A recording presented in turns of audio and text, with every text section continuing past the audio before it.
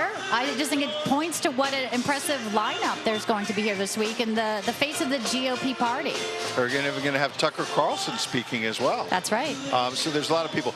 Tonight, 8 p.m. Eastern, it'll be John Bachman, Bianca, and I. I want to throw some names at you because tonight, I think in particular, you got Mark Robinson, you got Wesley Hunt from the great state of Texas, John James from Battleground, Michigan, and also Senator Tim Scott, who was on the short list for VP. Obviously didn't get it because it's J.D. Vance. Yes. But the appeal that Donald J. Trump has with black voters. I love it. I love it, and it continues to expand. Amber Rose, black female, saying she's not going to be brainwashed anymore, you know? And I think make America wealthy again. I had Larry Elder on earlier today, and he's saying, you know, in his state of California, how the economy is just crushing people. I mean, we've seen, you know, raising that minimum wage has just destroyed people. A fast food, when you cannot afford a fast food, you know, family meal, and it's hitting $30, I mean, you know we're going in a wrong direction here. That's right. And I love that he's bringing in some black conservatives tonight. I think that that is a huge voter block that we saw, whether it be in the Bronx, whether it be down in Georgia, and here in Wisconsin, which, you know, Milwaukee is. There's a lot of African Americans who live here. It's been, you know, somewhat of a Democratic city, and a lot of folks who have been coming out saying there's too much crime here. Absolutely. And we want to see a return to greatness. I have to ask you something because I know you're a woman of faith. We had dinner with John Bachman, and last night we were talking about this. Donald Trump doesn't always talk about his faith. He's private about it. Some people want to talk about it, and that's your right as an American, right? Yes. Freedom of religion, just like freedom of speech, although it's been threatened in Joe Biden's America. But he's now openly saying, I shouldn't be here. But for God, I would have been killed by the assassin's bullet. What do you think about that, and how that's going to resonate here with conservatives? Him openly talking about his faith and using it to say, I want to unify America. You know, it's personal to me, too, because as a strong believing Christian, I do know that everyone's, you know, walk and spiritual walk will differ from time to time. And I do believe that there's this misnomer that you have to be perfect to be, you know, Jesus to, you know, give you salvation and redemption. And it's not true. Jesus in the Bible, as we know, used some of the most imperfect people to do amazing things. The woman at the well, the first person Jesus ever said, I am the Son of God, you know, imperfect person. So, I mean, I think you don't survive an assassination attempt and walk out the same person. He's a changed man. How his faith walk will change, develop, I guess we will all watch and see. But I do think this divine intervention and the moving of the head, just a moment to talk about this border stats here, if anything, if it brings more people to Jesus to talk about this moment, glory to God. There you go. Absolutely. And what about the fact that the shots ring out at 6:11 Eastern time in Pennsylvania? Ephesians 6:11, put on the armor of God. Yeah, it's pretty remarkable, isn't it? I mean, there's so many ways you could expand this, and you could also expand it to what we're seeing here and the lively crowd behind us. People are ready for a unification, ready for love, which Melania Trump put in her statement yesterday, She too. did. It was a beautiful statement. We'll talk about it more tonight. We'll unify the whole team. Bianca, Ed, and John Bachman, 8 p.m. Eastern. Stand by, though. Raba Astorino will be live from right here in Milwaukee with the Leventhal Report next.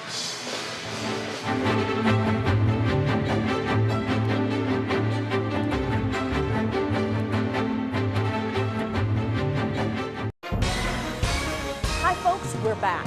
If you've been injured in an accident that's not your fault and you don't have an attorney, listen up. We have legal professionals standing by to answer your questions and tell you what your case is potentially worth. Pick up the phone, call now. Are you having trouble hearing your TV or listening to conversations in loud spaces? Then it might be time to consider Nano hearing aids. Don't mistake Nanos for cheap amplifiers. Nanos are FDA-registered OTC hearing aids, which means no more having to go to a doctor and spend thousands. Nano hearing aids are now offering $100 off through this special TV offer. Order right now and get 2 CIC rechargeable hearing aids for only $297. And if you're not happy, return them for a full refund. Hi folks, Joe Namath here. And if you're having a hard time hearing, call MD Hearing because they changed my life and they can change yours too. I was wearing expensive hearing aids for years until a good friend of mine told me about MD Hearing. I bought a pair of the hearing aids with no doctor visit, no prescription, and no hassle. I got fitted right over the phone, and I've never had a better pair of hearing aids.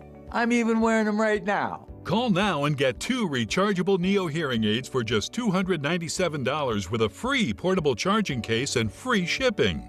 The rechargeable Neo is nearly invisible with its tiny in-the-ear canal design, and you can get 2 rechargeable Neo hearing aids with a 45-day risk-free trial, free shipping, and free lifetime U.S.-based support for only $297. Call my friends at MD Hearing and get the over-the-counter hearing aids that I use for you.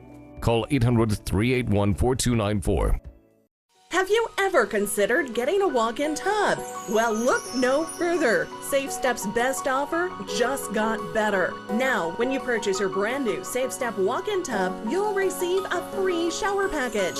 Yes, a free shower package. And if you call today, you'll also receive 15% off your entire order. Now you can enjoy the best of both worlds. The therapeutic benefits of a warm, soothing bath that can help increase mobility, relieve pain, boost energy, and even improve sleep.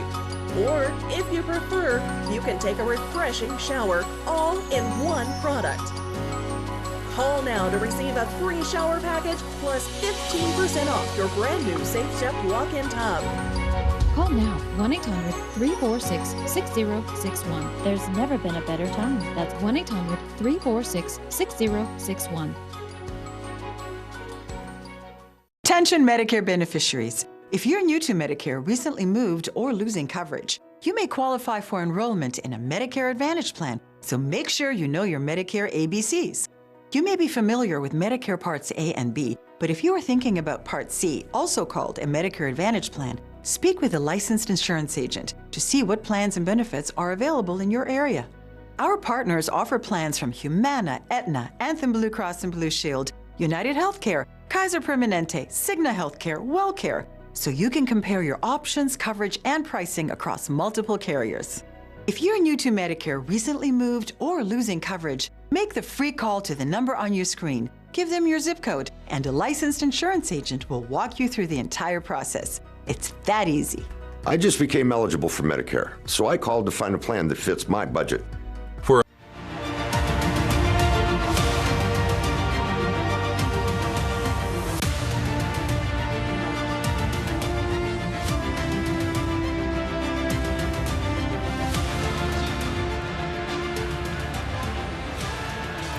Welcome to the Leventhal Report. I'm Rob Astorino filling in for Rick. Wow, what a scene back here. It is a lot of fun. And we've got a lot to talk about over the next hour, so make sure you stay with us. That assassination attempt against former President Trump was a dark day, not just for America. It was a moment felt all across the globe. Newsmax correspondent Alex Salvi hit the streets of Rome to see how people overseas. Oh, I'm sorry. We're going to go to John Huddy, who's down on the floor and listening to a little bit of Fleetwood Mac. John, how are you? We are. We're literally in front of the band. I'm just kind of right behind you, Rob, just standing where the Nebraska delegation is here. Yeah, it's loud. It's energetic. There's a lot of excitement. There's been a lot of anticipation throughout the day, specifically earlier as we were awaiting President Trump's announcement about his running mate. We had heard that as of this morning that there was going to be an announcement this afternoon, and then sure enough, right around I'd say about 3 o'clock local time, maybe a little bit earlier than that, but anyway, he put out the announcement that he had chosen Senator J.D. Vance of the great state of Ohio, putting to rest, putting to bed the rumors and the speculation about who it was going to be. We've talked for weeks about, and even longer than that, for about the short list of potential candidates, from Senator Marco Rubio of Florida to North Dakota Governor Doug Burgum, Senator Tim Scott of South Carolina, Vivek Ramaswamy. I mean, the list goes on. Well, today he announced it would indeed be J.D. Vance. And then earlier, probably about maybe an hour and a half, 2 hours ago, I was talking to people in the Ohio delegation just behind the camera here, and I was told by one of the event staff, we need you to clear the path here. J.D. Vance is making his way.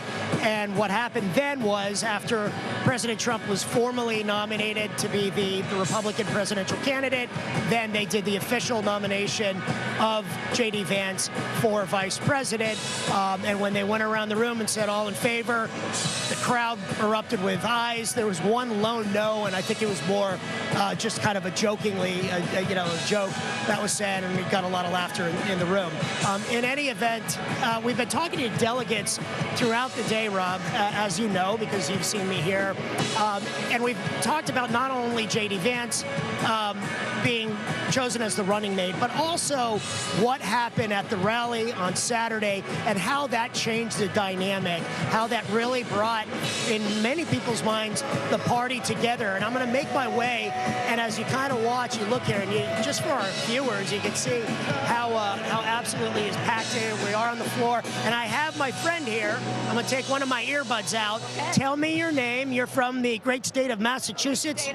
Actually, we are a Commonwealth, from the Commonwealth of Massachusetts. Commonwealth. Okay. I appreciate that, and I love the outfit. Thank you. Tell me your name. My name is Julie Hall, H-A-L-L, Julie Hall, yep. And this is your first time at... It's my first time. I am just thrilled. I can't even explain how thrilled I am. I mean, and you picked, we were talking before we went to air about how historic a time. I mean, these are all historic, but particularly now, this moment in history, what happened at the rally and how it could have been catastrophic. Right. Let me ask you, one of the things I've been talking to delegates about, and I was just saying this, is about whether that really helped unify the party. That the attempted assassination and going forward. Would you agree with that? You know what? I think we were on our way to unification. You know, even in Massachusetts, a lot of the GOPs have talked about even divides in their own groups, but over the last year, they've been unified. We are a very unified group. We came here unified. So I think that what happened was a tragedy. You know, it could have gone either way. It didn't go either way, but people got killed. And that was just tragic and devastating. And I think in the back of everybody's mind, we celebrate President Trump, but we also think how tragic that was. So. Yeah, well said. J.D. Vance, the other big headline, being chosen as running mate, 39 years old. What do you think? What do you think? Awesome. I think, you know, he's a veteran. He's a Marine. I'm going to have to tease him because I'm Air Force, so I am going to have to tease him. And he's also part of this Guardian Fund, which I am also a member of. So I've met him before. So military people, we're trained to think a certain way. We tend to do what's best as opposed to we'll do what we think is right, regardless of who tells us you got to do something else. So I'm thrilled he's going to be an independent thinker. He's going to be a person that looks out and does his research. He's going to know about security. I'm thrilled. I think he's going to be an awesome VP. All right, fantastic. Really a pleasure talking to you. I'll see you around. I'll be on the floor. Come say hello. We're going to fly home together. Okay. That's right. You guys both are from the area. Thank you so much. Hey, listen. Yes. Want to hear this? I love Newsmax. It's my favorite station. Well, thank you for watching, and we love you. Thank you for your viewership. Rob, back to you. Ladies and gentlemen. John, you found her, the true patriot who loves Newsmax. Good job. All right, joining me now is the host of Newswire, Bianca de la Garza, who, of course, has been here all day. So, Bianca, the big news, obviously, actually two big stories today. Two big, very big stories. Yeah, yes. I mean, Aileen Cannon, the judge who dropped the case, and then, of course, J.D. Vance, who was picked. So, I was talking to a lot of different people here. What was your reaction to J.D. Vance? Everyone I talked to is pumped. Very excited. They see him being very MAGA. We knew Donald Trump Jr. was obviously pushing for him as well, but with that, you know, as a veteran, kind of an Ivy League, you know, esque to him. He can hit suburban voters.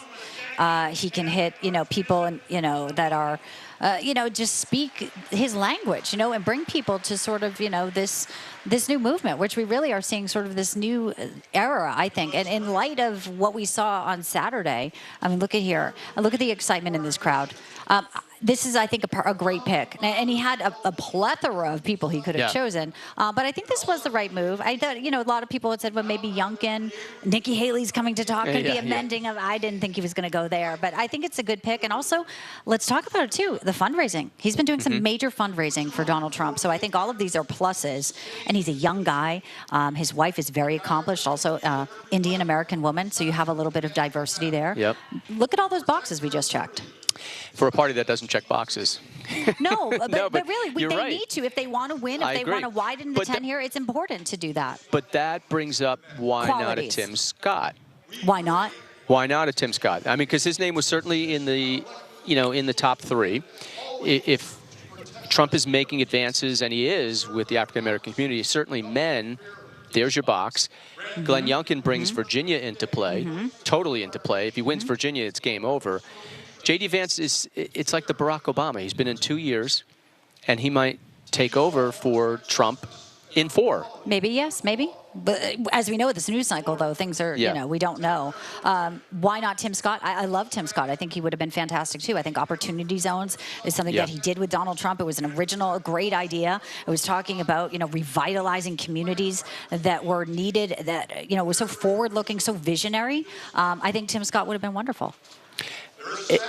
The Youngkin thing would be interesting, too. I mean, look, it's over with. I mean, he made his pick. Right. And Monday morning quarterbacking on a Monday evening here on N2. I certainly think J.D. Vance brings a lot to the table. But he also, he's in that MAGA world, right? So they didn't go outside it. They stayed within it. Right, wrong, or indifferent. They stayed within it instead of somewhere else. And you think that was a mistake? I don't think it was missed opportunity. Mistake. I think if you're trying to add, then a Tim Scott perhaps adds. If you're trying to add, a Glenn Youngkin perhaps adds. Well, he could have done a woman, too. I mean, that's the other thing, too. He could have done the female, because we know the left's going to go into abortion. It's going to go into, these suburban women, these undecided women in all these battleground states, one of which we're in right now, and they're going to really try to hammer that home. They can't use threat to democracy anymore, though, can they, with Donald Trump? So we'll see what they will use. But we know abortion will be something. He's going to take away your rights. I just want to bring a little breaking news in here. I don't know if you reported Biden saying to Lester Holt, of course, he's on his, comeback, media tour here every day, and Biden is telling Lester Holt of NBC, when in regard to Donald Trump's assassination attempt, he says he's not sure whether or not that changes the trajectory of the November presidential election or not. Biden's saying, I don't know, and you don't know either. Many people say, I think it does change the trajectory, and it goes for this guy here. Probably. I say probably because cycles are days now. Yeah, that's true. And I think short term, definitely. Long term, they're going to spend gazillions making Donald Trump into the Donald Trump they want to make him into. Yeah, well, they've got to keep up the donors. The donors have been freezing their money, so they're going to make him actually campaign. They can't use the threat to democracy, and now the convicted felon sort of lost its, cachet too. Yeah. It certainly did. Hey, Bianca, thanks for stopping by. Yeah, great to be here. I will talk to you soon. Thanks, Rob. All right, stick around. We'll continue our live coverage of the RNC right here on the Leventhal Report after the break.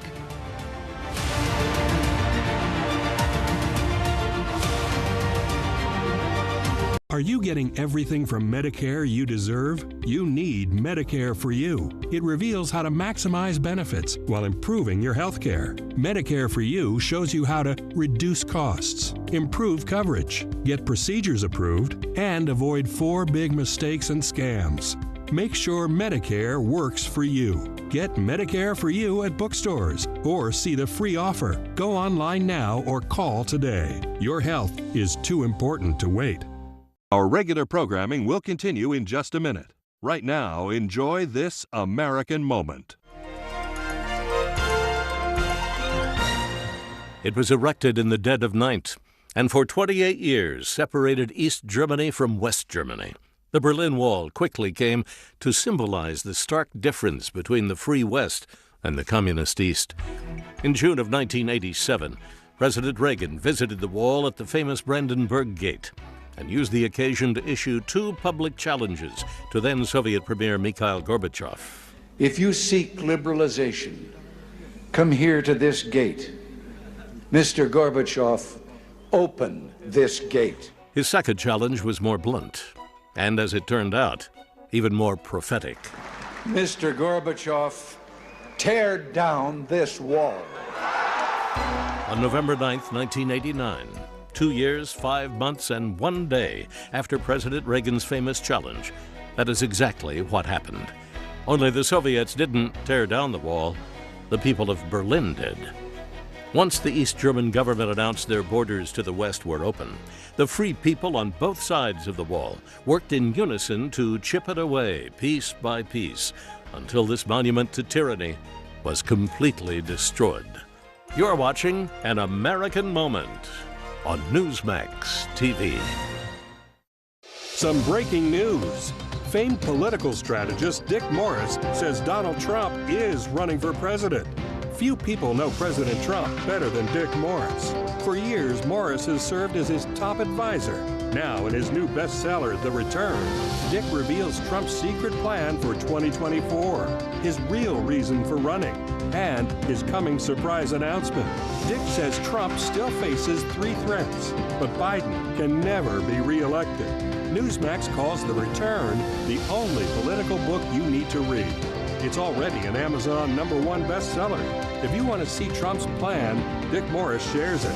Big media, big tech, and the deep state all want to stop Trump.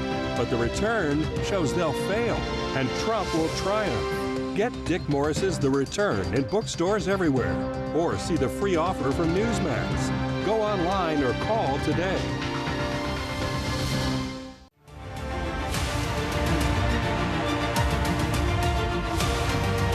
In Milwaukee for welcome back. We are here in Milwaukee for day 1 of the Republican National Convention. I'm Rob Astorino filling in for Rick Leventhal, and we've got the host of National Desk, Jen Pellegrino. She's here about 30 feet to my left and upstairs. How are you there, Jen? Hey, doing great, Rob. The excitement here is next level. It was earlier during National Desk this afternoon that J.D. Vance was announced as Trump's VP pick. People are thrilled. You know, we heard beforehand that the other 2 in the top 3 were told that they were not selected. So a lot of anticipation, some great reaction this afternoon as the RNC day 1 is well underway. So what did you think of the pick? I mean, he was the odds-on favorite, certainly in the last several days. I thought it might be a little head fake. You know, Bianca and I were just talking about it, whether or not it might have been a Youngkin to put Virginia in play, or a Tim Scott for the African-American, certainly male vote, which he's doing well with. But he went with the tried and true MAGA. So what did you think? He did. You know, I think there was some concern, you know, based on speculation. You know, Nikki Haley is going to be at the RNC. Some were saying, would he go that route? Concern about people that have been loyal or perhaps not so loyal to him in the past. And I think, as you said, he went with the MAGA pick. But interestingly, Rob, I don't think J.D. Vance was always the MAGA pick. He was a fierce critic of the former president at one time. And I'll tell you, I was listening to J.D. Vance in an interview probably a couple of months ago, and he was called out for that criticism. And his answer was so humble. It was somebody that said, you know what, I was wrong. I did not know Donald Trump the way I know him now. And, you know, it was kind of buying into the headlines that a lot of the people across America, when they look to make this decision and perhaps maybe haven't always been on board with Trump, those are the kinds of things they're thinking about. So I think from that perspective, as the president, you know, has to look at people who are, you know, perhaps not really sure which way they want to go, and I can't imagine there are that many of those folks remaining right now. But, you know, I think it can appeal to that audience out there, Rob, that is not sure, that maybe needs a little convincing, maybe didn't vote for him in 2020, but they've seen the direction of the country. They've seen how things have gone south under Joe Biden, who's got a lot of issues right now. And they look at J.D. Vance and say, you know what, maybe I could be convinced as well. Jen Pellegrino, we will check in with you throughout the evening, I'm sure, right? Indeed you will. All right, thanks again. Good to see you. All right, joining me now is White House and Washington reporter for Politico. That's Daniel Littman. So good to have you. Yeah, so tell me, what did you think going in? Did you think it was going to be the conventional wisdom of J.D. Vance, or were you surprised? I have long thought that it was going to be J.D. This is someone who has Ivy League credentials, went to Yale Law. Trump loves prestige like that. He values intelligence, and he likes someone sometimes who was a critic and then turned into an ally. And Vance can be a liaison to Congress to push through the Trump agenda. You know, we've been talking all night about the different people that could have been picked, and he went with J.D. Vance, so he kind of stayed in the lane. J.D. Vance very close with Don Jr., and that apparently played a big role in this decision, or helped in the decision. And I think it's almost like getting ready for the torch. J.D. Vance would be the easy one to hand the torch off to, right?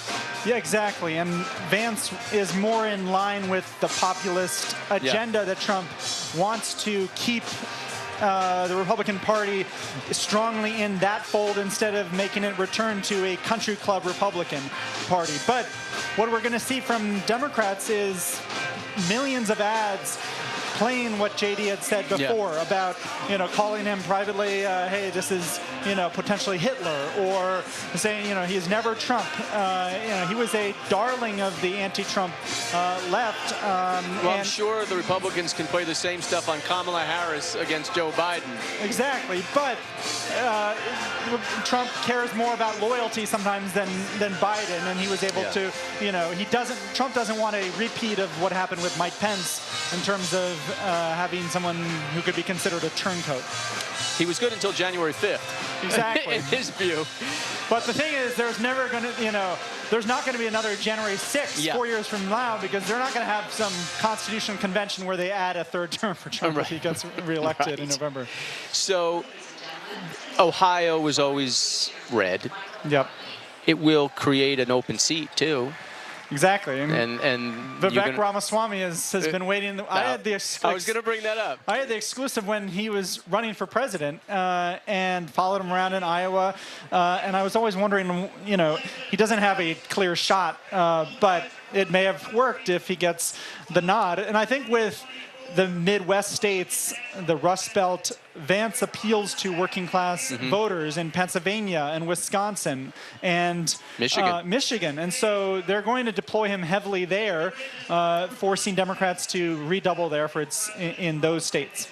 So tonight the theme is make America make money. What was it again? I think wealthy again. Yes. Wealthy again, yeah. Which everyone I'm fine with. Everyone can get a Trump condo, I guess, hopefully. The theme of that, it's kind of, it's hitting home to most Americans, like middle class who are struggling, whether they think of wealth or just like affordability. Exactly. And harkening back to Trump's businessman legacy and history, the issue that Democrats have faced is that the good economic numbers in the last year haven't really filtered down fully. And people's first impression of lots of inflation in the first year or two of the administration, that's stuck with a lot of people, even though we have record low unemployment, jobs are consistently created, and they've tried to revitalize, they've tried to continue with the industrial policy that Trump started. Trump has had a hell of a 3-day run. With the Eileen Cannon, it's unprecedented. That's what I was going to bring up, right? So he survived an assassination attempt. He gets Eileen Cannon. J.D. Vance's pick is well received. So I think you don't want to peak too early. Right, right. That I've kind of brought that up to people too. I mean, people say, well, this guarantees the win. The news cycles are about this big now. And a lot of people are kind of baked in on their thoughts of Joe Biden and Donald Trump. They are. And there's going to be $1 gazillion, if Biden stays in, no matter who it is, there's going to be $1 gazillion aimed at Donald Trump to make him into the Donald Trump that people didn't like. Yep. And that's still to come.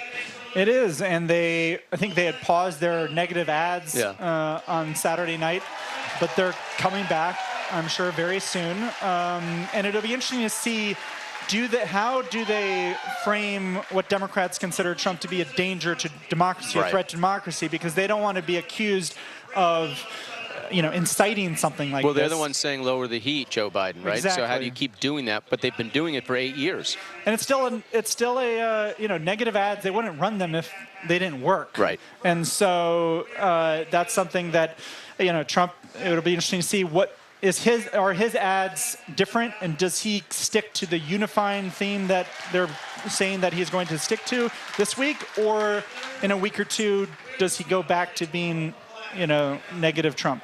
Well, apparently negative Trump ripped up his script, and they had a new one written for what happened on Saturday and trying to unify. I guess my question is can Donald Trump pull that off? Well, all they're looking for is 50,000 swing voters in those 3 or 4 states, and so that's who they're appealing to. They don't need, it's important to take care of your base, make sure they turn out, but they don't need to worry about the base as much. And we're going to see Nikki Haley speak this week as well. And so I think the Republican Party is starting to unify, but sometimes a brush with death will change people's lives and make them more, wise and not, they're not going to just throw red meat at this crowd on Thursday night. Daniel Lippman, thanks for stopping by. Thank you. All right. Stick around, folks. We have a lot more on the Leventhal Report live from the Republican National Convention here in Milwaukee, Wisconsin. Don't go anywhere.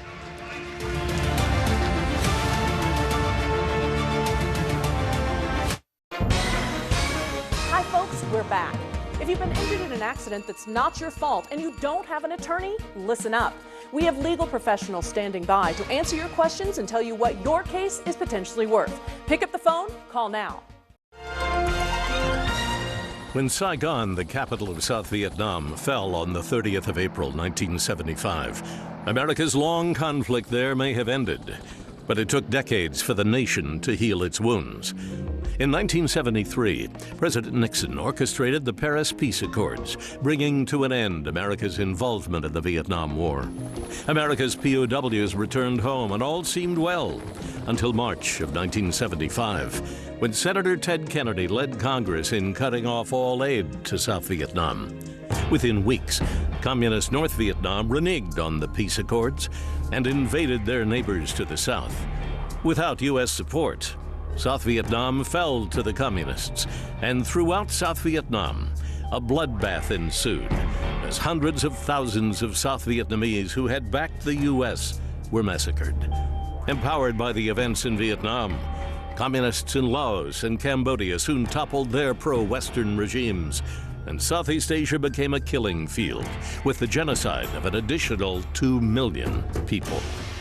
You're watching An American Moment on Newsmax TV.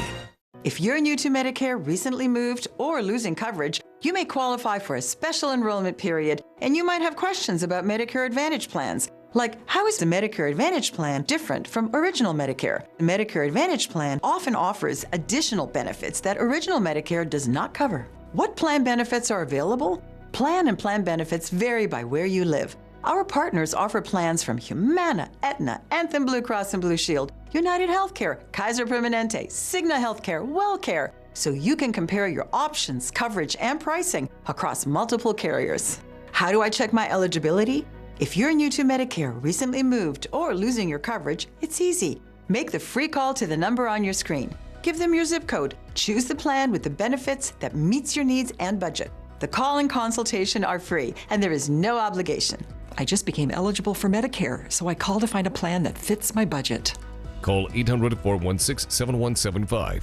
This right here is confidence in a bottle. It makes me feel so much more confident than I've ever felt. They are some of the hottest videos on social media. Those videos claiming to instantly get rid of bags under your eyes. Annette Figueroa is here to tell us why she says this one is for real. This one is for real, and I'm so excited. We even have a video, and all he uses is a small amount on a clean, dry face. And what it does is it tightens and lifts the appearance of bags underneath your eyes. And I did this to my father. We were at home, so we applied it to his under eye bags, and let me tell you, we were so excited. In under 10 minutes, they visibly disappeared from view, and now it is literally part of both of our daily routines. And not only does it work on the bags, it works on the appearance of crow's feet, fine lines, and wrinkles. At our $14.95 price, it's the best way to try Plexiderm and see it work after your first application. Call the number on your screen. Call 800-316-6394.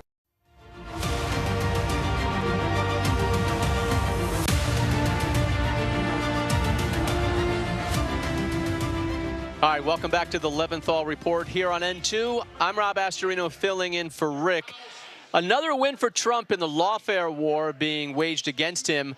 Judge Aileen Cannon dismissed his classified documents case earlier today, ruling that special counsel Jack Smith's appointment was unlawful. National correspondent Logan Raddick joins us with the details. Logan. Well, today, Judge Aileen Cannon ruled that it's unconstitutional for Attorney General Merrick Garland to have appointed Jack Smith special counsel overseeing the investigations and prosecutions into President Trump's handling of classified documents and also the events of January 6th. And Judge Cannon says that the only way you can get a special counsel is through the approval of Congress or by giving those special counsel powers to an existing U.S. attorney. In her ruling, Judge Cannon wrote, quote, former President Trump's motion to dismiss indictment based on the unlawful appointment and funding of special counsel Jack Smith is granted in accordance with this order. The superseding indictment is dismissed because special counsel Smith's appointment violates the Appointments Clause of the United States Constitution. Special counsel Smith's use of a permanent indefinite appropriation also violates the Appropriations Clause, but the court need not address the proper remedy for that funding violation given the dismissal on Appointments Clause grounds. The effect of this order is confined to this proceeding, and the Appointments Clause is a critical constitutional restriction stemming from the separation of powers, and it gives to Congress a considered role in determining the propriety of vesting appointment power for inferior officers. The special counsel's position effectively usurps that important legislative authority, transferring it to a head of department, and in the process, threatening the structural liberty inherent in the separation of powers. If the political branches wish to grant the Attorney General power to appoint Special Counsel Smith to investigate and prosecute this action with the full powers of a U.S. attorney, there is a valid means by which to do so. He can be appointed and confirmed through the default method prescribed in the Appointments Clause, as Congress has directed for United States attorneys throughout American history. Or Congress can authorize his appointment through enactment of positive statutory law consistent with the Appointments Clause, unquote. Former President Trump reacted to the news shortly after it broke, and he said in part, quote, as we move forward in uniting our nation after the horrific events on Saturday, this dismissal of the lawless indictment in Florida should be just the first step, followed quickly by the dismissal of all witch hunts, unquote. Now, Senate Majority Leader Chuck Schumer is furious with the decision, saying in part, quote, it is wrong on the law and must be appealed immediately. Now, if you wonder why Judge Cannon made this decision, just take a look at the special counsel for President Trump and also the special counsel for Hunter Biden. Hunter Biden's special counsel was U.S. Attorney David Weiss, who had already been the U.S. Attorney in Delaware, but special counsel Jack Smith had been appointed from outside the Justice Department by Attorney General Merrick Garland, and that's why Judge Cannon says his appointment was unconstitutional. Back to you. Okay, Logan, thanks so much. All right, let's get a deeper analysis on this ruling. We'll welcome in Trump legal surrogate David Gelman. David, thanks for being with us. This is obviously a huge win for Donald Trump. Were you surprised by this or not? Rob, this was huge, just like you just said. Was I surprised? I was not surprised. I was surprised about the timing, I guess, especially due to everything happening in the country with the assassination attempt against President Trump. But if you read Judge Cannon's opinion, this is over 90 pages. So she didn't just do this on a whim. There was a lot of legal reasoning in it. She went through the history of the assignment clause. She went through statutes. She went through what was right and what was wrong. So let me just break it down very easily so like a second grader can understand this. Merrick Garland appointed Jack Smith. Jack Smith had the authority of a Walmart greeter. Very simple. He had no authority whatsoever, and it was an illegal appointment. You have to be either working as a United States attorney, number one, become a special counsel, or you have to be elected through Congress. Meaning Congress has to vote, and they have to say, all right, Joe Schmo, you are now the special counsel for this particular case. Neither of those things happened with Jack Smith. Merrick Garland just went outside of the Justice Department and fucked him away because he's known to do this type of thing. That is exactly why Judge Cannon dismissed this case. Also, he was very concerned about the money aspect. Jack Smith had roughshod here. He had nobody looking over him, and he had money to spend like it was going out of style. That is illegal. You cannot do that. So all these things combined, Judge Cannon did the right thing here. Now, we have a good suspicion that it'll probably be appealed because obviously the DOJ doesn't like to hear them being ruled against. But that won't happen for a while, and this is going to end way quicker after Donald Trump becomes the next president of the United States. So, David, you know, the Democrats are screaming and yelling. You saw Chuck Schumer and the rest of them. I guess the answer to them is, well, do it right, and you wouldn't have had this thrown out. what the government's going to appeal, because they're saying, hey, we've been doing these special counsels and prosecutors for a long time, and there's some difference in opinion by the courts. So the next step, obviously, is the appeal. But does this land in the Supreme Court, you think? You know what? If Donald Trump becomes president, no, because he has the power to make everything go away. Yeah. But let's just say, on the very off chance that he doesn't, I could see this definitely going to the Supreme Court. The assignment clause, even with the special counsel having been done multiple times over the years, it's a very vague clause. And I think one of the main reasons why this got so much pushback, not only because it was illegal, was because that Jack Smith was very aggressive in this, and that he went way overboard in what any other special counsel has ever done in the history of the United States. If he just kind of slow played this a little bit and maybe wasn't as aggressive, I don't know if she would have came to the same opinion. But because of his actions and what he has done and unconstitutionally did, that is one of the main reasons, in my opinion, that Judge Cannon dismissed this case. Let me ask you, what does this do, if anything, to the January 6th cases? Well, that's a great question, Rob. Now, Judge Chutkin, in the D.C. matter, she really should look to Judge Eileen Cannon and her opinion and say, you know what, Jack Smith, you are not constitutionally allowed to be special counsel. You should dismiss this. However, Judge Chutkin has really sidestepped a lot of the legal arguments of the Trump defense team here, and she's really pushed this case quicker than it should be. She's really going with Jack Smith almost all the time, and everything that she has ruled, it's always been for Jack Smith. I don't anticipate her actually taking Judge Cannon's opinion, her ruling, I should say, and making it her own ruling. I think she is going to definitely say, you know what, I don't think this is unconstitutional, I will go with it. But I have a feeling that Trump's defense team is filing an emergency petition with that court immediately, and this is going to have to be slowed down now because of what happened in Florida with Judge Cannon. David Gelman, we appreciate your insight. Thanks again. Thanks for having me, Rob. All right, more on the Leventhal report from a raucous convention in just a bit. Stay with us.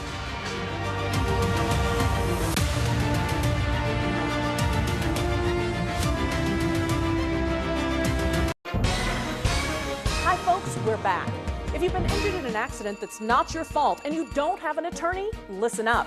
We have legal professionals standing by to answer your questions and tell you what your case is potentially worth. Pick up the phone, call now.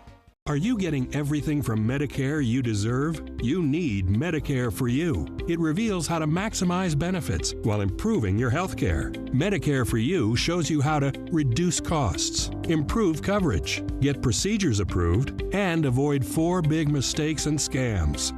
Make sure Medicare works for you. Get Medicare for You at bookstores or see the free offer. Go online now or call today. Your health is too important to wait. Hi, folks, we're back. If you've been injured in an accident that's not your fault and you don't have an attorney, listen up. We have legal professionals standing by to answer your questions and tell you what your case is potentially worth. Pick up the phone, call now. I heard you weren't too happy with this particular network, Fox, but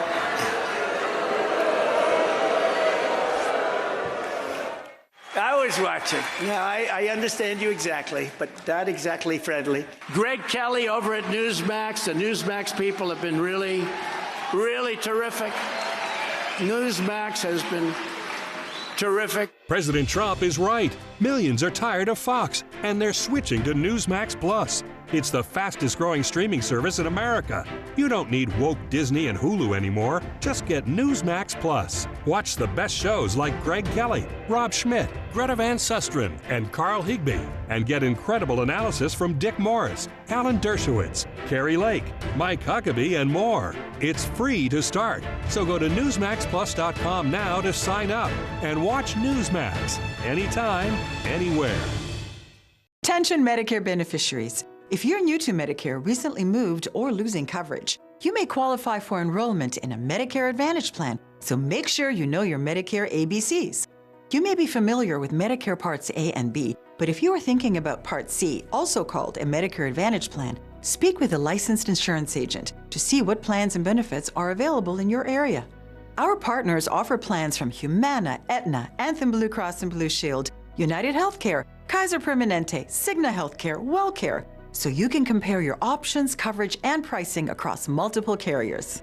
If you're new to Medicare, recently moved, or losing coverage, make the free call to the number on your screen. Give them your zip code, and a licensed insurance agent will walk you through the entire process. It's that easy. I just became eligible for Medicare, so I called to find a plan that fits my budget. For a free, no-obligation consultation, call 800-480-8716. Does the state of this economy have your head spinning? Let American Medical Plans relieve one burden, health insurance. American Medical Plans specializes in under 65 health insurance plans that have zero copays and no deductibles. You choose your doctors and hospitals. These plans have nothing to do with your income and are 30 to 60% less than Obamacare. If you're paying too much for your own health insurance, call American Medical Plans. You deserve better. They will customize a plan managed by you, not the government.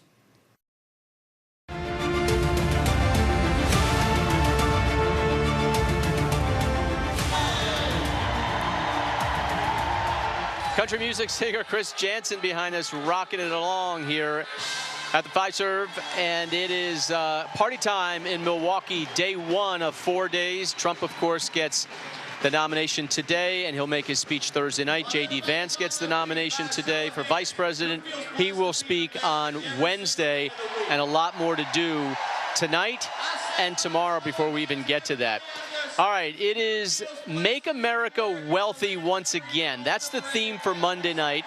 And to talk more about this is economist and data analyst, research fellow for the Heritage Foundation, E.J. Antoni. E.J., so how are we going to become wealthier again? What's going to be the biggest difference between a Donald Trump presidency and a round two of Joe Biden? Well, I think in this case, we're in a really unique point in modern American history in that we don't actually have to look at what one presidential candidate or the other is saying they're going to do. We can just look at what they've already done. In other words, they both have records as president, and their records are pretty clear. Under President Biden, we've gotten more government, more intrusive government, more expensive government. And under President Trump, we frankly had exactly the opposite. We had less taxation, less regulation. You know, the Biden administration has already increased taxes, and they intend to increase them much more according to their own platform. But again, we don't even have to go to what each party says they're going to do or what each candidate says they're going to do. We can simply look at the record. The record under President Trump was rising real wages, for example. In other words, what your wages can actually buy. Under President Biden, it's been exactly the opposite. So the Fed chairman, Jerome Powell, said Monday that the latest data adds some confidence because he says inflation is slowly returning to around 2%. Is there enough time between now, mid-July, and the end of October, early November, actually really before that because people start voting in mid-September, but will the average American start to feel some of this? The perception and reality sometimes are different. Even if the economy is doing okay, that's not really what people think. But what would change, EJ, between now and the next couple of months?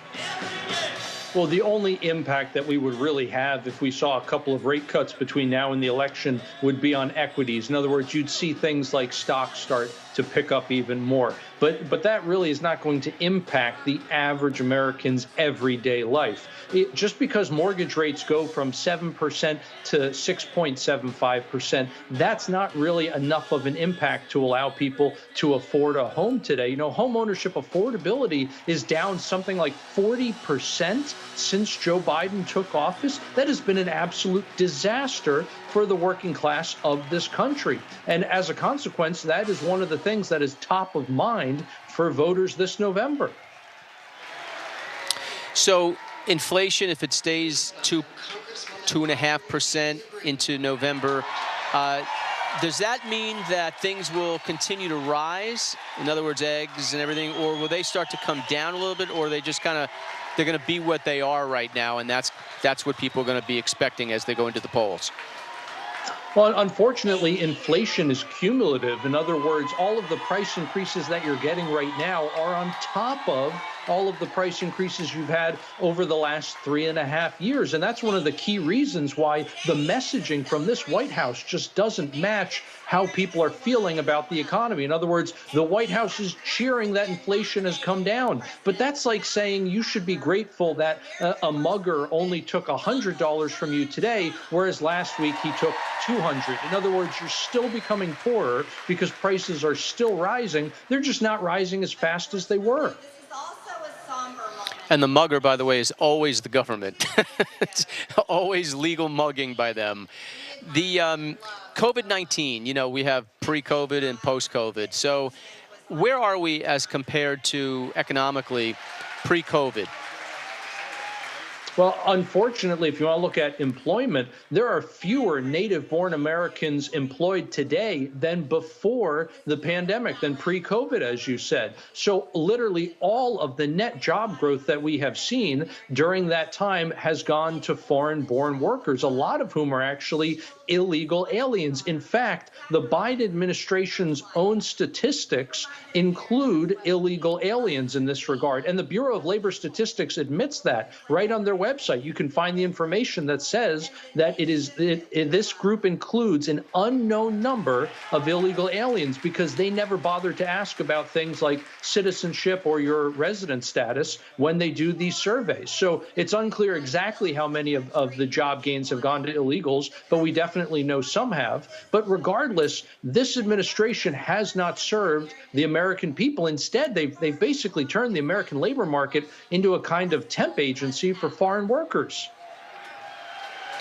E.J. Antoni, thanks for being with us tonight. We appreciate it. Let's go down to the stage. Marjorie Taylor Greene has some words to say. They promised peace and brought war. They promised normalcy and gave us Transgender Visibility Day on Easter Sunday.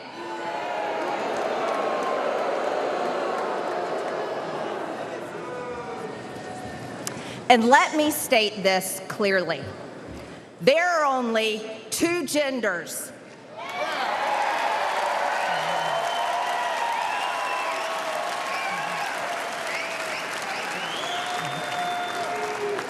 And we are made in God's image. Amen. And we won't shy away from speaking that simple truth ever.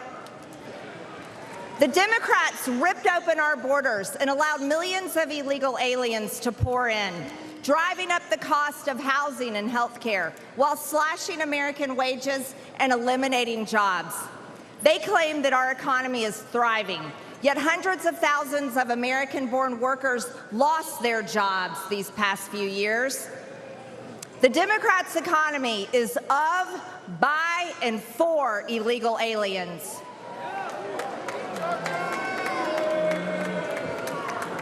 Our open borders have also unleashed the worst drug crisis in American history. Yet while hundreds of thousands of Americans are suffering, the Democrats spent over $175 billion, your tax dollars, to secure Ukraine's borders. But they tell us the border wall is too expensive. But an American government that serves the interests not of the wealthy, the globalist, or the powerful few, but of all hardworking Americans is within our grasp.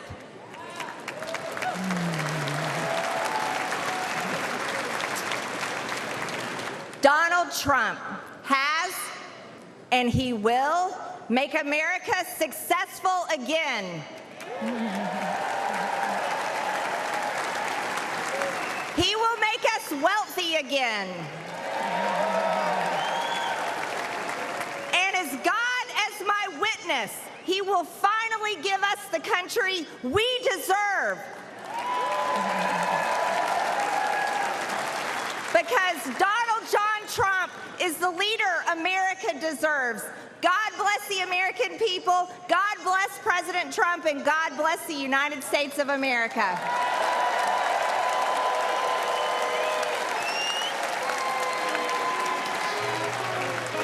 All right, that's Marjorie Taylor Greene. We're going to have much more to do throughout the evening, by the way, so don't go anywhere. You stay right here on N2. We will be back here in Milwaukee in just a bit on the Leventhal Report, live from the Republican National Convention.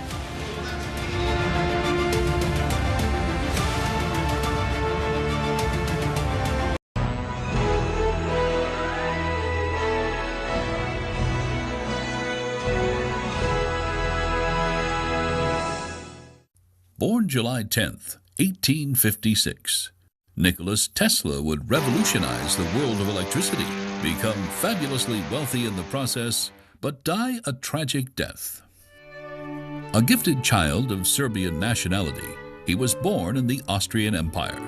Tesla would graduate early from high school, crediting his physics professor for encouraging his interest in electricity. In 1884, after 2 years in Paris at the offices of Continental Edison, the company founded by Thomas Edison, Tesla emigrated to New York City and the Edison Machine Works. Working day and night to improve Edison's direct current generators, Tesla believed if successful, and he was, Edison had promised to pay him a $50,000 bonus, equivalent to $1.3 million today. But when it came time to be paid, Thomas Edison said his promise was meant as a joke. Tesla quit Edison, but took with him the knowledge of his experiments in the new technology known as AC, or alternating current. Edison's direct current only traveled 2 miles before needing to be regenerated, where alternating current offered long-distance, high-voltage transmission. In 1897, Westinghouse bought Tesla's patent for an incredible $216,000, or just shy of $6 million in today's money. Among other things, Tesla discovered wireless electricity, radio waves, electromagnet radiation, and invented the first X-ray. He came up with the idea of remote control. He suggested America's War Department create radio-controlled torpedoes for naval warfare, but the admirals laughed at the idea. In the 1930s, Tesla created a death ray called the Teleforce. His electronic particle beam sounded like something out of science fiction, but he argued it could change warfare completely. The military, like with his remote control idea, took little interest. After his death, his plans for the particle beam could not be found. As a lifelong bachelor and recluse, the great scientist ended his closing days in a single room at the famed New Yorker Hotel. One of the world's most brilliant minds in the fields of energy and physics died on January 7th, 1943, alone and penniless.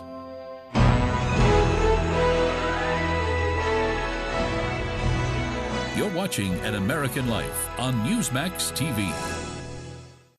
I heard you weren't too happy with this particular network, Fox, but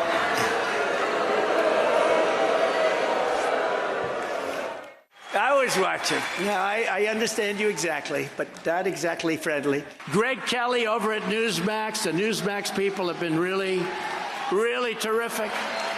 Newsmax has been terrific. President Trump is right. Millions are tired of Fox, and they're switching to Newsmax Plus. It's the fastest growing streaming service in America.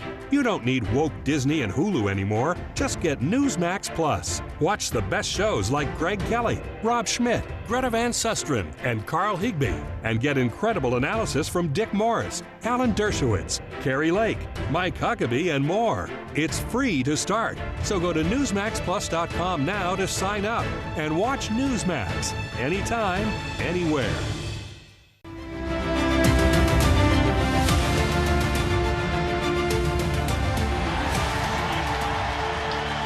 We're glad you're with us here on N2. I'm Rob Astorino in for Rick Leventhal. And We've got some good stuff right now. Former White House and congressional spokesperson Harrison Fields joins us. So let me give you a question here. J.D. Vance, yes, double yes, or, well... how about 47 yeses? Okay, I was going to say. 47 yeses. His story is emblematic of the American dream. Yeah. You know, not too many people probably knew of him. A lot of people are probably reading Wikipedia right now, and they're blown away because his story amplifies what America's about. It's not where you were born. You're not defined by your zip code, by the circumstances of your birth. You're defined by God's will in your life and how you're able to overcome. Look at what he's been able to do. Growing up in a poor family, a very divided home, being raised by his grandparents, to go to serve in the Marines, for him to graduate from Ohio State, graduate from Yale, become a United States Senator, become a very successful businessman, have a beautiful wife and 2 children. It's truly the American dream, and he knows the American worker. So I think Donald Trump made a fabulous pick. The people here love it. Yeah. It's a very exciting time. And he went from never Trumper to dropping the never. Right. You know, and but honestly, it's like, who is the torch going to be passed to? Many can see it's going to be J.D. Vance. Right. He's 38 years old. Yeah. He has his whole life ahead of him. It's kind of like Barack Obama. Right. He was in 2 years, and then all of a sudden... Right, and look at what he was able to take the torch, and he's still a household name, and people still love him in the Democratic Party. So I think Trump was looking ahead. He knows what he did to the Republican Party, and he wants MAGA to continue. And who better to do that than J.D. Vance? A lot of unity here. You know, anyone who was fighting at one point, they're all together. And it's not just because of what happened on Saturday. Right. Everyone realizes, you know, we can go in 2 very, very different directions in this country. Nikki Haley's going to be here tomorrow. People, you know, a couple months ago said that will never happen. Right. I saw Asa Hutchinson here. I saw him there too. I did a double take, and I said, wow, this is what the GOP is. We are getting together. And I think Saturday did unify us even more. And I think you feel a level of gratefulness here. You feel a level of unity here that I've never really felt within a lot of the GOP events. It makes me proud to be part of this party. It makes me even prouder to see Donald Trump be so resilient in everything that they've thrown at him. A lot of us have been praying feverishly to make sure that he's just protected by God.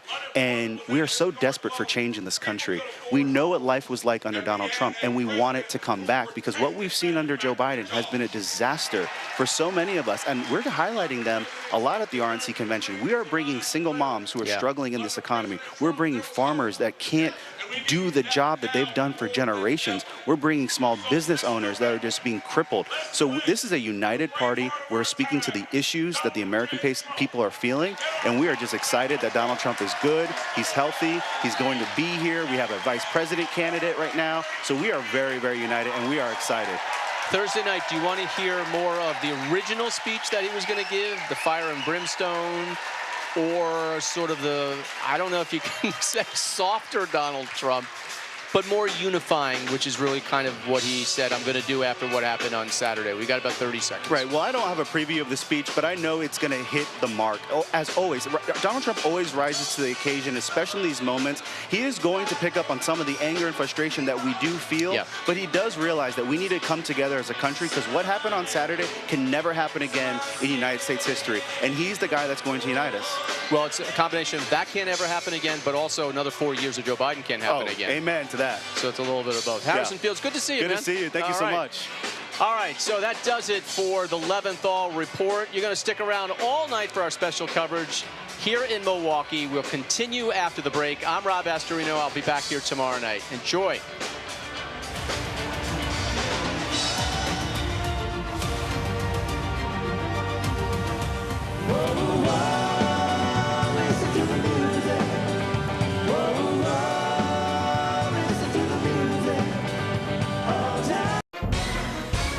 Hi folks, we're back. If you've been injured in an accident that's not your fault and you don't have an attorney, listen up. We have legal professionals standing by to answer your questions and tell you what your case is potentially worth. Pick up the phone, call now.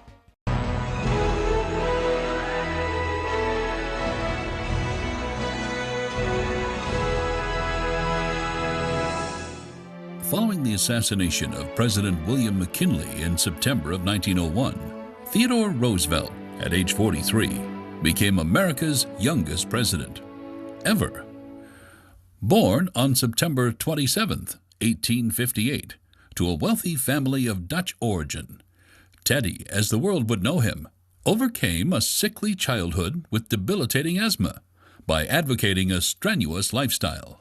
In 1876, he entered Harvard, joined the rowing team, and later graduated magna cum laude. Following graduation, he married Alice Hathaway. In 1881, Teddy joined the Republican Party and was elected to the New York State Assembly. Following the unexpected deaths of his wife, who died during childbirth, and his mother, both on Valentine's Day 1884, Roosevelt retreated to the seclusion of his Dakota ranch and soon became a cowboy. 2 years later, he would wed his childhood sweetheart, Edith Carroll. He had a monumental career in politics, serving as New York City's police commissioner and even Assistant Secretary of the Navy. During the Spanish-American War of 1898, Colonel Roosevelt volunteered and rode to fame as commander of the Rough Riders, defeating a larger force up the famed San Juan Hill in Cuba. By then, Roosevelt was a national hero. Returning from the war, he was quickly elected governor of New York and then picked by President McKinley to be his running mate in 1900. After President McKinley's death in 1901, now President Theodore Roosevelt became known for speaking softly but carrying a big stick, especially when it came to dealing with Japan and Germany's emergence on the world stage. His big stick turned out to be America's new modern and powerful Navy. He called it the Great White Fleet and had it tour across the globe. On the home front, he broke up the nation's trusts, stamping out monopolies that sought to dominate America's business and political life. He also became the nation's first environmental crusader and was known for expanding our national parks and protecting over 150 million acres of forests. While serving as president from 1901 to 1909, he received the Nobel Peace Prize for his efforts to end the Russian-Japanese War. Roosevelt didn't run for a third term, but left that for William Howard Taft. Taft won, but disappointed Roosevelt, who in 1912 decided to challenge his one-time friend under the Progressive or Bull Moose Party. Roosevelt lost and even suffered an assassination attempt in Milwaukee. Following that attempt, with a bullet still in his chest, he finished his speech without interruption before receiving needed medical attention. Theodore Teddy Roosevelt died in his sleep on January 6, 1919, one of America's most celebrated presidents. Today, he can be found among our greatest on Mount Rushmore. You're watching An American Life.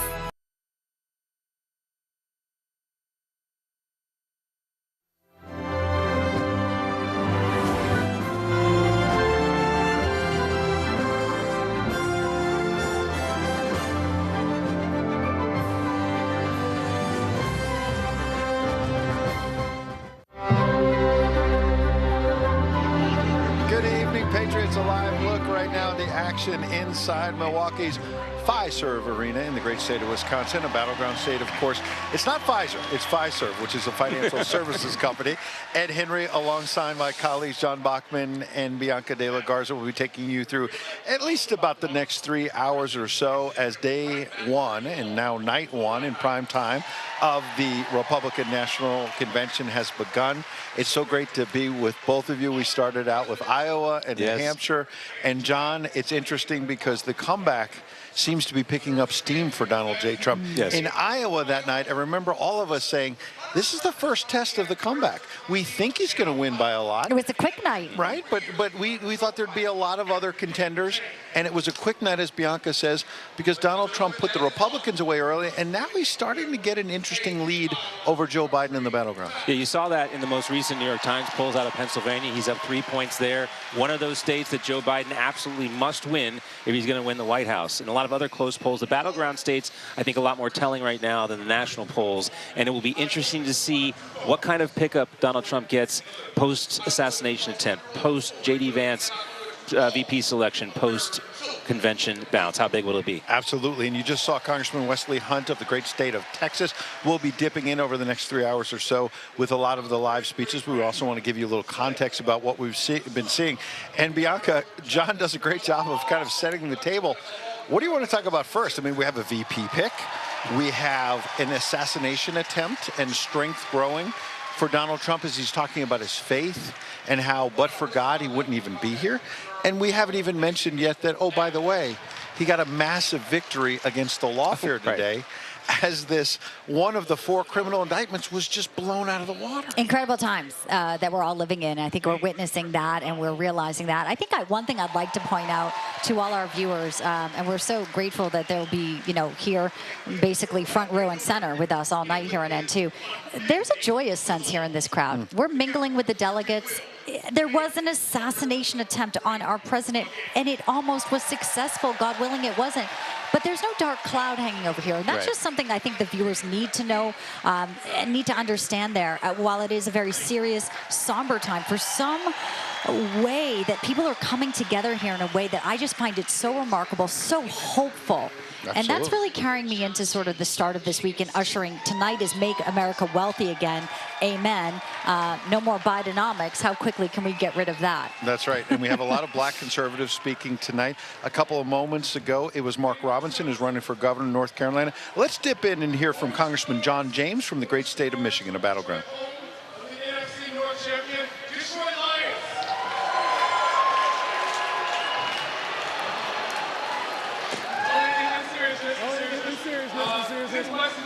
Didn't Wisc do a great job? One of my West Point classmates, class of 2004, and there's another Midwestern boy who did a great job.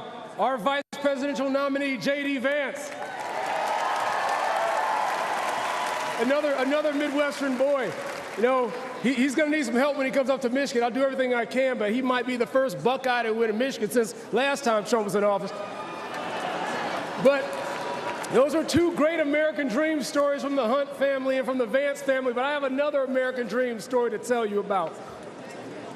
It's about a little boy from Starkville, Mississippi, who lived directly across the street from Mississippi State University, but he couldn't go there because he was black. Despite growing up in the Jim Crow South, he refused to let vulnerability become victimhood. He paid his way through college, served honorably in Vietnam, and started a trucking company with 1 truck, 1 trailer, and no excuses, hauling beer back and forth between Detroit and Milwaukee. I grew up in awe of that story because it's my dad's story. It's part of my story. He and my mother raised me, never telling me that this is a racist country. Never. Never.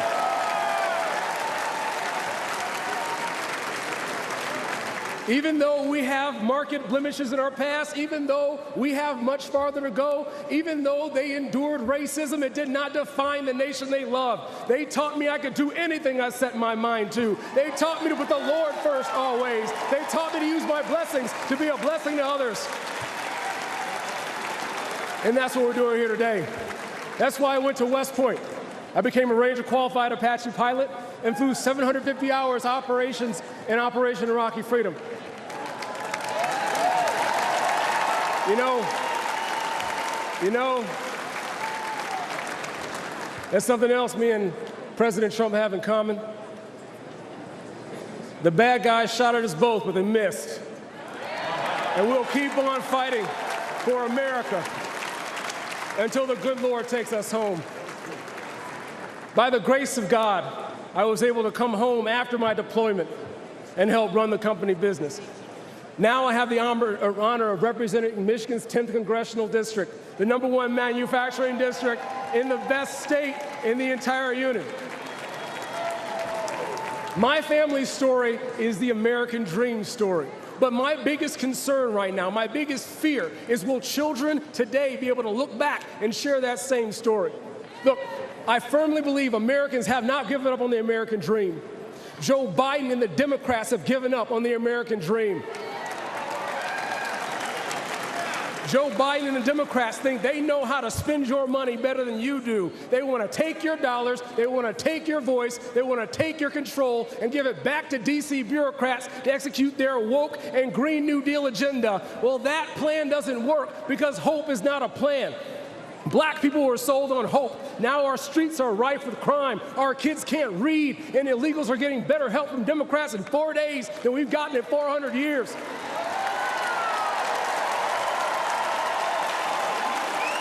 Look, our daughters were sold on hope, and now they're being forced on the playing field. You've been listening to Congressman John James of Michigan. It's a battleground state. I feel like John and I need to have a little, sort of male translation, right? He's talking about Ohio State and Michigan in college football, where he was saying J.D. Vance, who he got booed briefly earlier because he said, I went to the Ohio State. And Wisconsin, which is another school in the Big Ten, and Michigan, they don't like the Ohio State, but they're going to have a little fun with that, John. Well, you can tell. It was funny because the boos would come from the Big Ten schools anytime you would mention Ohio State. You know, it's not just Wisconsin, of course. Up here, there's Michigan, Michigan State. Those fans are represented in the delegation as well. So let's get to the substance of what he was mentioning about J.D. Vance. Tonight, it's about making America wealthy and prosperous again. And J.D. Vance is someone who, with his best-selling book, talked in 2016 in that thereabouts as Donald Trump mounted his first presidential campaign, essentially about the white working class voter, about the forgotten man and woman that Donald Trump was channeling. Yeah, it's going to be a fascinating story. I think another thing we'll see emerge very quickly with J.D. Vance is the ascendancy of his wife, who's a fascinating character. She'll be talked about a lot in this campaign as well. Tell us about her. What do you think stands out? I think her grace, her poise. You know, when they initially released some video of her in the interview we hadn't seen before. She speaks very well, and she doesn't seem overwhelmed by the whole situation, but just reserved.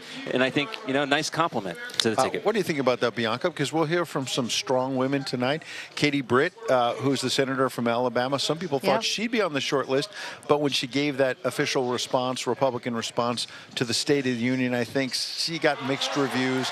Marsha Blackburn from Tennessee will speak tonight. Another strong Republican woman.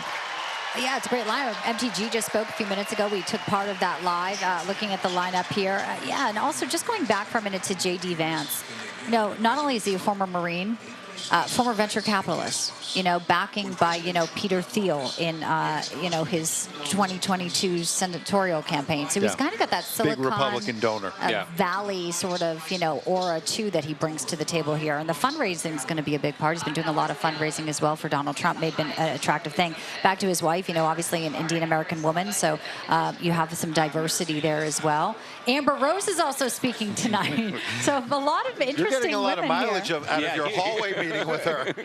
I know. It was a quick selfie. I did run into her. No, but we were talking about the different women. I mean, it's just what a diverse group, and not just racially diverse, just all walks of different life. Backgrounds. Exactly, and that's kind of what, you know, Congressman James was just talking about. And I think it is about sort of, you know, make America wealthy again tonight. Maybe it is a little bit about the American dream, and we're going to hear some touchstones of that. And right now, the American dream, it seems to be being enjoyed by illegals in our country more than American people. Good point. And we'll hear about the border crisis tomorrow night when Make America Safe Again, John, will be the theme. Something that Bianca touched on, Peter Thiel is a kind of behind-the-scenes Republican money man. He was involved in PayPal and Facebook early on, venture capital, as she mentioned. And that tees us up for not just J.D. Vance, who was in the venture capital world for a brief amount of time before he was in the U.S. Senate, but David Sachs will speak tonight. He's part of this All-In podcast, and you talked about it on Newsline a couple of weeks back, I remember, because Donald Trump had a big fundraiser in Silicon Valley hosted by David Sachs, among others. And they have this very popular All-In podcast. And there's some folks on that podcast that lean more left, but now are like, the economy was so much better under Donald Trump. And I was told that David Sachs' speech tonight, it'll be a little later, is going to be very spicy in going after Biden. Well, you know, Donald Trump is going to be preaching the unity message. He's got to have some surrogates that do go after Biden with a little more spice, and I think David Sachs is the perfect person to do that from where he stands. And I look forward to hearing what he has to say. Guys, there was a tweet. Someone tweeted they got people walking around on the streets of San Francisco wearing MAGA hats. Yes, I saw that. Something has changed, and I do think that All-In podcast, which is big on Silicon Valley, David Sachs and, you know, other gentlemen there who, Chamath, who said, we've been drinking the wrong Kool-Aid. We were really disillusioned. When we sit down with Donald Trump across from a table and he wants to have a conversation about AI in the future and the dangers, and he wants our input. That's a person who we want leading our country, obviously with the business acumen, and not just he was an outsider. He wasn't, the swamp creature here. John, the tone is something we always look at in these speeches. If not for the assassination attempt, and we can't erase that, it happened, it would be very strident tone every single night and taking the bark off. I mean, Friday night before all this happened, Joe Biden gave a very nasty, vile speech in Michigan nearby, calling Donald Trump all kinds of vile things, and was trying to convince Democrats to stick with Biden by going all in and attacking Trump. And let's not forget that he said, let's put him in the bullseye just recently. And there's an interview with Lester Holt of NBC News that they're rolling out tonight, Joe Biden. And Biden says he regrets that he said, let's put the bullseye on there. I think we have a soundbite. Let's play that. We'll all react to it. Your opponent, an existential threat. On a call a week ago, you said it's time to put Trump in the bullseye. There's some dispute about the context, but I think you appreciate that. I didn't say crosshairs. I was talking about focus on. Look, the truth of the matter was, what I guess I was talking about at the time was, there's very little focus on Trump's agenda. Yeah, the term is bullseye. It was a mistake to use the word. I didn't say crosshairs. I meant bullseye. I meant focus on him. Focus on what he's doing. Crosshairs, bullseye.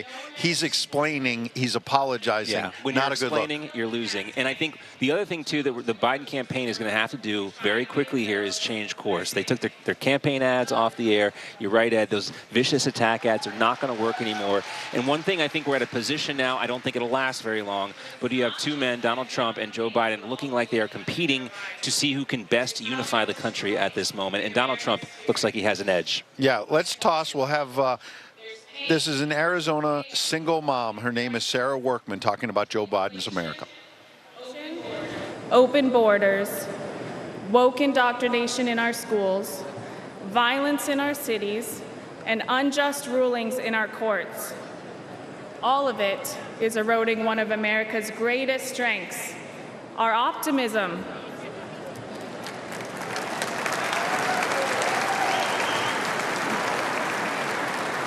While the left is trying to divide us with identity politics, we are here tonight because we believe that America is always, should be, one nation under God.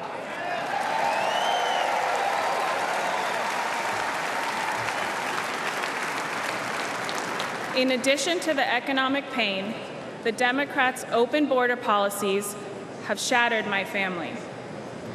With drugs so readily available, my husband fell victim to the drug epidemic. It tore our family apart, and now I raise my son alone. But I know there is hope.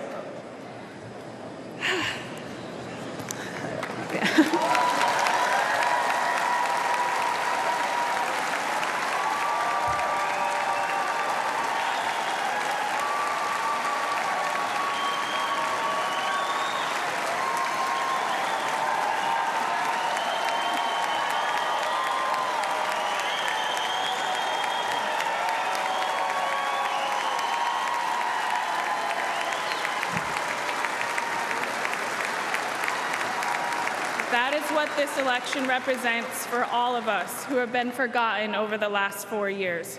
Hope. We need God in our hearts and Donald Trump back in the White House.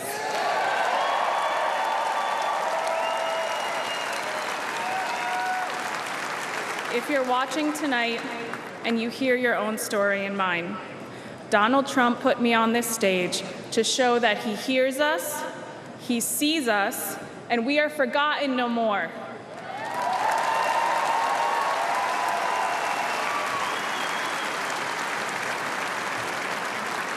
I find peace in God's promise that says, if my people who are called by my name would humble themselves and pray, I will heal your nation. Amen.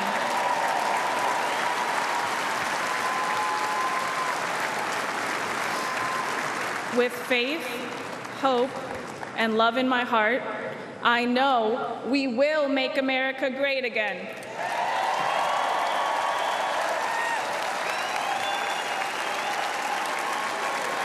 Please welcome United States Senator Katie Britt of Alabama.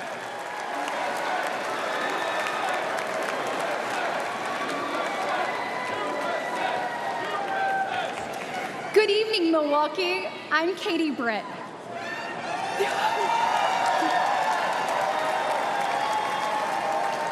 We are all here tonight for one reason. We need to change the direction of our nation. And Donald Trump is the change we need. To my fellow moms and dads across America, I think we all know that raising a family is hard. Add in smartphones and social media, and we already had plenty to worry about. But then Joe Biden and Kamala Harris came around. Now our lives are that much more difficult and way more expensive. Under Biden-Harris, prices are high and expectations, well, they're low. Grocery prices are up more than 21%. Electricity is up 31%. Gas is up 48%. Mortgage rates have more than doubled, and rent is skyrocketing. To me, these aren't just numbers. This is pain for millions of Americans. It means that so many American families have to live with so much less. This is too high a price to pay for an administration that has brought us to such lows. The American people won't have the wool pulled over our eyes. We see how Biden and Harris keep making things worse. And we know the current president is not capable of turning things around.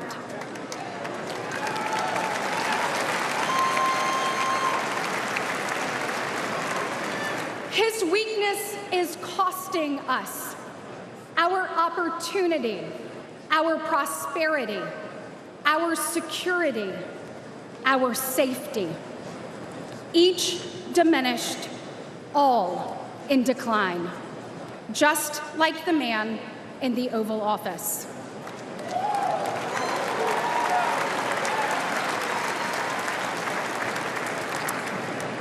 And it doesn't have to be this way. Under President Trump, we had the strongest economy in history. That's right. You didn't need to go into debt just to make ends meet. Energy dominant, stable prices, secure borders, safe streets, strong families and communities. That's what Donald Trump will deliver.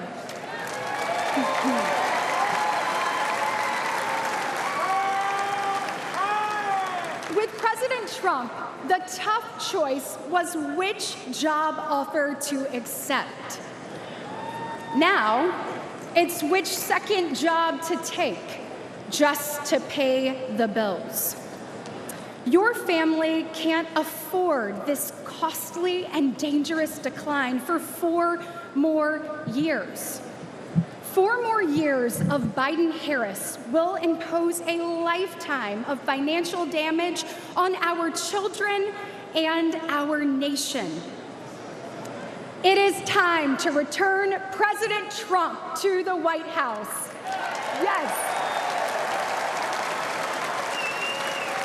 Republicans will put parents, families, and hard-working Americans first. With President Trump back in the White House, we will reawaken the exceptionalism of the greatest nation ever known.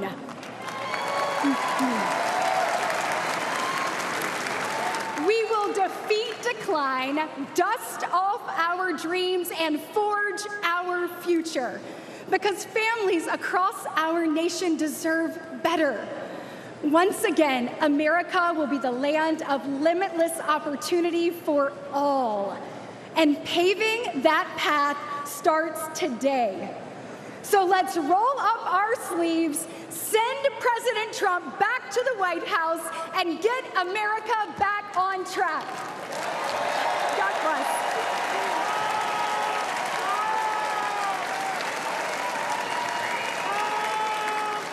Ladies and gentlemen, please welcome United States Senator Tim Scott of South Carolina.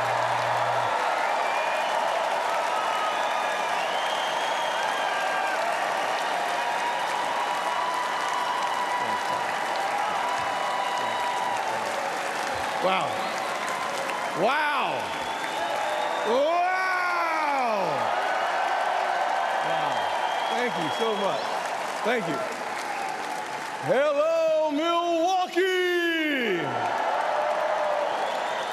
Are you ready for 4 more years of Donald Trump? Oh, me too. Listen, if you didn't believe in miracles before Saturday, you better be believing right now. Thank God Almighty that we live in a country that still believes in the King of Kings and the Lord of Lords, the Alpha and the Omega. And our God still saves, he still delivers, and he still sets free. Because on Saturday, the devil came to Pennsylvania holding a rifle, but an American lion got back up on his feet and he roared. Oh yeah, he roared.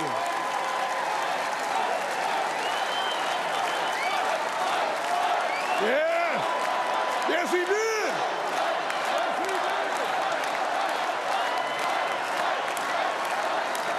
You see, America, this is a difficult time for our nation. Inflation is crushing families. Illegal immigration is crushing American workers. Failing schools and victimhood culture are crushing our poorest kids. And the weakness of the commander-in-chief has invited world wars all around our world. Joe Biden is asleep at the wheel and we're headed over a cliff. We hear despair in the voices of a millennial couple raising 2 kids in a 1-bedroom apartment because they can't afford a house. We see pain on the faces of Gold Star parents because their commander-in-chief, Joe Biden, literally forgets their son died in uniform on his watch. America, we deserve better.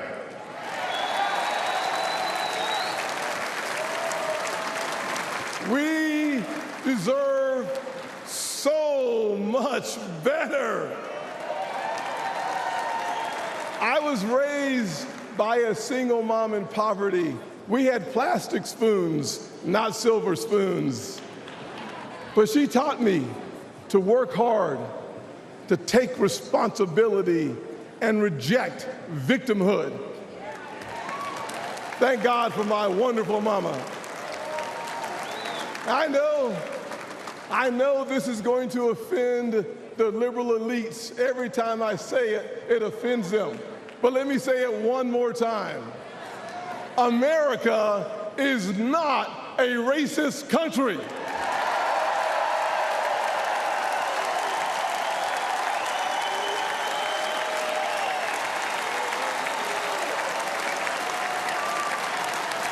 No, we're not.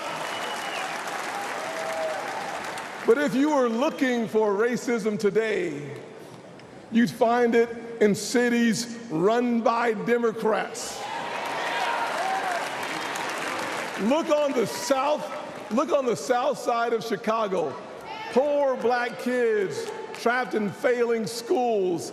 Thousands shot every single year, including one of my former interns, Daquan. But there's good news. It's conservative values that restores hope. It's Republican policies that lifts people up. I partnered with the greatest president of my generation, President Donald J. Trump.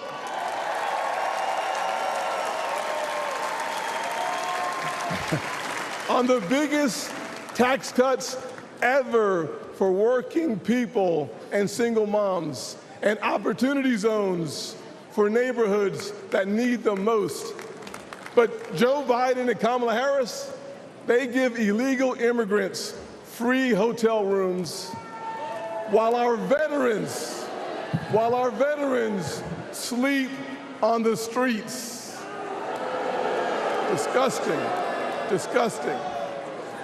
Trump secured our border once, and Donald Trump will secure it again.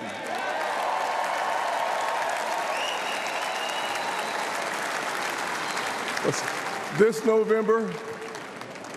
November, we are not deciding simply the fate for the next 4 years. We're setting a course for the next 40 years.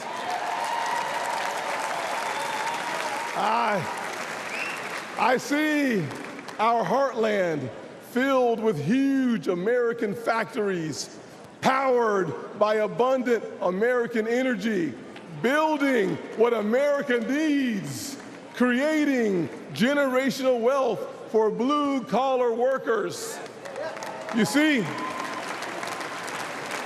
we are the Republican Party of Frederick Douglass and of Abraham Lincoln,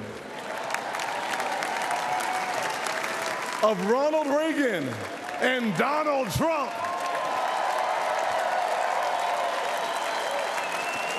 But we, 4 more years. I love it.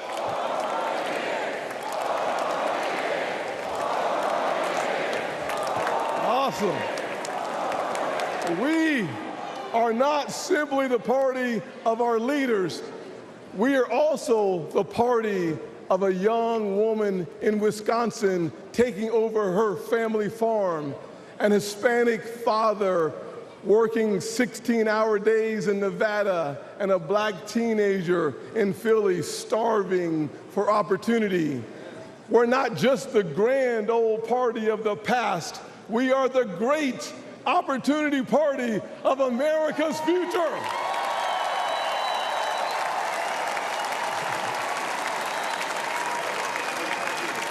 And there's only, hear me clearly, and there's only one person who can make that vision a reality: Donald J. Trump. God bless America.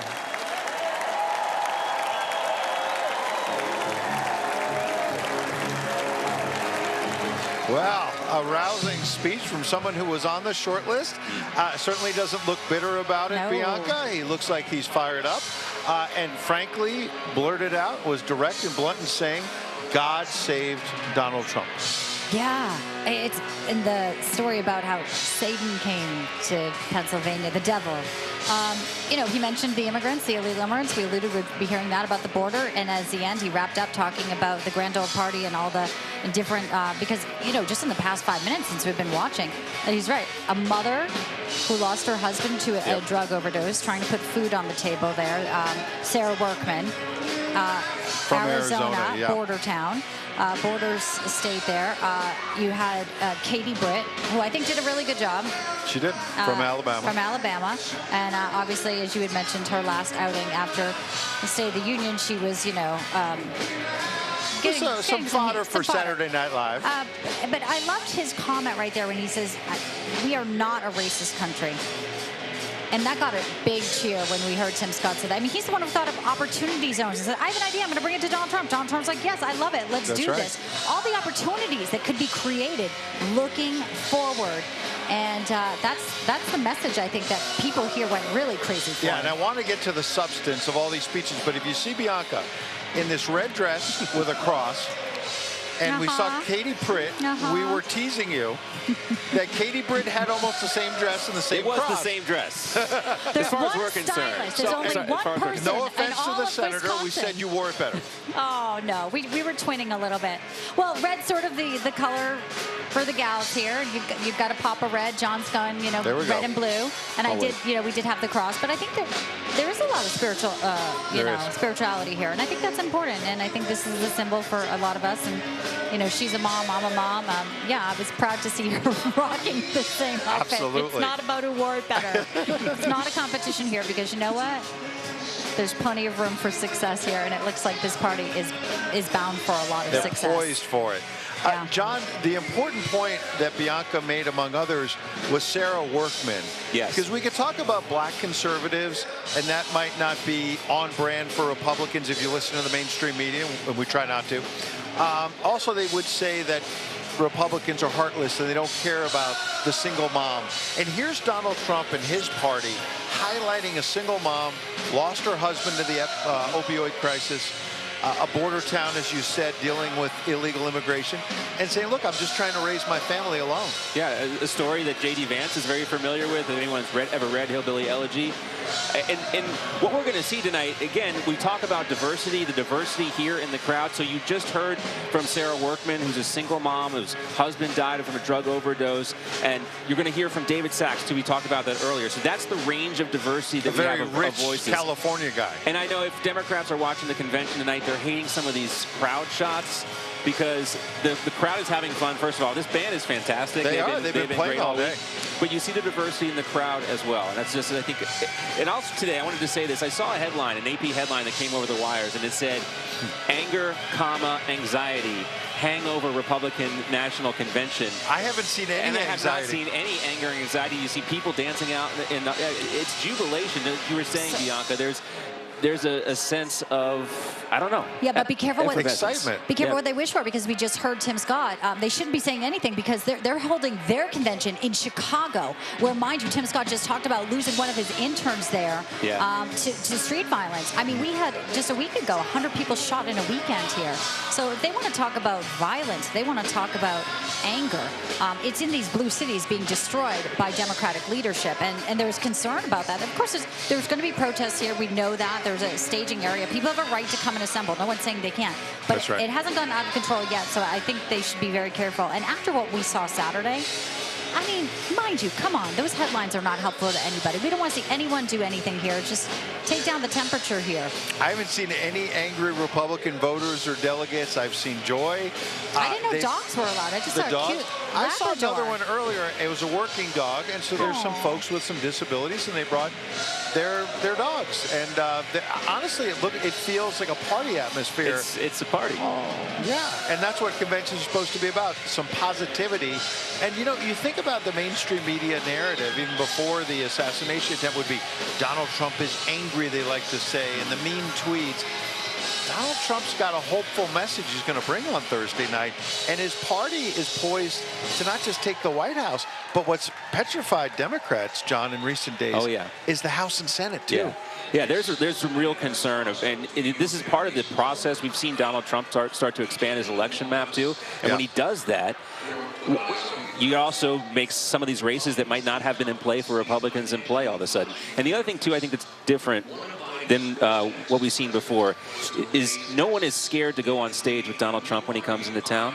That's right. Obviously it might be a little more tense now, but when you see Joe Biden go into town, senators are not going on stage with him. They do not want to be seen with him. Just in Michigan, Tammy Baldwin. Yeah, Tammy Baldwin. Didn't show up. She's Wisconsin, right? Oh, sorry, It apologize. was Whitmer in Michigan would not. Yeah, That's right. Yes. He was in both of those back-to-back days, And we'll hear from Glenn Youngkin in a few moments at the podium. To John's point, a more establishment establishment Republican, hasn't been close to Donald Trump, but he's front and center. Yeah, you saw him down on the floor today. There was some talk before we knew J.D. Vance was the guy. There might be maybe a last-minute Youngkin push for the VP. But this is what I was saying before. When Glenn Youngkin ran for office, there was some distance kept intentionally between Donald Trump and Glenn. There's no distance anymore between guys like that. We talked about the Mitch McConnell. We were all there last night. Mitch McConnell giving the Donald Trump fist We went bump. to a Kentucky bourbon event together, the three of us, and we saw Mitch McConnell, and he was saying nice things about Donald Trump, Bianca, and he did that fist pump, pump like Donald Trump did, to John's point, in Pennsylvania. And these two men weren't speaking to each other, McConnell and Trump, after January 6th. Incredible, right? And I think what we saw Saturday was just so frightening and just so close to going the other way that we got to bring it back. And, you know, the Democrats already, Biden campaign, there's reports that they're going to try to paint J.D. Vance as extreme. Oh, they're doing it already. And but even go further, because I don't think they can't go after Trump, right? So they're going to try to go after him because they have to soften it, I think, with Trump. So that'll be interesting.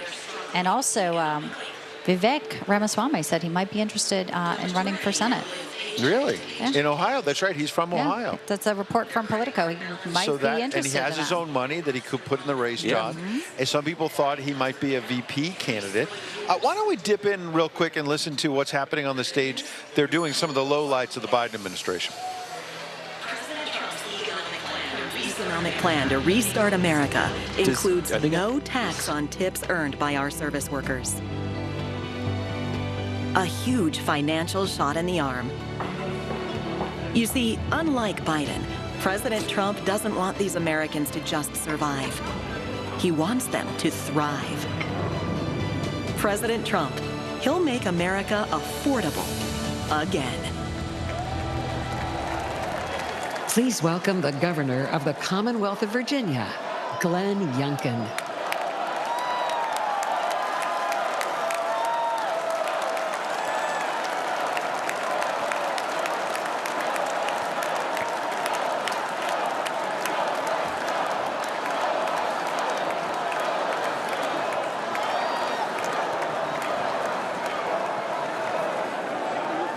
Yes, Joe must go.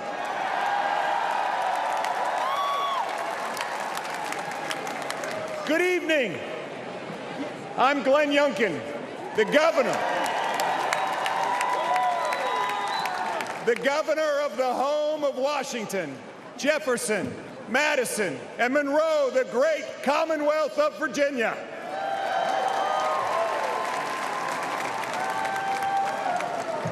Tonight, we stop for a moment.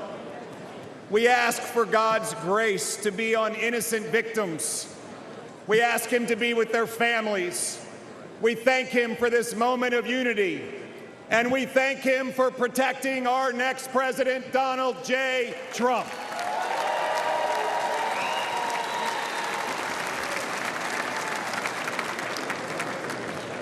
And tonight, our nation can have the conversation that so many families have at their kitchen tables. Yes, those tough conversations. How do we make it all work? The conversation young families from Midlothian, Virginia till Milwaukee, Wisconsin, whose dreams of buying a home have been shattered by 7.5% mortgage rates.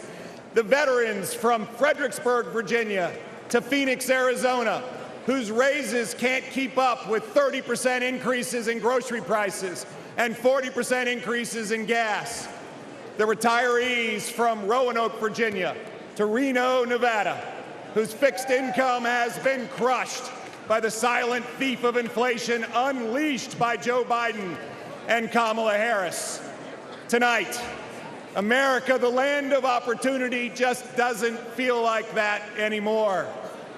But 8 years ago, there was an outsider, a businessman, who stepped out of his career to rebuild a great nation with the strongest economy, the mightiest military, energy independence, unlimited opportunity, lifting up every American. That outsider businessman was Donald J. Trump, and he will do it again.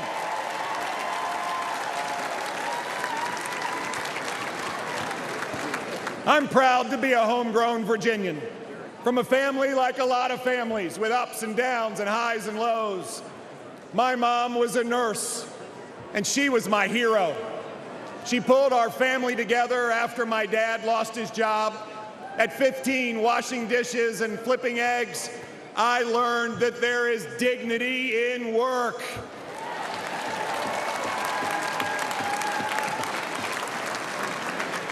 At the height of the pandemic 4 years ago, I asked my amazing wife, Suzanne, to go on a walk with me. I told her I planned to quit my job and run for governor. She looked at me with tears in her eyes and a quivering lip and asked, "Governor of what?" We prayed together, and we asked God for guidance and wisdom, and we said if elected, we would serve.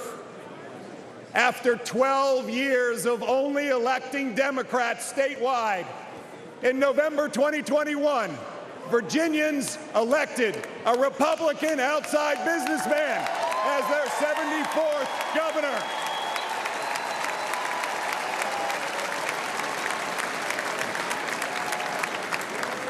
And I believe this year, Virginia will elect another Republican outside businessman as President of the United States.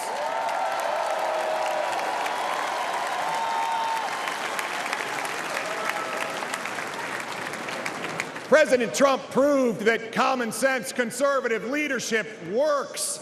It works for America, and we're proving it in Virginia too. $5 billion of tax relief, backing the blue. Slashing red tape, declaring loudly that, yes, parents matter. And creating jobs, lots of jobs. Virginia now has record job growth, and we were just named America's top state for business.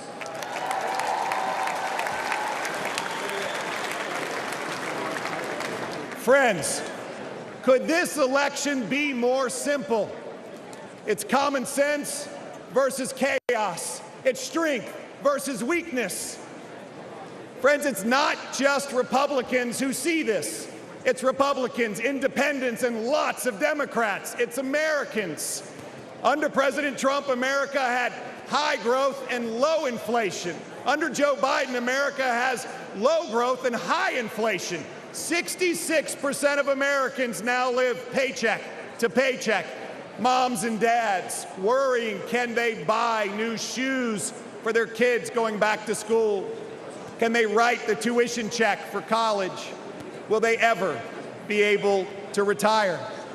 Under President Trump, 2.4 million Americans were lifted out of poverty.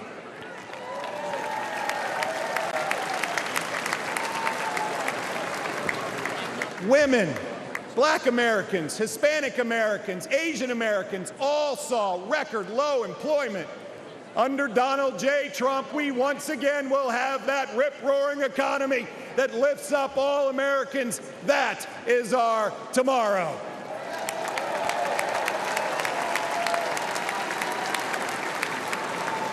A tomorrow where work is celebrated, where taxes are cut, and inflation is slashed, where we cut red tape, where we unleash American energy dominance, where businesses proudly say, "Made in America."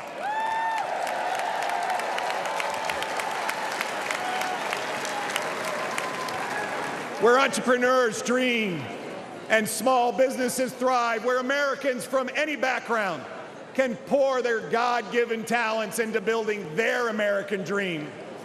This is the moment. This is our moment to make America the land of opportunity again.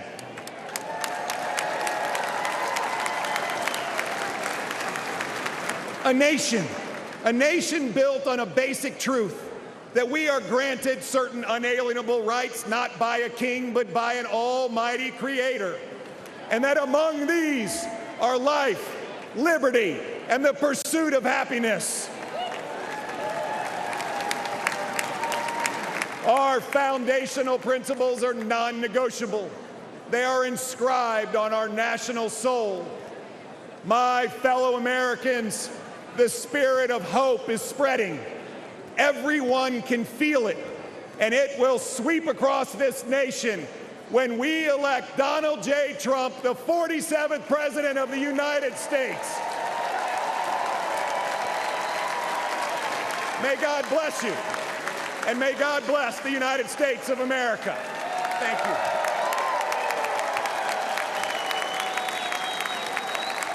Please welcome the CEO of Goya Foods, America First Policy Institute board member, and chairman of the Hispanic Leadership Coalition, Mr. Bob Unanue.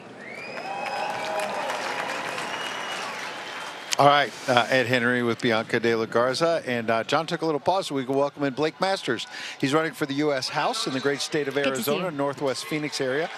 First of all, welcome to Newsmax2. Thanks for having me. This is amazing. I want to talk about the big picture race and how it's shifted and everything that happened this weekend, but I have to start with a book I read a couple years ago by Peter Thiel, who we talked about earlier in the broadcast, and you were collaborating on it. Blake Masters, you were a pupil, I think, and I wanted to get smarter, and I wanted to learn about tech industry and all these things, and I bring it up because of J.D. Vance and how Peter Thiel has been a mentor to some of you folks, venture capital and all this.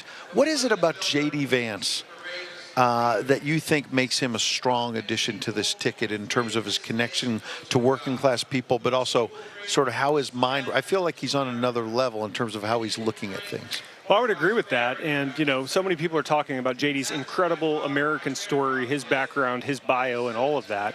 There's a movie about it, right? You can watch it on Netflix or whatever. It's really amazing.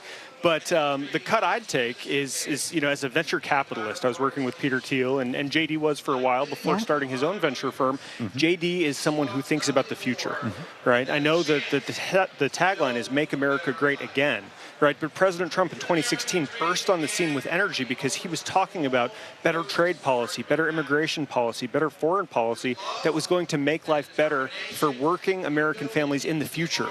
And so I think JD is just a perfect choice, an inspired choice, because his whole political program is how do we make life better for middle-class Americans in the future, right? This is a future-oriented campaign. It's why I think they're doing so well. What do you make of, obviously tonight's theme is Make America Wealthy Again, Blake, and you've had tremendous success, and you're running again, we should say, candidate now for House in Arizona. You know, but David Sachs will be speaking tonight, the All In podcast. A lot of the folks in San Francisco have said we actually like Donald Trump's ideas before we were predisposed because we were watching legacy media. We had a whole other concept of him.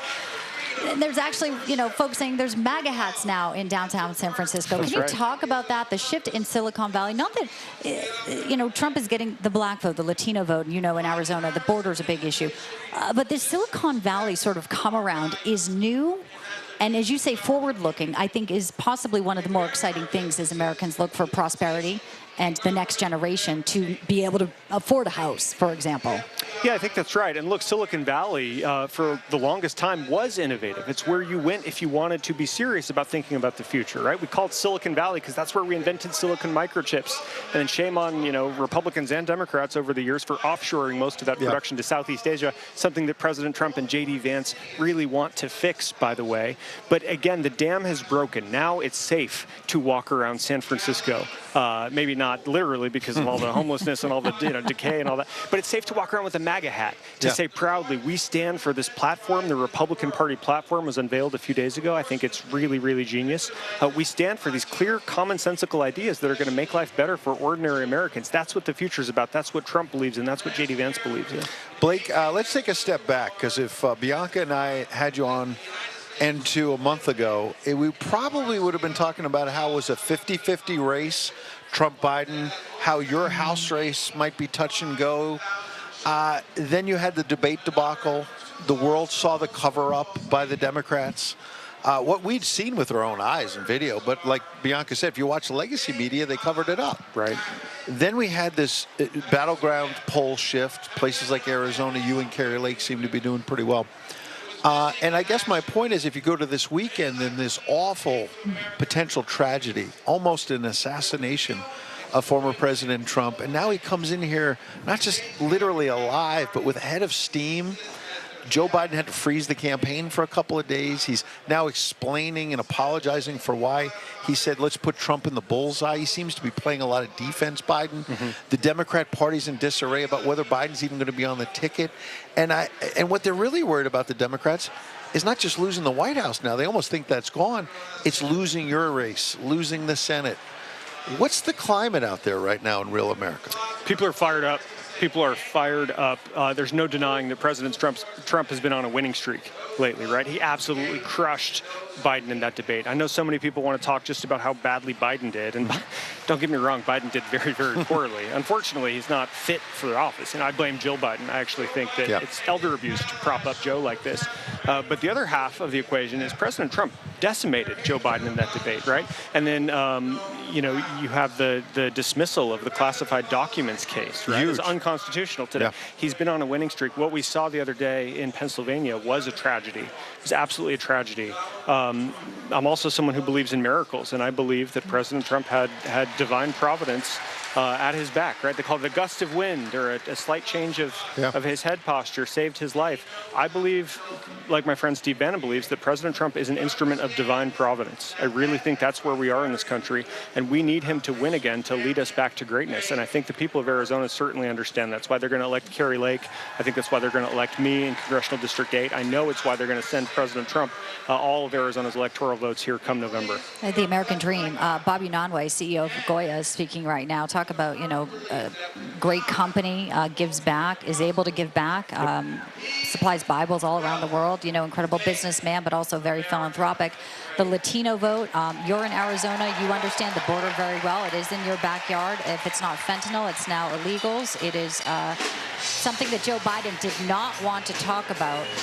There's, you know, now today, I'm sure you heard Mayorkas willingly is going to go and have a review. But he wasn't impeached, and they've been allowed to dismantle this border. And I know that the people you're running for see that as something that has to end. And unfortunately, how many terrorists have already gone through? We literally don't know, but it's hundreds or thousands, right? Even 1% of all the people coming through, it turns out that's hundreds of thousands of people. So I think Biden, Mayorkas, they've committed treason by opening up our southern border. President Trump was the border security president. I know future Vice President Vance agrees with him 100%. Border security is national security, and we're about to have it come November. Absolutely. Governor Kristi Noem will be on deck. The South Dakota governor, a Republican who had been on the short list, and her book rollout didn't quite work out as expected, perhaps. We'll hear from her in a couple of moments. Tell us about the House race. As I recall, you have Abe Hamadeh, who ran for office in 2022 like you did. You both came up short. There was a lot of anger about what happened in Maricopa County. Let's look forward. Why are you a better candidate than Abe Hamadeh, who I'm sure we'll catch up with later this week? There's a little bit of a Republican battle there, and I think your primary is in August. It's in July. Actually, July 30th. So, look, I'm out there just talking about the border. It's the #1 issue. I think I am the border security candidate here, and I'm just talking with voters every single day about how. I mean, I've actually gone so far as to call illegal immigration a cancer. I think it's actually a pretty good metaphor, unfortunately, because if you let this stuff metastasize, you get 20 or 30 million illegals who, some of them may mean well, some of them definitely don't. It almost doesn't matter, though, because they don't belong in our country. So I agree with President Trump that we need to deport all of these illegal aliens. Certainly we can prioritize the Venezuelan gangbangers and the Ecuadorian thugs who are murdering our children, right? Get those guys out of here. But we need to deport millions of people if we're going to have a safe country. J.D. Vance agrees with that, which is why he endorsed me in this race. You know, you did run for Senate. What made you say, I'm gonna take another stab at it? Obviously, you could be very successful in the private sector, just like Donald Trump. He didn't have to run for re-election. You know, he loves this nation. We talk about that a lot. As somebody who's now saying, you know, none of these weaponization charges would have been even filed if he wasn't running. But you could have walked away, but you really feel passionate about serving this country. And I know you're a dad as well, and you have, you know, the next generation here. But I guess, is there something different now, 2 years later, that you'll be doing different in your race at all? Or has America just realized elections do have consequences, and we're on the precipice of something much more dangerous? Yeah, and you said it. Look, I'm a father to 4 boys. They're 10, 8, 4, and newborn. And it would be very easy not to run for office and just go and make money, and there's nothing wrong with making money in the private sector. But sometimes when you get knocked down, you got to get back up again, dust yourself off. That's what I did after I didn't win the Senate race. Unfortunately, in 2022, Mitch McConnell, I think, didn't fund me in Arizona. He ceremoniously withheld the funding to go spend it in other places. He didn't like you as a candidate. He did not. Well, he would rather have his little control over his fiefdom. He'd rather be in the minority without conservative senators like me. He was booed here today by the rank and file. I'm shocked. I know you're shocked. I just believe so strongly in getting this country back on track, because my dream is 30 years from now, when my boys are my age, that my kids and your kids and grandkids too will actually be living in an America that works and that we recognize. And to do that, I think we need great congressmen backing up President Trump and Vice President Vance, and that's what I'm going to do. There you go. I think you ended that right as we're getting ready to end the song. I saw the fist bumping and pumping out there as well. That iconic image of Donald Trump is something that is probably not just going to define this campaign, but will be in history books for a long time to come. Couldn't agree more. It's definitely the iconic image of the century so far, and top 5 in American history. Have you spoken to him? Via text. Yeah. What did he say? I don't feel at liberty to talk about that, but I truly think he's an instrument of divine providence, and that's I have every faith and belief that he's going to win. Now, we need to work hard to have his back to make sure that happens, right? We can't just grab the popcorn and sit on the couch and expect it to happen. We have a lot of work to do until November, but I know we're going to get President Trump, we're going to get Vice President Vance, and it's going to make America great again. There you go. We had Mark Morgan on. He used to help secure the border under then President Trump, and he was saying there needs to be an independent commission to investigate what happened in Pennsylvania on Saturday, that Alejandro Mayorkas, who's already been impeached and oversees the Secret Service, can't really do a fair and impartial investigation. And you have an FBI that's investigating it, and they were out to get Donald Trump going back to Russia, Russia, Russia. What do you think? I think that the head of the Secret Service should resign. I think the hardworking rank and file, right, they were probably understaffed, there were probably all these problems, but they come from the management layer. Biden's management, Mayorkas, the Secret Service lady who's running the show, who cares more about diversity, equity, inclusion, all that needs to go. And the next administration is going to prioritize competence over diversity characteristics. Maybe that's why they're also afraid of the Donald Trump win, not because he's a threat, because and a second term. They're going to right some of the wrongs here that we're seeing. Yeah.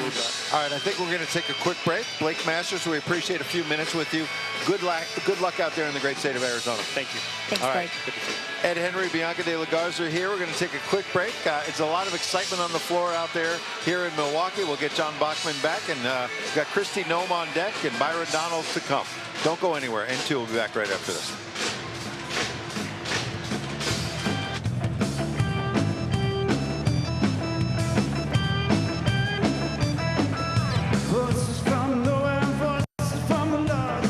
I can do all things through Christ who strengthens me. God wants to heal you and make you whole. You only need to seek His guidance and let Him in. Psychologist, Navy veteran, and former member of Congress, Dr. Tim Murphy, presents The Christ Cure. Find inspiration, guidance, and techniques to start healing through faith. You need this valuable handbook. Get your free copy now. Call the number on your screen or go online to order. Stressed and fatigued? Brain feeling foggy? Don't have the energy you used?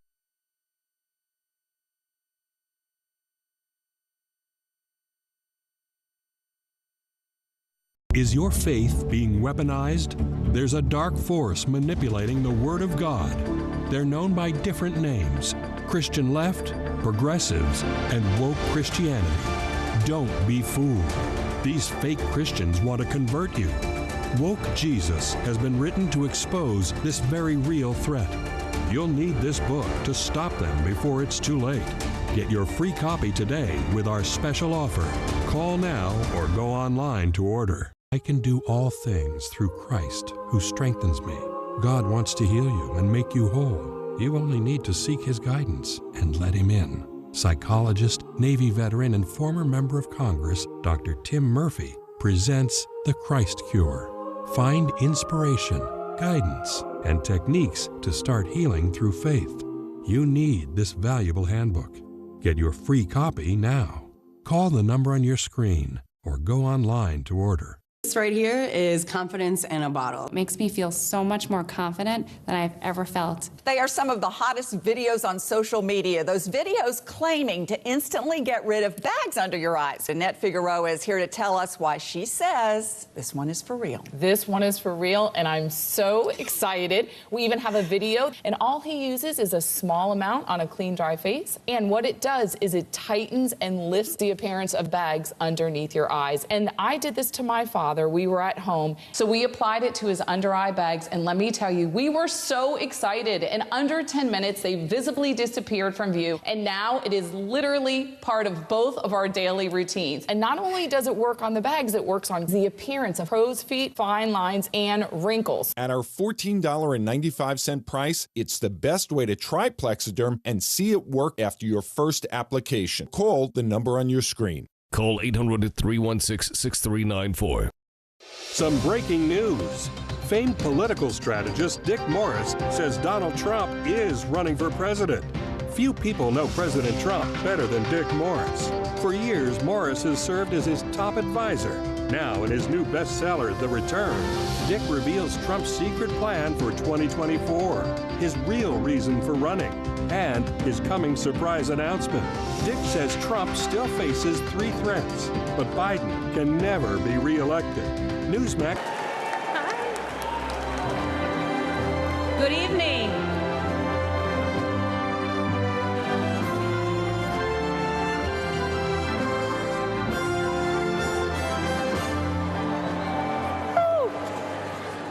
Listen, I'm Governor Kristi Noem from the great state of South Dakota.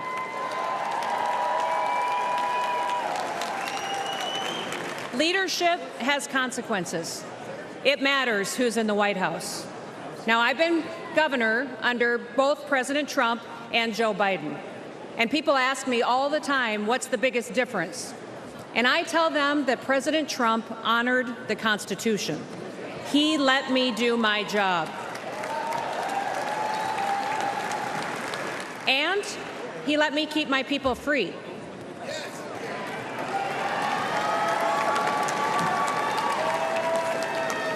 Now, leadership on the state level, it matters too. It certainly mattered in South Dakota. I am so proud to say that South Dakota's strong economy has been a beacon of freedom for America. Most of you probably first heard about me during COVID, didn't you? Because South Dakota was the only state in the country that stayed open for business.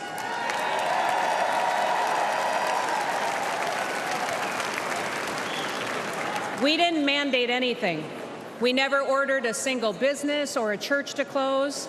I never even defined what an essential business was, because I don't believe that the government has the authority to tell you that your business isn't essential.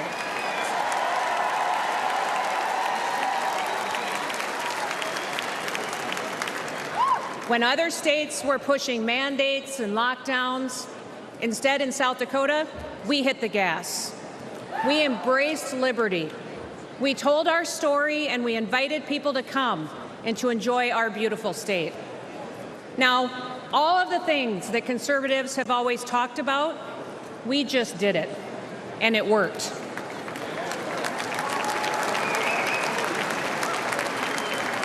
Our economy took off, and since I've been governor, we broke the national record for the lowest unemployment rate in American history at 1.8%. In South Dakota, everybody works.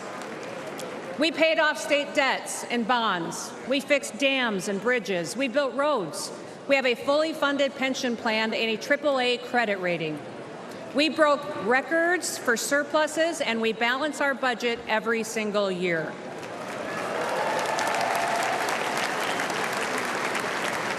And last year in South Dakota, we passed the largest tax cut in South Dakota history.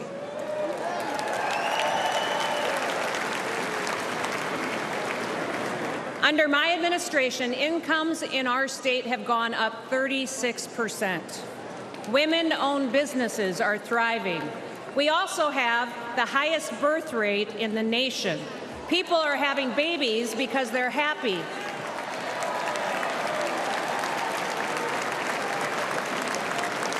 And in South Dakota, we love babies. Our mental health challenges have gone down, our suicide rates are declining, and we are the #1 state in the country for a decline in overdoses because people have hope.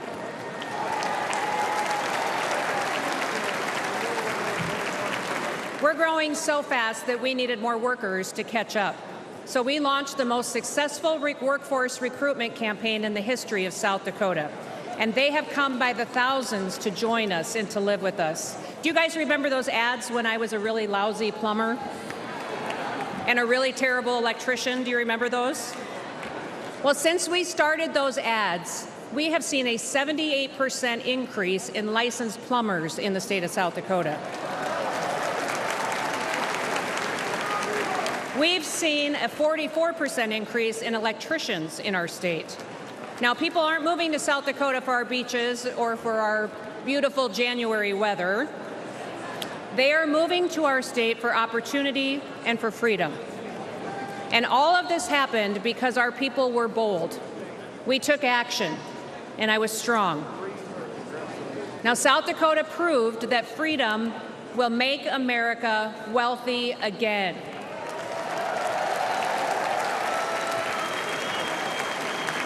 And with President Trump in the White House, with Senator J.D. Vance by his side, we will prove it across America.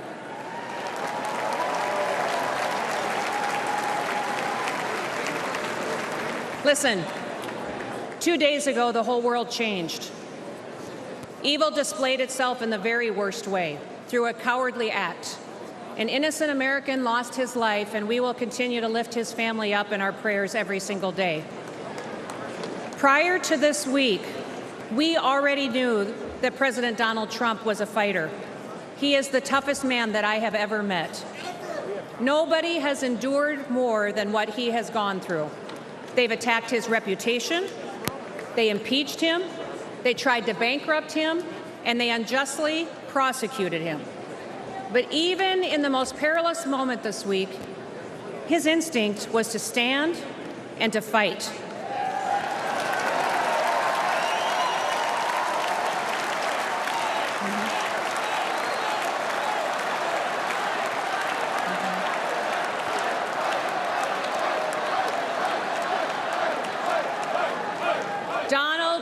Trump is our man in the arena. He will never stop fighting for us. He will never stop, and now he is bringing all of us together. Now, I know that many of you are angry, but now is the time to unite. And we have to get to work. We have to win the hearts and minds of every single American. Wake them up with truth and with wisdom. We need to listen to them. You can't win people over by arguing with them. Visit with your neighbors, at your job, at your church, at the gas station, or even at the grocery store. Listen, there are moments in our history, often after great hardship and tragedy, when true leaders unite our country. At one time, President Lincoln, he united our country. He delivered my favorite presidential address of all time. In fact, it's the only speech or poem or song that I ever made my kids memorize when they were young, when they were little. It was the Gettysburg Address, and it was delivered during our nation's bloodiest conflict. That speech so inspired people that they continued to fight for years, and they lost loved ones in order to preserve this union we call the United States of America.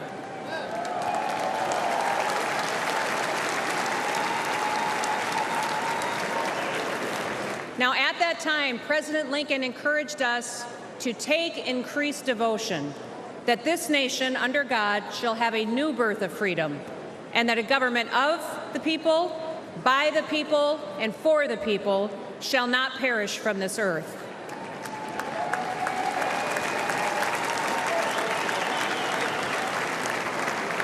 Like Lincoln, in the midst of our pain and division, Donald Trump is calling us to be touched by the better angels of our nature.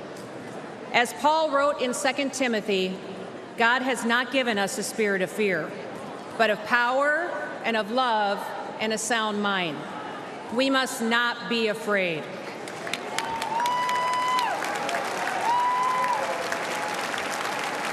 Even in our darkest days, we have never once given up hope.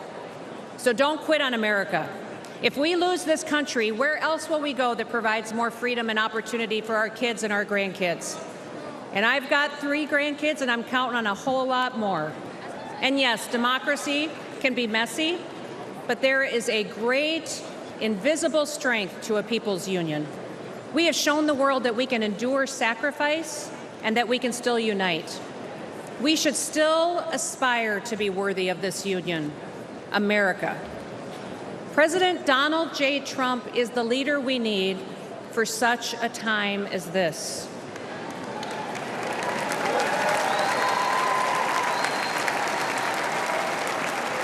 So now, I need you to get to work. Get out there, go do it. Don't quit.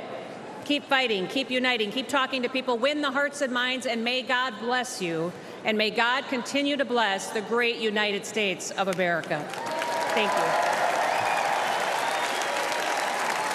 Donald Trump's surprise visit to a construction site. All right, welcome back.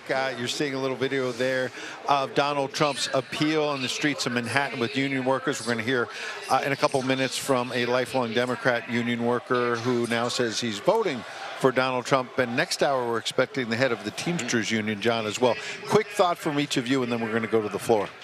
Well, again, we're seeing this very diverse cast of characters tonight on the stage. We had a single mom, we have billionaires, and we're going to have a Teamster boss. There you go. And Elon Musk is making news. Elon Musk is making news. Away from the convention. So a few days ago, it was reported he gave a sizable amount. Well, now it is on the record. Big scoop coming in. Wall Street Journal saying he is now creating a super PAC and joining forces to commit $45 million a month to a pro-Trump super PAC. Oh, I didn't see the a month part. A Yes. month. So almost $200 million between now and the election. Putting his money where his mouth is. He's not staying on the sidelines. And we really saw that on Saturday. There was a lot of tweets on his platform X, which, of course, once he bought so much disinformation, you know, what a he's turned the tide there. Move that was. And so that's a quick little thing. He's making some news there. All so right. yeah, Donald Trump's fundraising. Elon Musk is going to help the cause there. Absolutely. So we'll keep going to the podium. We'll keep getting some insights here at the table with 2 great colleagues. But let's go to the floor right now with one of our outstanding correspondents, our senior correspondent, John Huddy, as a special guest. John? 638. That's right. As I'm trying to get people out of the shot, you know, one of the things throughout the day as I've been on the floor, you never know who you're going to run into. There's a lot of elected officials, including this gentleman right here, Lieutenant Governor of Ohio, John Houston. It's a pleasure to see you, sir. Thank you so much. So you were telling me an interesting story off air before we went live that you were asked to speak. Somebody came, tapped you on the shoulder and said, I need you to come backstage, and there was a reason for that. Tell me about that. Yeah, the Trump team came, tapped my shoulder. They said, hey, we need you to nominate J.D. Vance. So I had about an hour notice, and up I went to tell J.D.'s story, which is an amazing story.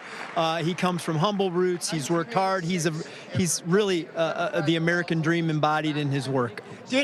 Were you surprised by the choice? There was certainly a lot of speculation, a lot of rumor about the short list and the names on the short list, and possibly maybe a ringer that could have been in there. But ultimately, now that was announced, we had a heads up, and obviously you heard a little bit earlier. What do you think? Number one, were you surprised? Number two, what do you think of the pick?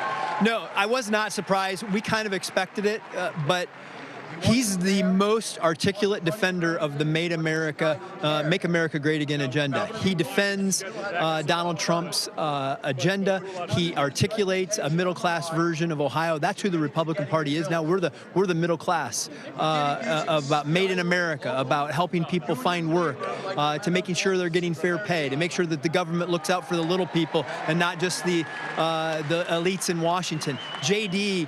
can articulate that message, and I think Donald Trump says, I want this guy as my wingman. You know, the conventions are always historic, obviously, and there's always a ton of energy.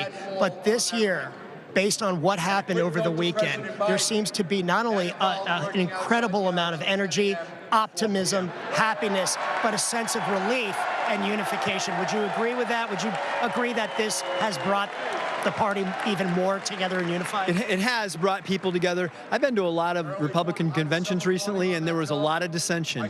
You see unity at this one. You see people ready to embrace Donald Trump, grateful by the grace of God that he is still with us, and we're ready to move towards November. And I've never seen a Republican convention so united. All right, Lieutenant Governor, appreciate it. Pleasure to see you, sir. Thank you very much. Ed, back to you.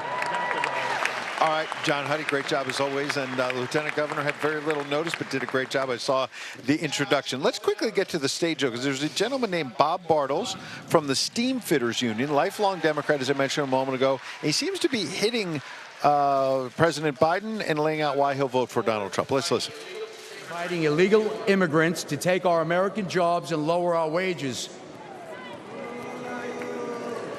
Out of control inflation is squeezing budgets, and both violent crime and drug epidemic are pushing people out of our cities, all while Democrats do nothing.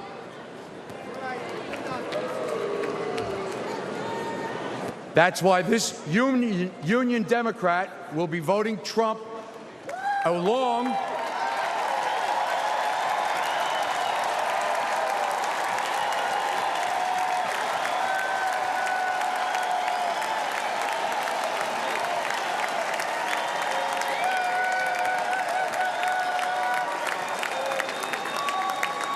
So that's why this union Democrat, along with many of my local union members, will be voting Trump this November.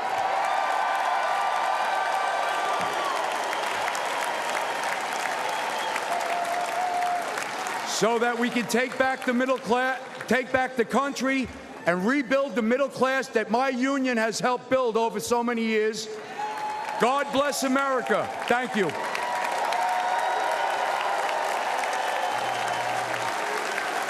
Please welcome Congressman Byron Donalds of Florida.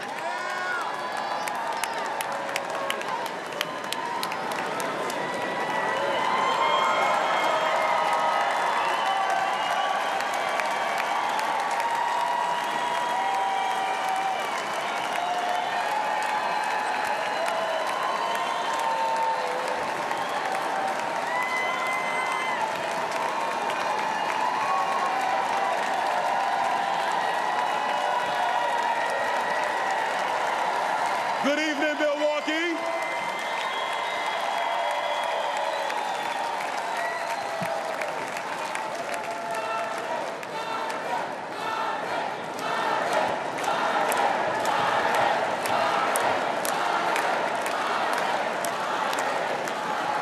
You know, Milwaukee, we're on live television. You gotta let me get to the speech now. Thank you. I'm Byron Donalds, and I come from the great state of Florida. And I proudly represent the people of Southwest Florida.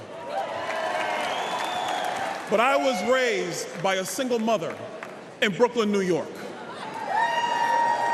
Life was hard, and we struggled.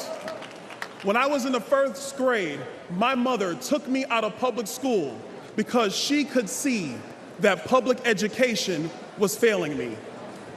I needed to be challenged, and I needed the opportunity that only a private school could provide.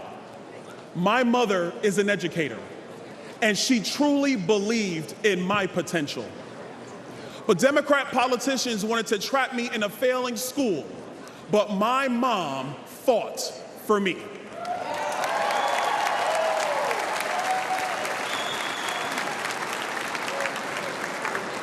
Mom, I just want to take this opportunity to say thank you.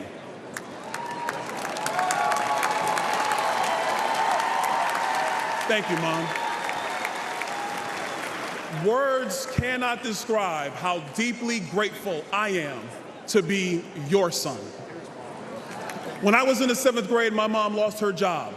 We went on government assistance, and my grandma helped us pay for private school. My mom and my grandma sacrificed to ensure that I could build a successful future through a commitment to academic achievement and hard work. I'm standing here today as a result of their love, good and safe schools, and great teachers.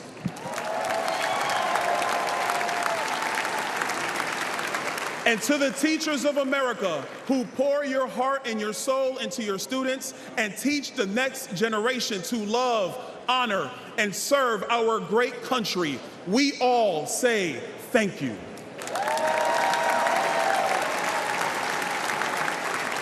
But what about those kids whose parents can't scrape money together for private school? Don't those kids who grew up like I grew up deserve the same chance that I had? Joe Biden and Kamala Harris sent their kids to high-priced private schools. But since they are in the pocket of the far-left teachers' unions, they trap poor kids like me in failing schools with no way out. They say they're pro-choice, but not if you want a choice over what your kids are taught. Donald Trump believes every parent deserves a choice and every child deserves a chance.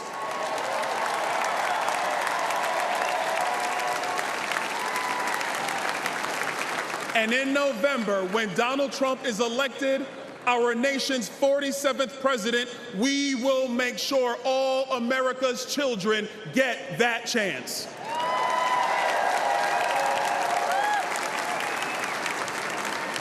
Growing up poor, I know the pain of high food prices, high energy prices, and housing costs. I remember as a kid, my mom yelling at me, "Turn off that light, you don't pay the bill." We know there's a bunch of kids in America today who are hearing that from their parents. The massive inflation created by Joe Biden and Kamala Harris has only made it worse. During my first term in Congress, I served on the Budget Committee and the Small Business Committee. We told Joe Biden that his so-called American Rescue Plan was going to cause inflation. The Biden-Harris administration told us not to worry, but I knew better. I have nearly 2 decades of experience as a financial professional, and the evidence is in. Go to any grocery store, buy eggs, buy beef, buy milk. Even housing prices have skyrocketed. All Americans deserve a shot at the American dream. But under Joe Biden's debilitating economic policies, far many Americans, far too many of them, that dream has slipped away. This shows that we were right, that Joe Biden was wrong, and that you, the American people, are paying the price. As Americans, we've all been struggling. The disastrous results of the Biden-Harris agenda transcend race, religion, or income. But under President Trump, all of this will change.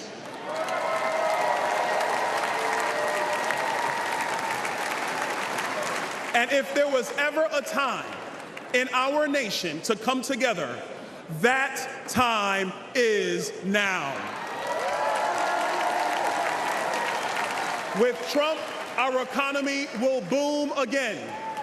You will have more money in your pocket again. And your children will have a future again. Together, I know we will make America wealthy again.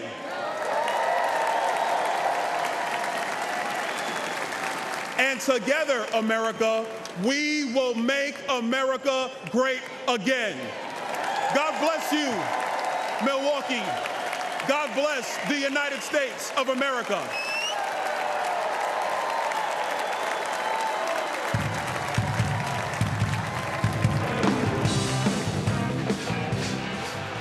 All right, there he is, Congressman Byron Donalds, a firebrand. The music is playing again, but I got to say, he's not just a strong force in the House. He was on the short list for vice president, or maybe it was the medium list, I guess, if you depend on the names. And maybe his time wasn't now, but I have to say, John, I have a lot of friends texting me literally during this speech that they think he's the next governor of Florida after Ron DeSantis. He is one of the most effective surrogates for Donald Trump and the America First vision out there. Byron Donalds is not afraid to go into a CNN interview and completely disrupt their whole entire narrative. He does it on MSNBC. And I have to wonder sometimes, why do they keep having him back? Because he just destroys the entire narrative on those cable networks. Yeah, I mean, we used to say rising star. He is a star, and he's going to be around for a long, long time. And yeah, not only is he a firebrand, he calls them out on everything when they try to, you know, mischaracterize his words. He's just a great speaker. He's eloquent. I love his energy. I remember with the speaker race, he was also on the short list, almost at one point becoming Speaker of the House. I mean, he's just, But real quick, too, he's fantastic. You know, he talked about the issue of school choice in his private school, and that is another huge issue for America. It's not always in the front, on the top of the stack, but having the ability to be able to send your child to a school where they feel like they can succeed is a huge issue for voters right now, especially for single moms. No doubt. A big issue, of course, this past Saturday, the assassination attempt on former President Donald Trump, which is obviously a major issue here. There's a big investigation in Washington, maybe multiple investigations. We're honored to welcome in now Eric Prince, who you will remember started Blackwater, among other things. He probably knows more, has more knowledge in his thumb about security than any of us have in our entire bodies. Eric, first of all, welcome to N2 Newsmax 2. Thanks for being here, sir. Thanks for having me. Thanks for being here. So, over the weekend, I saw you on X talking about what happened in Pennsylvania. I have some people who used to work with you contacted me on Facebook and said that they think you should put together some kind of an elite private security force to help former President Donald Trump be protected because they simply do not trust the federal government. I'm sure you got these calls. I'm not the only one who got these messages. What do you think about what happened on Saturday and the aftermath, sir? Like I said in that article, it's yet another example of a completely failed federal government, of a bloated, unaccountable, unresponsive bureaucracy that failed us, that has embarrassed us. And imagine if that assassin was successful on Saturday, what would be the state of America right now? That's how World War I started, was bad diplomatic security. When the heir to the Austro-Hungarian Empire was assassinated, that started World War I, which rewrote the maps of Europe. Imagine if that happened to America because of these incompetents that are supposed to be protecting Donald Trump. It's ridiculous, unacceptable, and of course, Washington will provide zero accountability because that's the way Washington works these days. Yeah, you just hit the nail. Zero accountability. Cheeto says she will not step down in a news conference today. I can ask this because I'm a woman. I think you guys would come off as maybe. But, I mean, DEI factor here, Eric, having these women that are supposed to, you know, get large to cover Donald Trump. I mean, he's a big guy. I mean, there was also that clip she couldn't get her gun back in. You know, we could talk about this in a real frank situation. I mean, we need people who are equipped to do the job, not just to be DEI hires here. Whoever did the advance completely failed because the fact that there was buildings in Overwatch position. Look, anyone with any skills at all would stand there on the podium where Trump was standing and look out and say, that's the obvious place where a sniper is going to locate. They call that the sniper hotel. And that fact that wasn't covered with personnel or with Overwatch, kind of the first rule in security and warfare is own the high ground. They didn't do that.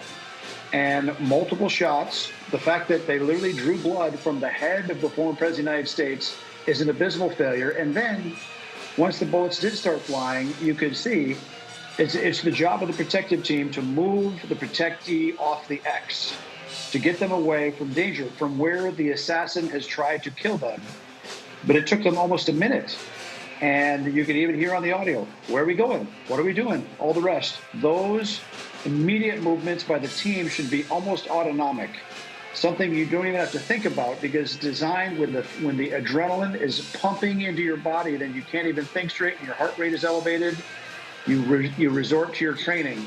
And clearly they had not been trained in that kind of level of stress, or if they had, they wouldn't have passed the test because they didn't pass the test on Saturday. And we almost lost a very, very key political leader for our country. Yeah. Eric, you mentioned, Ed mentioned the private security force. Short of that, if you were asked to advise the Secret Service on where they should improve, we just went through this a few years ago. We had the Secret Service agents getting involved with prostitutes and alcohol in Colombia. We had somebody jump over the fence of the White House when President Obama was in office. There was supposed to be wholesale changes at the Secret Service. What would you advise they do now? Perhaps they should disclose how many people are actually fired for misconduct. Look, anytime you're putting high alpha people out in positions, sometimes people do stupid things, and you have to hold them accountable, of course. But you want some very, very high capable people around the President of the United States protecting them, and you have to almost come at this from a predator's perspective. It's not just a law enforcement job. You have to try to get in the head of who the attacker is going to be, to come and find all the ways that they're going to bring and deliver energy onto your protectee and to protect him from it. And clearly the Washington way failed. And I truly hope that they can reform in time. Yes, there are private sector options available. There's a lot of high caliber people, a lot of high caliber veterans that would step up and help protect President Trump. Trying to integrate them with an insular bureaucracy that doesn't want accountability will be exceedingly difficult. But remember, the Pinkertons were brought in to protect Lincoln because they discovered a plot to kill him. And then the Secret Service was formed to try to protect the president. Maybe it's time for some different reforms, or to give that mission to somebody else, because I can't tell you. Well, we all have imaginations. Imagine what America would be going through right now if Donald Trump was assassinated on Saturday. We were literally less than 1 inch from that happening.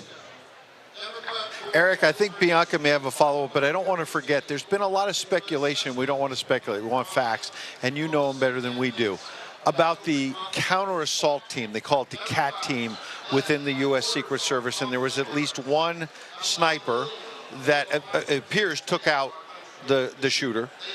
And he had at least one spotter trying to help. And there's a lot of confusion about the protocols as to whether they had to wait until the former president was shot at before they could shoot back. Was there a delay in what was seen? So I don't want to put words in your mouth. What do you think about what you saw, about whether there were mistakes there, the protocols, all of that? What are your thoughts? Well, when the bullets started flying, you saw the two counter-assault team members. There's only two assigned to former presidents right now. Yes, from what I understand, there is a do not shoot first rule, which is why they sat and looked at that guy and waiting. But even the guy, if you watch the video taken from stage right, looking up past Trump for the guy up on the building, he actually comes off his gun. It's almost in disbelief. Again, he should not be coming off his gun. He should be taking that shot to kill the attacker immediately. And the fact that they have to wait until they see someone with a long gun pointing at their protectee and wait till they take a first shot is an asinine policy. I can't imagine that's sustainable. Yes. Eric, Donald Trump spoke today in social media and says that RFK Jr. should be having Secret Service protection, which Biden has refused. Your thoughts on that? And I think the White House, pardon me, is now saying they will go forward, they will go forward, because yes, of that pressure. Because of that pressure, yes. So your thought on that, the conversation they had, and now finally a shift. Sure, the fact that both his father and his uncle were assassinated while in office is disgusting. And yes, he should be protected. I hope Trump makes him part of his cabinet somehow, because he'd be a magnificent reformer of our completely screwed up healthcare and food and medical system. We need him around too. Eric Prince, you're absolutely right. Your knowledge of this is fantastic. We appreciate your insights, and we hope to have you back on N2. Thank you, sir. Thank you. Okay, guys. Very serious situation. Thank you so much. And he brings a lot of facts to the table. I don't want to interrupt, but I want to go directly to David Sachs. He's somebody who's sort of a big tech entrepreneur who brought a lot of former Democrats, I guess, out in San Francisco to come to a fundraiser and support Donald Trump. The Trump team today told us this speech might get spicy. Let's see.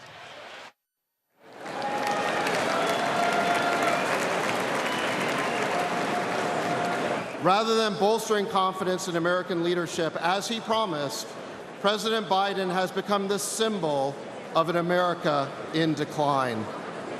This may be our present, but it does not have to be our future.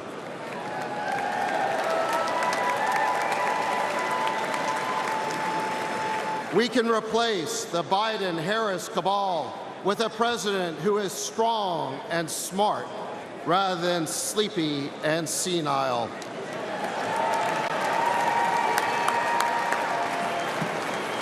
Or, in her case, clueless and embarrassing. A president who understands that you build the most powerful military in the world to keep America safe, not to play the world's policeman.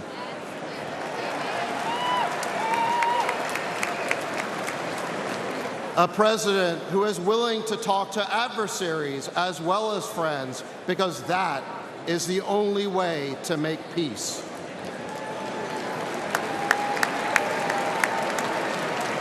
A president who will stand up to the warmongers instead of empowering them. My fellow Americans, we need a leader who commands respect and demands reciprocity from other nations. We need strength and savviness in the White House Situation Room, even if the crisis hits after Biden's bedtime.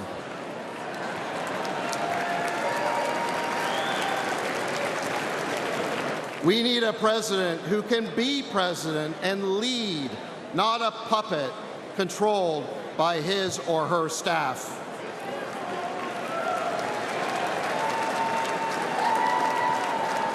We need order in our cities, order at our border, and order restored to a world on fire. My friends, we need President Donald J. Trump back in the White House. Thank you.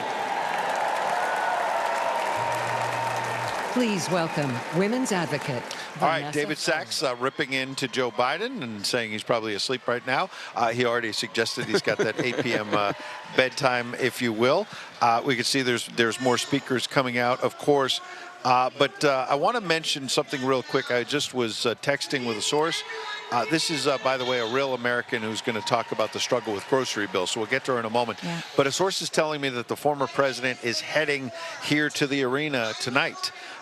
And wants to have some kind of a show. I don't know if he's going to come to the floor. I don't know if he's going to be sitting in the family box. But this would be the first up-close glimpse that a lot of his fans and faithful Republican Party faithful would have to see of him after the attempted assassination. I asked Jason Miller about, what can we expect to see when we see Donald Trump for the first time. He said he is wearing a bandage on his ear, and part of his ear is missing. And so, what will Donald Trump's appearance look like? That's going to be a big factor in all this. And Bianca, on that point, the newspaper columnists from the New York Post and the Washington Examiner that got to interview him on the plane from Bedminster, New Jersey area to here in Milwaukee last night, they got time with the former president, but to John's point, they were told by the staff, you can't take photos because they did not want to show the bandage just yet. And we don't know what's going on with his health. Obviously, there are reports that he lost part of his ear, as John said. Don't know if it's impacted his hearing. There's a lot we still don't know about what's going on. No, and I think it was smart to give comments, but maybe reserve the reveal in a form or fashion that he wants. I mean, there's lighting. He can control sort of the setting of where he walks out, and he deserves that, and he's earned that right. And I think it would be amazing for him to kick off this Monday, day one, by coming at least and giving a tease of what's ahead. So I know you have some good sources, Ed. There's been excitement in this arena with the music and the rest of it. Yeah. But if Donald Trump actually shows his face, I mean, he could just stay behind the scenes. But I would think if he comes here, he's going to want to show his face. He might come out on stage and do a little, I don't know. We shall see.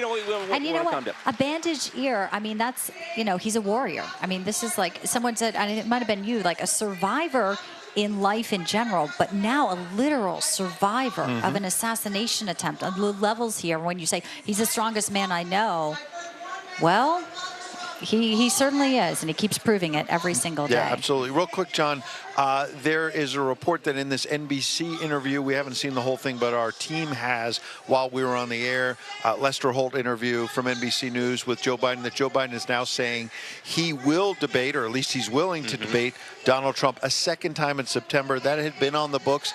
I wonder if Donald Trump will go through with it. I mean, if he's ahead, he could say, I've already beaten the man. I mean, he would have to be a lot further ahead, I think, than he is right now. And looking back on the opportunity that it created in the prior debate, it would be hard to imagine Donald Trump wouldn't relish the opportunity to get back on the stage and debate Joe Biden. And the question also, how would Joe Biden prepare for this second debate differently?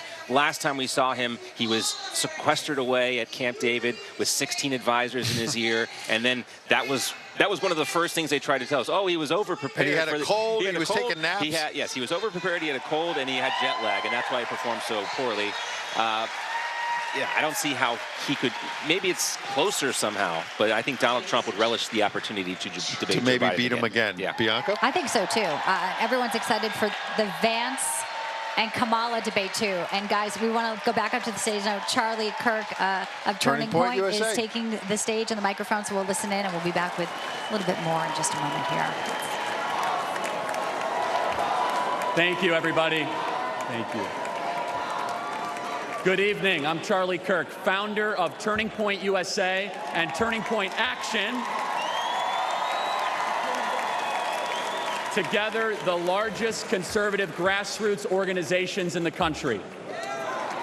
Thanks to our work, I talk to a lot of young people on campuses, at our events, on my radio show, podcast, and social media. Said differently, I visit college campuses so you don't have to. I hear a lot from young people about their hopes, their dreams, and their fears. You see, young people are idealists. They respond to vision. For the past 4 years, they've seen the vision of the Biden-Harris regime. That vision is, you'll own nothing and be happy.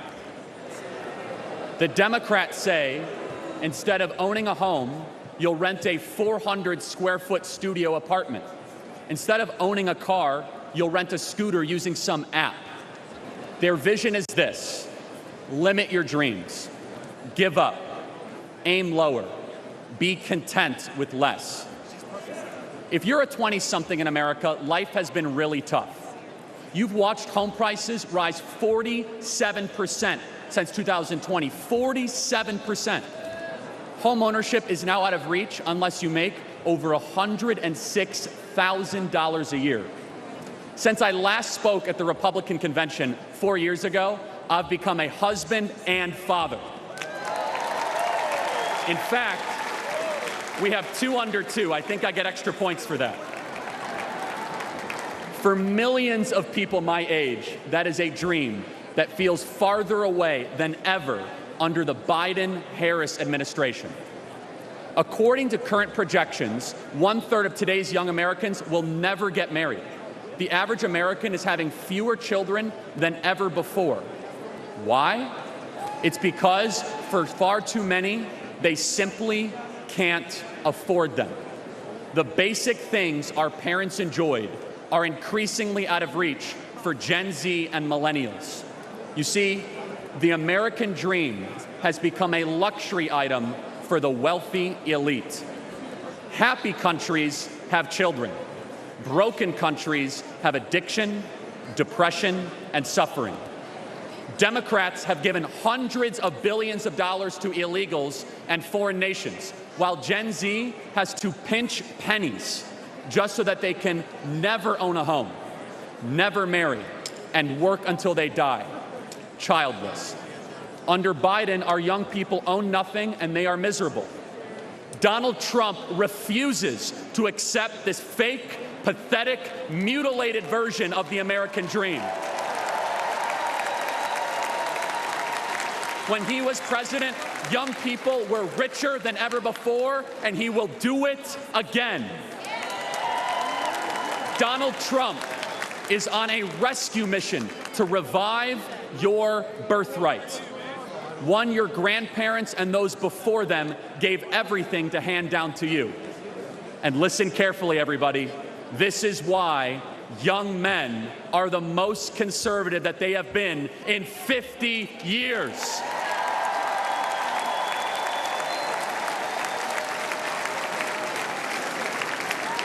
To all the Gen Zers watching this convention on TikTok right now, I have a message just for you. You don't have to stay poor. You don't have to accept being worse off than your parents. You don't have to feel aimless and unhappy. You don't have to support leaders who lied to you and took advantage of you for your vote. America's future is a series of choices. Our current state of slow motion national decline is a choice. This November, we're going to choose success. We're going to choose to put the future of Americans first. We are going to choose to no longer be spectators this election. We together are going to do the work to save America. We are going to choose to work harder than ever before, to chase ballots, to vote early, to register new voters, and all of us together working harder than ever, we will fire the Biden-Harris regime and put Donald Trump back in the White House where he belongs. God bless you guys. Thank you so much.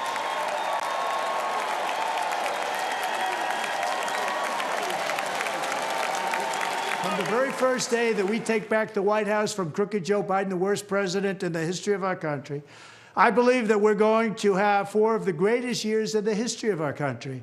I will once and for all secure our elections. We're going to go to paper ballots. We're going to have same-day voting, voter ID. We're going to do it properly. We're going to have good, secure, beautiful elections. We never want what happened in 2020 to happen again. But until then, Republicans must win. And we must use every appropriate tool available to beat the Democrats. They are destroying our country. Whether you vote early, absentee, by mail, or in person, we are going to protect the vote. That's the most important thing we have to do, is protect the vote. Keep your eyes open, because these people want to cheat, and they do cheat. And frankly, it's the only thing they do well. We will make sure your ballot is secure and your voice is heard. Many Republicans like to vote on Election Day, and we must swamp the radical Democrats with massive turnout on Tuesday, November 5th. The way you win is to swamp them. If we swamp them, they can't cheat. It just doesn't work out. But if you can't make it, you need to make a plan, register, and vote any way possible. We got to get your vote. So with your vote, we will win a victory the likes of which no one has ever seen before. We will evict crooked Joe Biden from the White House, and we will take back our country on November 5th, 2024, the most important day in the history of our country. That's what it's going to go down as. Thank you. Ladies and gentlemen, please welcome the chair of the RNC Committee on the Platform, United States Senator Marsha Blackburn of Tennessee.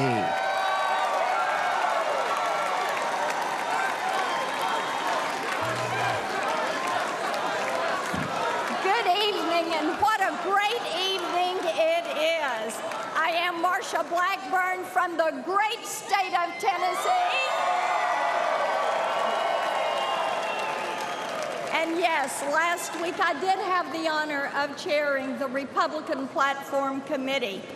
We produced a different kind of platform, one that is dedicated to the forgotten men and women of America.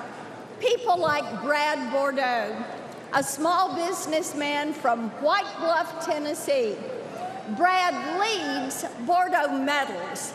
By the end of the Obama-Biden administration, high taxes, massive government spending, and overregulation almost put him out of business.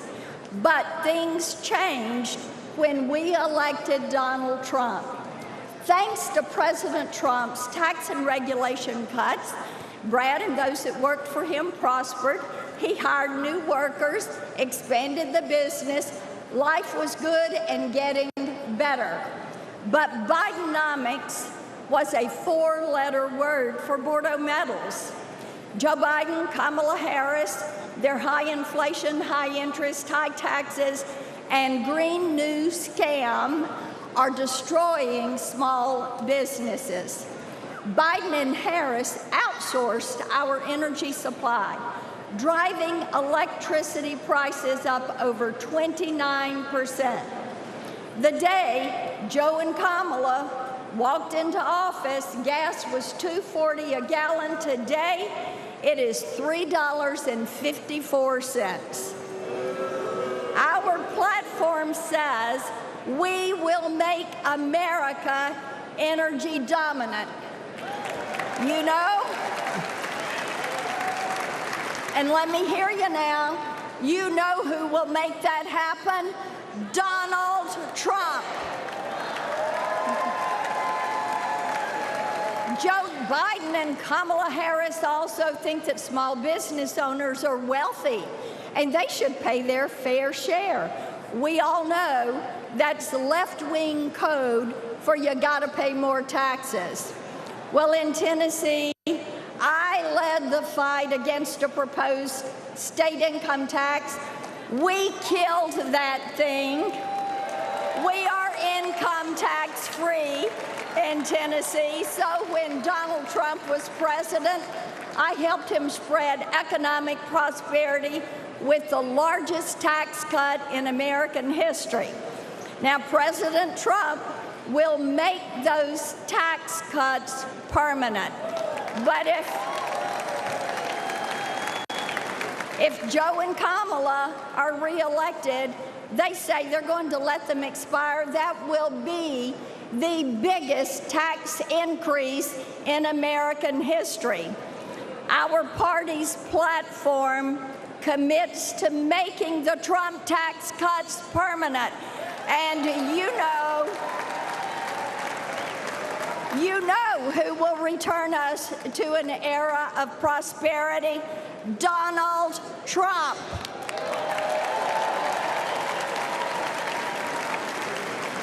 Now, Joe and Kamala, bless their hearts, they couldn't help themselves. They hired 85,000 new IRS agents to harass hard-working Americans. IRS penalties have surged 300%. And they're not on big corporations. They're on gig workers, freelancers, small business owners, and the self-employed. Let me ask you a question. Who is going to look at those 85,000 IRS agents and say, "You're fired"? Donald Trump.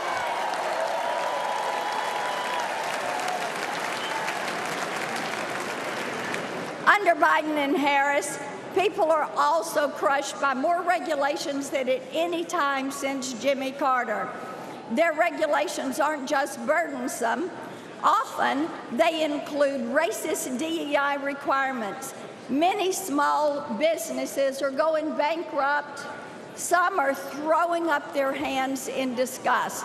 Our party's platform pledges 7 times to cut regulations that are killing jobs and costing you thousands of dollars. Now, you know who will slash that red tape and return this country to economic greatness? Donald Trump. The harmful Biden-Harris policies are why so many small business owners, like Shana Gray, she is a black female owner of Great Jet Cafe right here in Milwaukee. She voted for Biden in 2020, and in 24, she is voting for President Donald Trump. Our platform is a promise to people like Shana, people like Brad, and President Trump will keep his promises just like he did the first time. So I've got one more question for you. Who should be the next President of the United States? Donald Trump. God bless you, protect you, and God bless and protect the United States. Thank you. All right, Senator Marsha Blackburn. Interesting, but I think something bigger is what's happening on one corner of the floor as she spoke. All kinds of delegates, John and Bianca, are lined up with their cameras at one particular tunnel right behind us to my right, suggesting we're getting reports that maybe some Trump family members are about to walk out on the floor. And in fact, I see Donald Trump Jr. Here they come. You may be blocked a little bit. I see Tiffany Trump. And the question is whether or not the former president will join those family members or not. And if we can get a camera on the floor, guys, they're heading, it appears, they're going to go up to the family box. Towards the family box. Yeah, there's a family box which there. is up high in the sky. Who we haven't seen also yet is Barron Trump. He was announced as an official member of, the escort committee for the president. It's all family members, and we haven't seen Barron as part of that. But Tiffany Trump is here. And we haven't seen Melania yet either. We have not seen Melania yet That's either. right. And the question is whether or not maybe the former president will walk with them or whether he might be up in the family box to greet them. I had a source saying about 20 minutes ago that the former president was headed here. John has a second source saying the same, and now I believe your source is saying that he's arrived. He's behind the scenes. One source says he's arrived, and my other source says they don't have eyes on him yet. So somewhere they're in between waiting. that. So we'll let it play out, and we don't want to get ahead of the facts. But these family members heading up perhaps to the skybox tells you, and I see a line of photographers with those family members, that it seems likely that the former president might want to greet his family. And also, as big as that, because family comes first, is there's a big crowd here, Bianca, here and watching N2 and all the other networks who want to get a glimpse of him. They're concerned about what happened Saturday, and they're excited about the future. And there's Donald Trump Jr. J.D. Vance. It looks like he's with J.D. Vance and Eric Trump, Kimberly Guilfoyle, and you can see the family gathering. And a lot of people want to get a glimpse of the former president. Yeah, a triumphant glimpse, because the last time we saw him, he was getting put into that vehicle. He did just do a taped, they just played a tape of Donald Trump a little while ago. So that was obviously, you heard Speaker Mike Johnson. House. And then you heard Marsha Blackburn just saying, Donald Trump, Donald Trump. And then with the people gathering around her, when she says it another time, is he going to walk out? So it sounded like a cue, perhaps, but it didn't But it wasn't. So, but he's a master of sort of creating the suspense. You just saw J.D. Vance getting in his seat. You see the family getting in his seat. Are we going to see him speak? Which would be, I think, also an interesting development. To say anything. I think if they wind up in the family box, they probably will not be speaking. It looks like they're sitting down getting ready to watch something. Yeah. Okay, so we'll see. And the speakers we have left tonight are... We'll see who else we have. We have the head of the Teamsters Union that's supposed to speak a little later. And Sean O'Brien. Oh, there he is. And there's a bandage. Wow. The first time we're seeing Donald Trump backstage with the bandage on his ear. Oh, my. What a picture. And you can see some of his advanced staff there putting it together.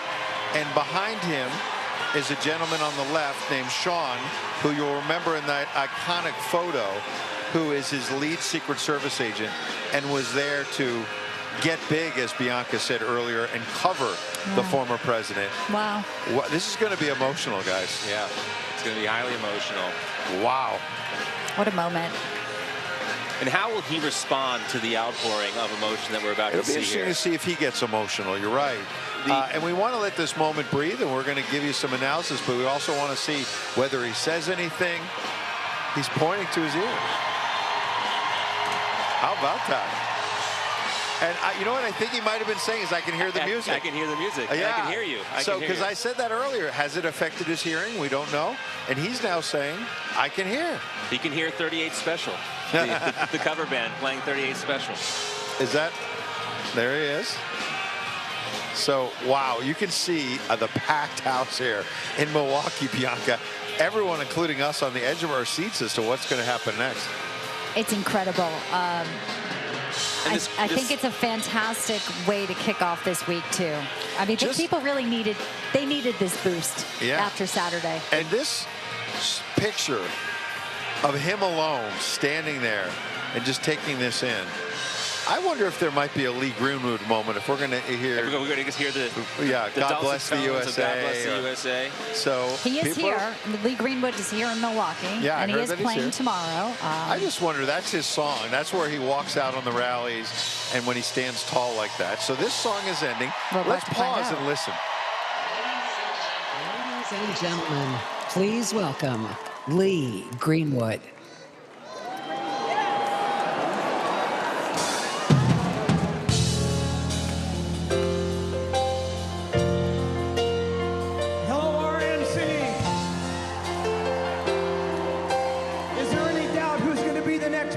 Of the United States. Prayer works. This nation based on faith. Prayer works.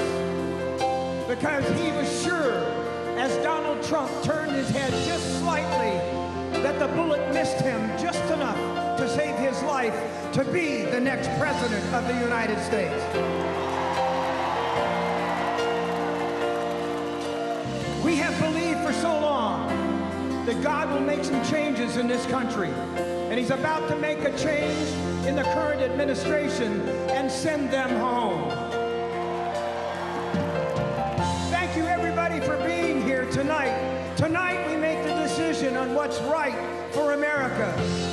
More prosperity, less gas prices, less food prices, help for our veterans, and God bless our military wherever they are in these United States. And abroad, there would be no wars. Ladies and gentlemen, please welcome the next president of the United States, Donald J. Trump.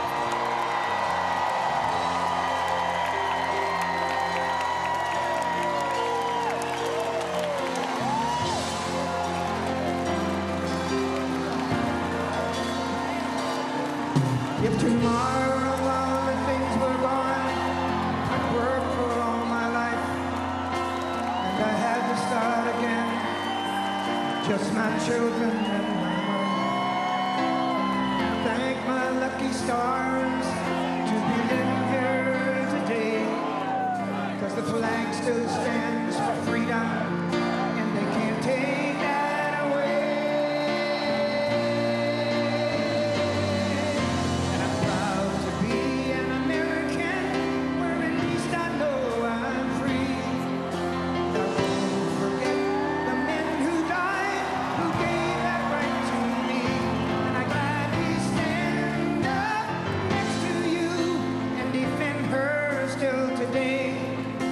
There ain't no doubt I love this land. Sing it!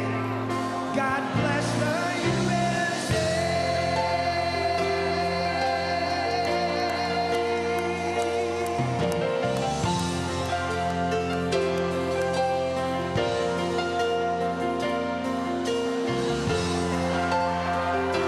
We are here tonight for one purpose, and that is to elect Donald J. Trump as the next president of the United States.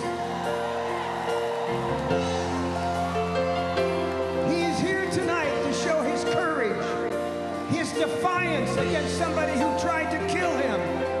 You will not take this man down. He has the courage, the strength, and he will be the next president of the United States.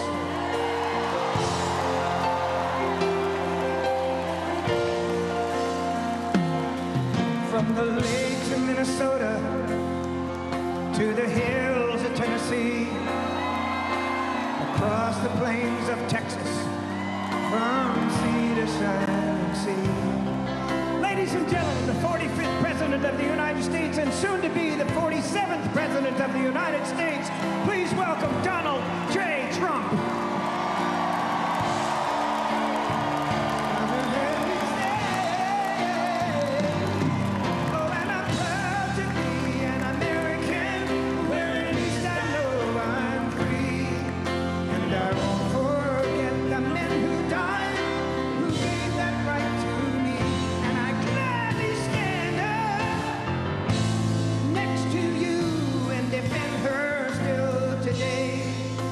There ain't no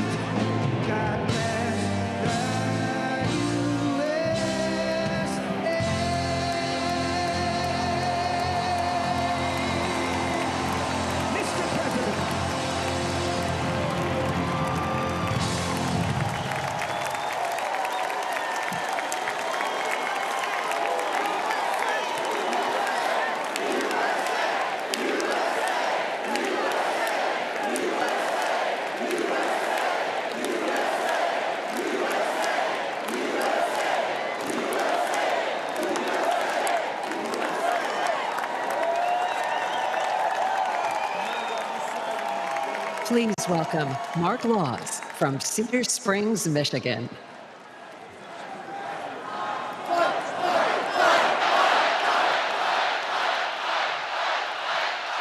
Wow. Wow. So what a moment or two. And they're chanting, fight, fight, fight. And John and Bianca, we called it. Lee Greenwood comes out. God bless the USA. And I think you saw it on the screen, but up close, he walked pretty close to us. He looked like he was tearing up and was getting emotional, John. Clearly emotional, clearly struck by the moment, and obviously overwhelmed by what has occurred over the last just few days to be in this position. That bandage, Bianca, what a... It kind of takes your breath away, right? Yeah. To see his love for the country, his strength, and then his love for, you know, his family, that he is going through all of this and coming out tonight. It does take your breath away, I think, a little bit to see where we are in the past. It's only been, what, 48 hours, 72 hours here? And Monday, day one of the RNC, already historic. It's hard to imagine how it could get more. And this is gentleman here to follow him. Mark Laws is a senior.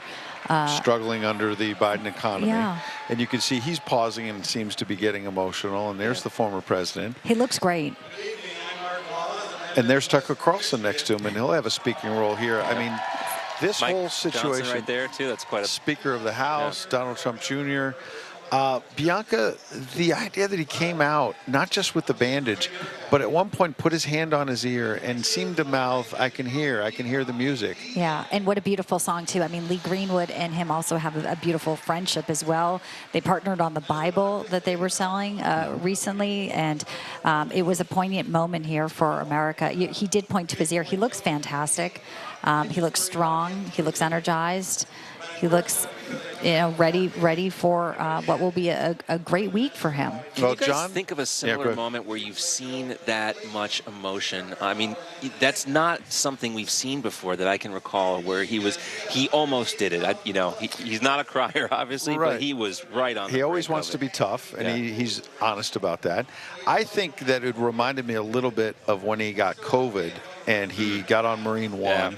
And went to Walter Reed Medical Center and was under doctor's care for several days. And there were reports that it was getting quite serious. And then he made it back. And when he climbed up, came off the helicopter and was at the White House residence and waved and took the mask off. Yeah. He was emotional there, obviously. I love the symbolism, too. He's up there with his vice president pick. J.D. Vance announced today. Byron Donalds flanking him on the other side. Speaker Johnson. This is the face. This is the GOP that will take America. God willing, you know, we the people have to vote, but this is sort of the forward-looking, and they are all here in the House tonight in Milwaukee, and I think sort of the symbolism of that is very strong, too, that there is a united, you know, we keep saying that the spirit here is positive, but it is. It is, and there's a face there, and he's showing it, and he's inclusive with everybody. So, you know, last hour when you guys were teasing me a little bit about, well, who's your source? Who told you that he's on the way over here, the former president? The person who's friends with the former president who told me he's on the way just texted me while this was playing out on N2 and simply wrote, I'm crying. This is a grown man who's a friend of mine as well. And I suspect there are a lot of people who are close to this former president, John, but also people who have never met him before, but have voted for him twice and are ready to vote a third time, who got emotional watching that too. Yeah. And this is the third wave of the Donald Trump takeover of the GOP. It's fully his now. And I think, too, with the picking of J.D. Vance, that was part of the projection towards the future on what the MAGA movement is going to look like. All right. So why don't we listen in to see what this retiree has to say about Joe Biden's America and why he's voting for Donald Trump. That we grew up. Cutesy time is over. We need to, all of us, put our shoulder to the wheel and push along and get Mr. Trump, Donald Trump, to be number 47 again. Thank you, and God bless America.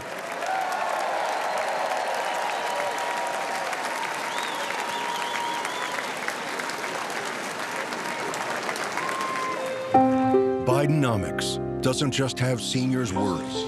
It Here we go. So there's some more videos, and we've got some more speakers. I mentioned that the president of the Teamsters will be coming up shortly. And that's important as well, John, because Donald Trump, it's almost like you're writing a book about Ronald Reagan, and we had these old Reagan Democrats in states like Wisconsin and Michigan, the heart of the country, union members. We've heard from some of them tonight, Bianca, and they became Reagan Democrats. And there are Trump Democrats as well. Yeah, there are Trump Democrats. You just said that, and it's kind of a non sequitur here, but I'm thinking about, there was one debate between Ronald Reagan and Jimmy Carter, and it changed the entire, and it happened right before Election Day, and everyone thought Jimmy Carter was winning up into that, but it changed, and that's something else that I did. That debate has changed the trajectory of this campaign, and now we know there's going to be a second debate as well. Or at least Biden is saying he'll show up at one. Biden's saying he's going to show up at one. But yes, I think there are a lot of... All right. I think that's supposed to be on ABC, that one. That's what they had agreed to. We'll see if it goes forward. Okay. Well, we've turned around the video. Our team's doing a great job. Maybe we'll let this play out. We can, Bianca, you can add some thoughts as you see it a second time. It was breathtaking the first time. We just saw this moments ago, but if you are just joining us here and you missed it, it's a powerful moment as Donald Trump unannounced. We got word here. We told you he'd be coming. First time we've seen him in the flesh with this bandage over his ear after the failed, thank God, assassination attempt on his life. He's a little stoic. And we were all kind of reading the room here. We knew people would be greeting him. But I think the overwhelming response there was probably so powerful for him as well, not just us. Yeah, at the beginning, he looked almost a little nervous. You could see he almost walked into that lady. There's stage managing. These are some of the advanced people by his age. This is the tunnel right next to our workspace, and there are some rooms there. This is normally the arena where the Milwaukee Bucks, the NBA team, plays. There's all kinds of rooms that are normally locker rooms and media rooms. And I peeked into a couple of them yesterday when we got here early, and there are teleprompters in these rooms and stuff where people practice their speeches. It's just behind the scenes. And yesterday, John, Bianca, and I sort of had the run of the place. There are bathrooms near there. There's places to get a drink. Today, they locked it down because they knew he was coming. And we couldn't really move around those backroom corridors. Yeah, we didn't have that gold pass that you needed to go to that exit that was, as you said, open yesterday. You just have to wonder what he was feeling, too, and I'm sure he'll share it, and he did retool his speech. And also, remember today, guys, he also had a huge win legally. The classified documents case was dismissed by Judge Eileen Cannon. So this man he was nominated officially with the delegates today as they did their count. He picks his vice president, makes it official. But he had a huge legal win today. So the emotion he must be feeling as well as he did this. But again, I really felt like he did this for the people here, but I think a little bit of him, he wanted to come out and make sure that he could be seen, not wait till Thursday. It provides the opportunity to have some amazing bookends on this convention. Monday night, it begins with this very emotional entrance by Donald Trump. First time we've had a chance to see him in this type of forum since the shooting, and then we'll see him again on Thursday night. We'll actually get to see that speech, the grand finale of the entire thing. And I just got a text from my next door neighbor who said he teared up a little bit. I'm not crying, you're crying. It's a little dusty in here.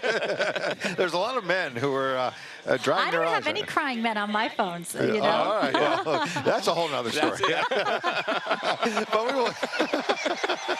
And it's a good one. No. So there he is, and you can see him reacting. You know, and I love I love how close his family is. I love to see, Well, can I ask you about that, by the way? Because we don't see her yet. I assume we'll see her at least on Thursday night, the former First Lady, Melania Trump. We haven't had a chance to really digest that.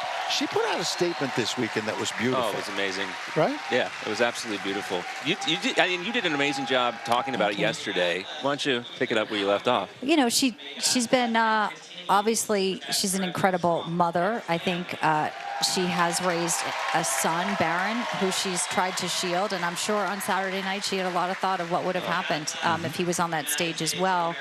She humanized him in that. She said, you know, there was a monster who tried to take away, who saw my husband as this, political pawn, this political... But he's a human being, But he's a human being.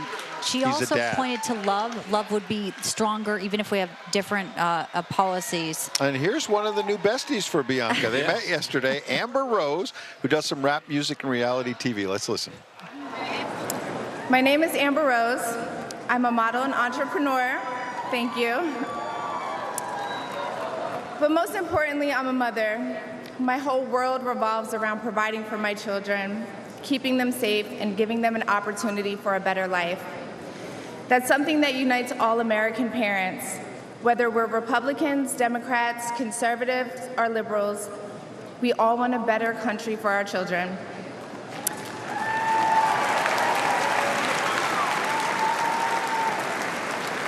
But I'm here tonight to tell you, no matter your political background, that the best chance we have to give our babies a better life is to elect Donald Trump President of the United States.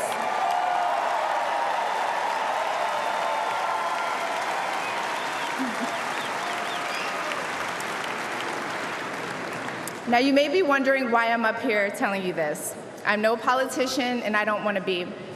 But I do care about the truth. And the truth is that the media has lied to us about Donald Trump.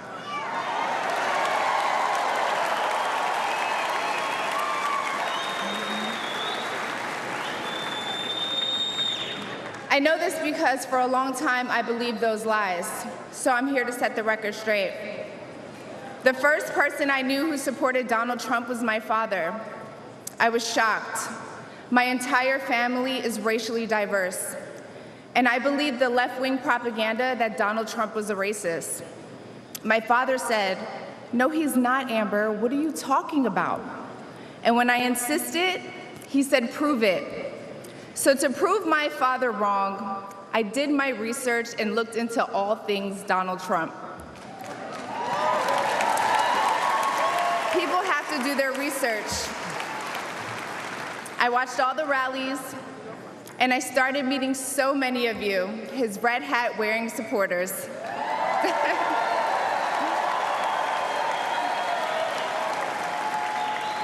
I realized Donald Trump and his supporters don't care if you're black, white, gay, or straight. It's all love.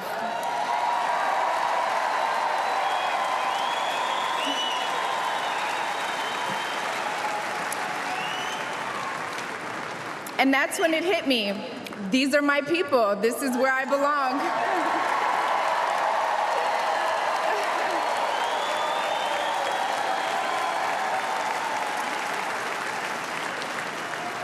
So I let go of my fear of judgment, of being misunderstood, of getting attacked by the left, and I put the red hat on too. Thank you.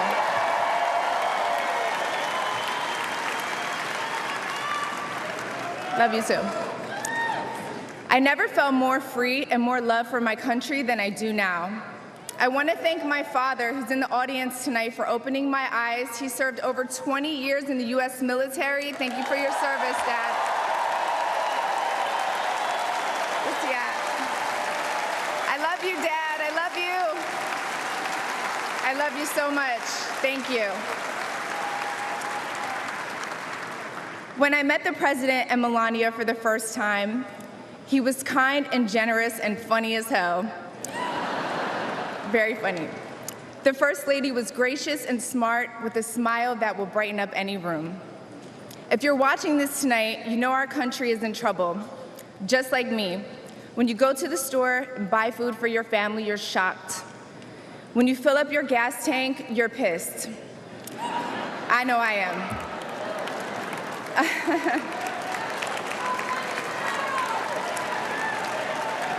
And when you turn on the news, you are just exhausted.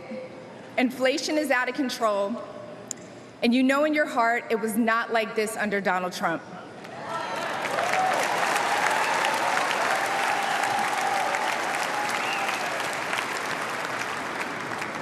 My message to you tonight comes from a humble place.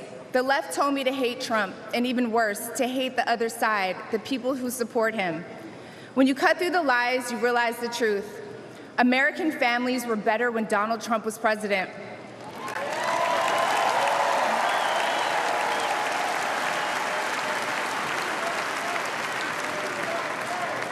We were safer, wealthier, and stronger. A vote for Donald Trump is a vote to put money back in our pockets and good food on our kids' plates. Yes. Or, as Trump would say, it's a vote to make America great again. Thank you so much.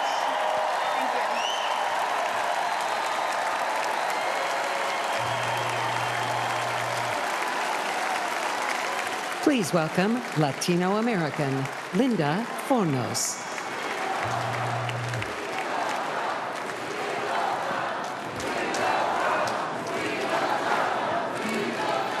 All right, so Amber Rose, reality TV star, and she's done some rap songs, and admittedly there were some conservatives heading into this convention that said that her lyrics are spicy. Why is she at a convention?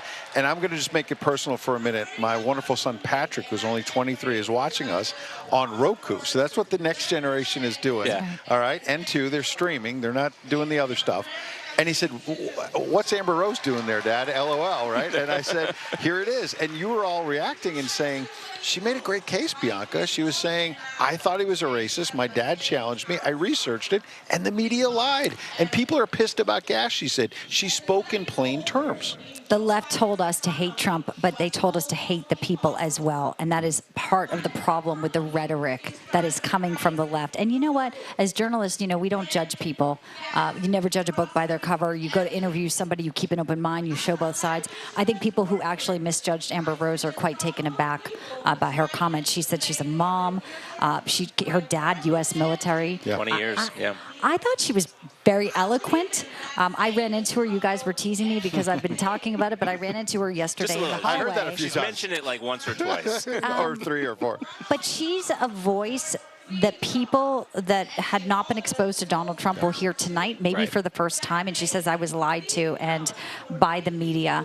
And that's huge thing. And Donald Trump's reaction. Well, and there was a standing ovation, Yes. and Really the great. Speaker of the House, who's quite conservative, Mike Johnson, a man of faith, was giving a standing ovation, as you said, for a woman with a face tattoo who you would not expect to be. And if a year ago, I think you said... That's exactly what I said. I said, can you imagine going back in time 1 year ago and saying, we're about to watch the Speaker of the House, Mike Johnson, one of the most conservative members of the House Republican Conference, stand and give a round of applause for Amber Rose. But, you know, who are we to judge anybody? Even if you know, that's the thing, too. I mean, you know, you talk about a big tent party. There's about, you know, this arena holds about 20,000 people. I don't think it's much bigger than that tonight. It's a much bigger tent in this arena tonight. Maybe the biggest tent we've ever seen for a Republican Normally party. in this tent is the Greek Freak. He's a big NBA star for the Milwaukee Bucks, right? They won the title a few years ago. My son would be impressed with that. Are you going to pronounce his last name? I can't do it. I'm not going to try. Let's just go with the Greek Freak. Greek Freak, that's what I was saying. Yeah. But most importantly, let's get back to the substance. This is a woman named Linda Fornos, an everyday American. They've been highlighting these real Americans, who's a Hispanic voter, and a lot of Hispanic voters are tilting to Donald Trump. Let's find out why. Let's listen. Noun studies. He, she, they, them. I have expected my son to come home with a diploma in advanced day 10 theory. Life was completely different under President Trump. We prosper.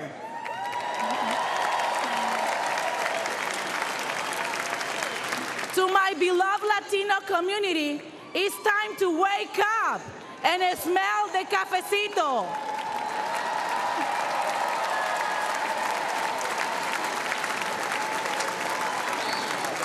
In 2020, I made a mistake that is hard to admit, especially in this room.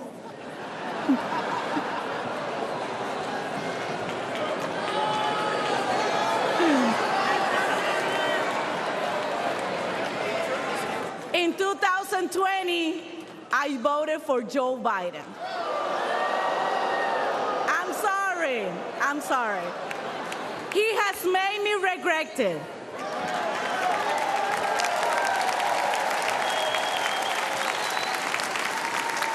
This November, my vote won't be taken for granted.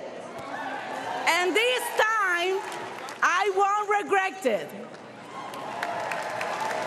Please join me in voting for Donald J. Trump.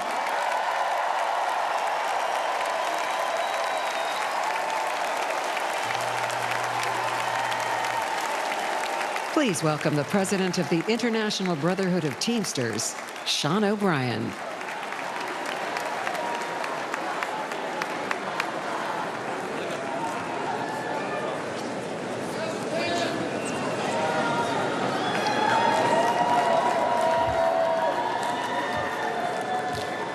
Greetings, delegates and guests.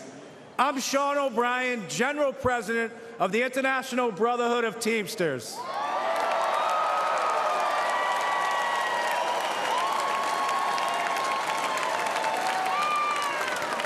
I'd like to give my peeps from the greatest state in the nation, Massachusetts, some props. What's up? First, I want to thank the hardworking Teamsters and union members here in Milwaukee who play vital roles in the building and operations of this convention.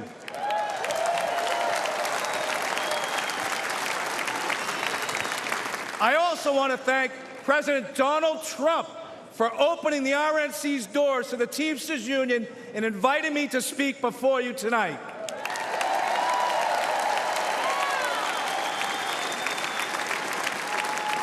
I travel all across this country and meet with my members every week. You know what I see? An American worker being taken for granted. Workers being sold out to big banks, big tech, corporates, and the elite. And I'm not the only one who sees this. Everyday families see it. The American people aren't stupid. They know the system is broken. We all know how Washington is run. Working people have no chance of winning this fight. That's why I'm here today. Because I refuse to keep doing the same things my predecessors did.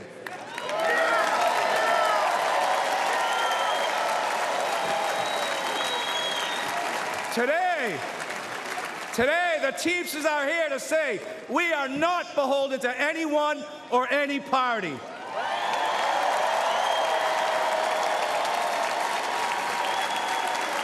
We will create an agenda and work with a bipartisan coalition ready to accomplish something real for the American worker.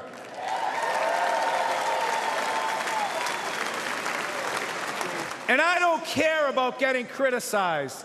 It's an honor to be the first Teamster in our 121-year history to address the Republican National Convention.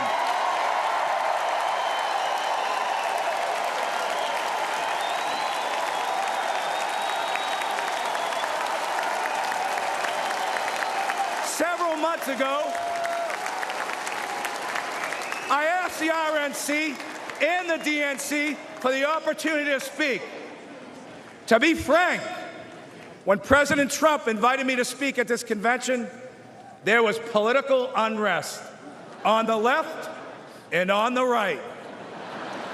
Hard to believe. Anti-union groups demanded the president rescind his invitation. The left called me a traitor.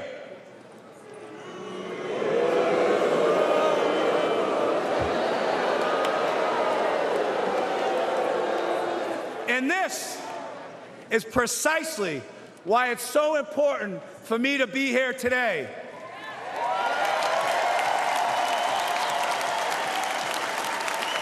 Think about this. Think about this.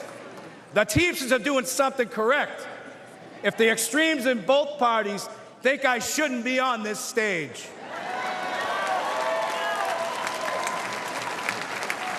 President Trump had the backbone to open the doors to this Republican convention, and that's unprecedented.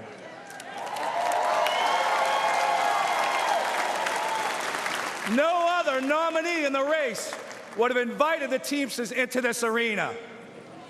Now, you can have whatever opinion you want, but one thing is clear. President Trump is a candidate who is not afraid of hearing from new, loud, and often critical voices. And I think we all can agree, whether people like him or they don't like him, in light of what happened to him on Saturday, he has proven to be one tough SOB.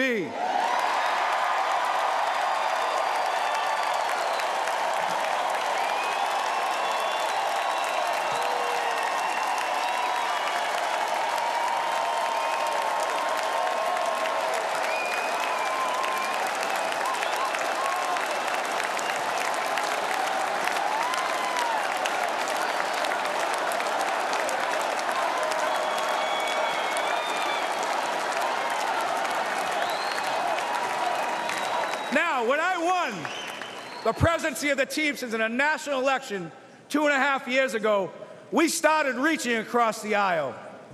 In the past, the Teamsters have endorsed GOP candidates, including Nixon, Reagan, and George H.W. Bush.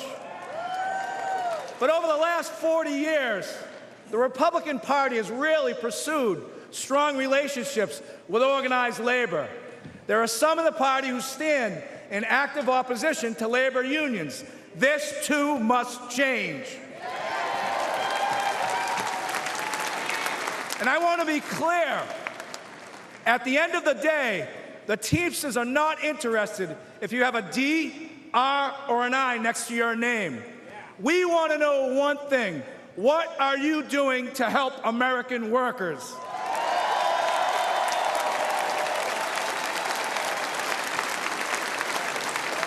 As a negotiator, I know that no window or door should ever be permanently shut. In my administration, the Teamsters reached out to 8 Republican senators who stood up for railroad Teamsters over our fight for paid sick leave. Josh Hawley was one of them.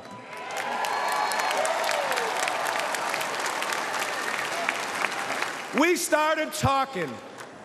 Senator Hawley changed his position on national right to work. Then we started walking.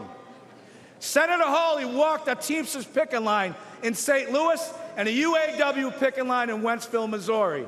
More than that, I want to recognize Senator Hawley for his direct, relentless, and pointed questioning of corporate talking heads, lawyers, CEOs, and apologists. He has shown he is not willing to accept their pillaging of working people's pocketbooks. I know from a career in negotiating that you get nowhere by slamming your fist on the table. The first step is to listen. The Teamsters and the GOP may not agree on many issues, but a growing group has shown the courage to sit down and consider points of view that aren't funded by big money think tanks. Senators like J.D. Vance, Roger Marshall, and Representatives Nicole Malliotakis, Mike Lawler, and Brian Fitzpatrick are among elected officials who truly care about working people. And this group is expanding and is putting fear into those who have monopolized our very broken system in America today.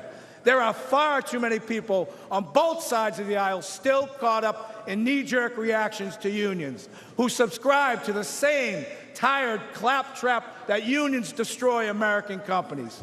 Take a moment to consider United Parcel Service, which is the largest private sector logistics company, and it's been unionized for more than 100 years. More than 350,000 Teamsters make it run. We work for good middle-class wages, quality health care, and secure pensions. There are work rules that ensure fairness and due process for both sides. UPS is the most efficient package delivery company in the world.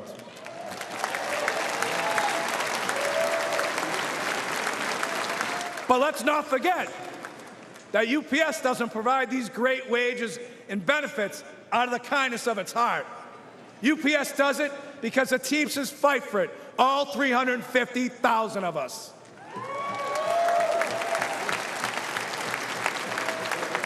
You know, corporatists hate when working people join together to form unions. But for a century, major employers have waged a war against labor by forming corporate unions of their own. We need to call the Chamber of Commerce and the business roundtables what they are. They are unions for big business. And here's another fact.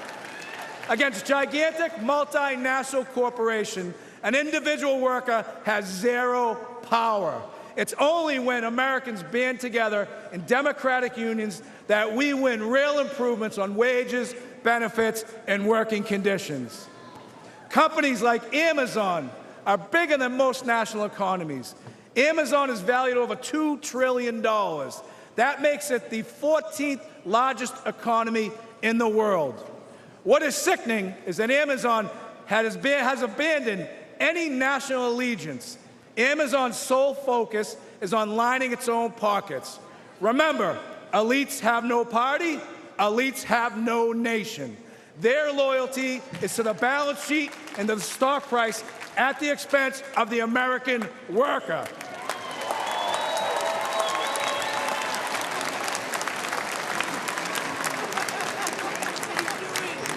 In my office in Washington, D.C., I can see the United States Capitol from my window. I see well-intentioned people arrive in Washington and get eaten up by an unforgiving system. The responsibility to average Americans takes a back seat. The objective now becomes survival.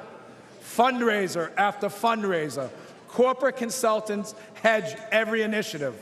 The Hill crawls with lifers, bouncing from government jobs to corporate jobs and back again. I think we can all agree D.C. is a pretty treacherous area. Most legislation is never meant to go anywhere, and it's all talk. And in America, talk isn't cheap. It's very expensive, and it comes at the cost of our own country. Working people know our system is broken. The elites are not laboring on behalf of workers. There is a political caste system that prevents citizens from accessing their representatives to hold them accountable. For a moment in time, working people in America were seen as essential. Sadly, it took a global pandemic for political and corporate elites to notice this fact. But ask yourself this question. Since the end of the pandemic, when was the last time you heard major news outlets regularly refer to workers as essential? You haven't. The men and women who provide goods and services, deliver packages, stock grocery shelves, care for patients, pick up your trash, and keep our communities safe are taken for granted. All the while, the stock market booms, housing prices hit record highs, and corporate salaries skyrocket. But the income of everyday Americans are shrinking in the face of inflation. At the gas pumps, at the grocery store, with the electrical bill, and with the car insurance. This has got to change.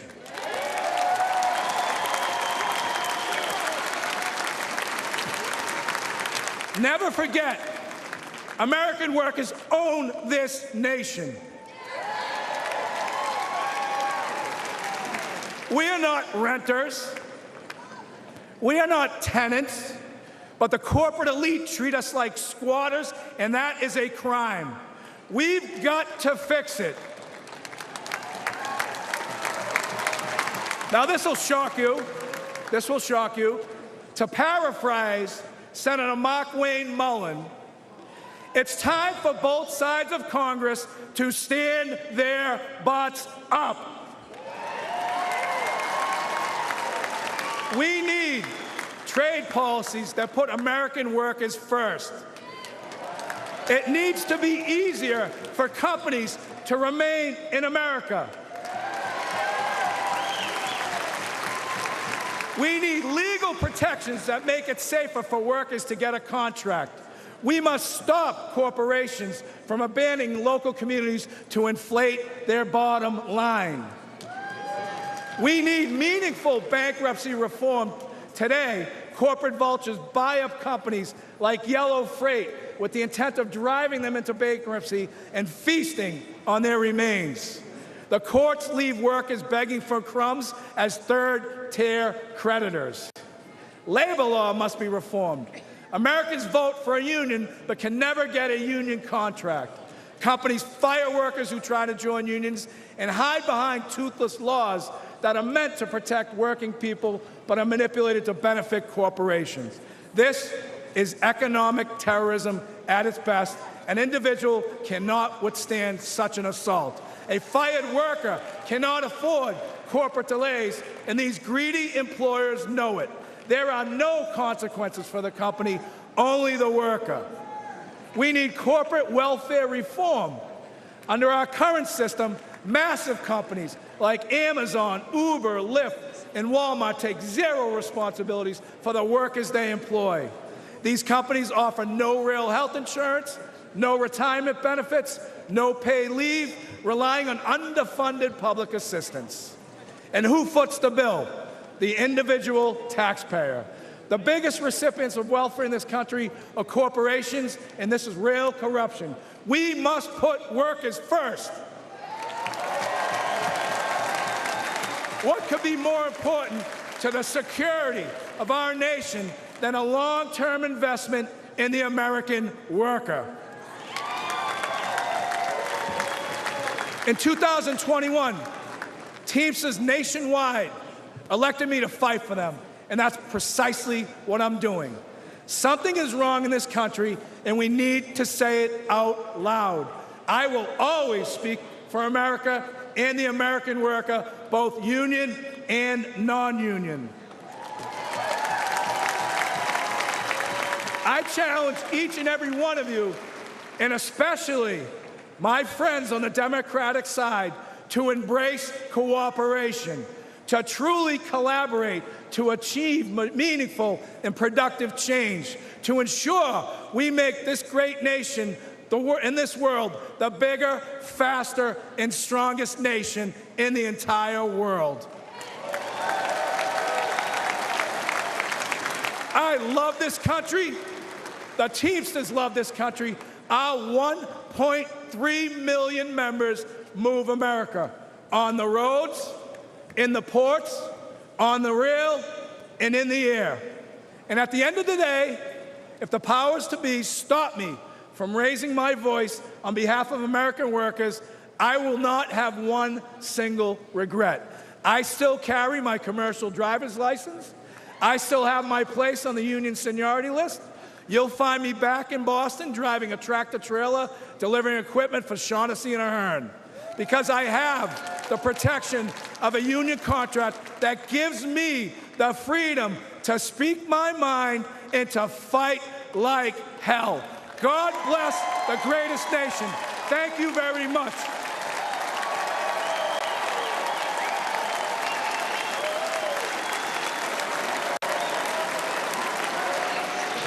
Ladies and gentlemen, and you saw the former president there with his VP pick, J.D. Vance. That is the president of the Teamsters who spoke.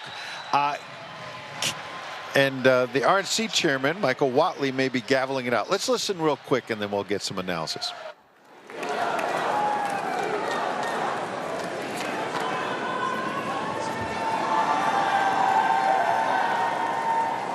For a benediction, please welcome Pastor James Remke.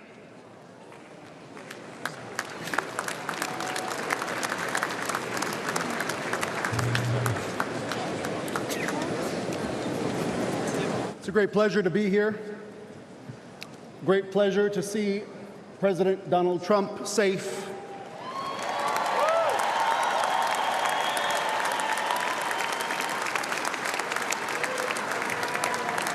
And if I may, before the benediction, give you this promise.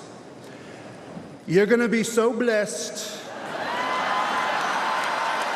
You're going to be tired of being blessed. I guarantee it.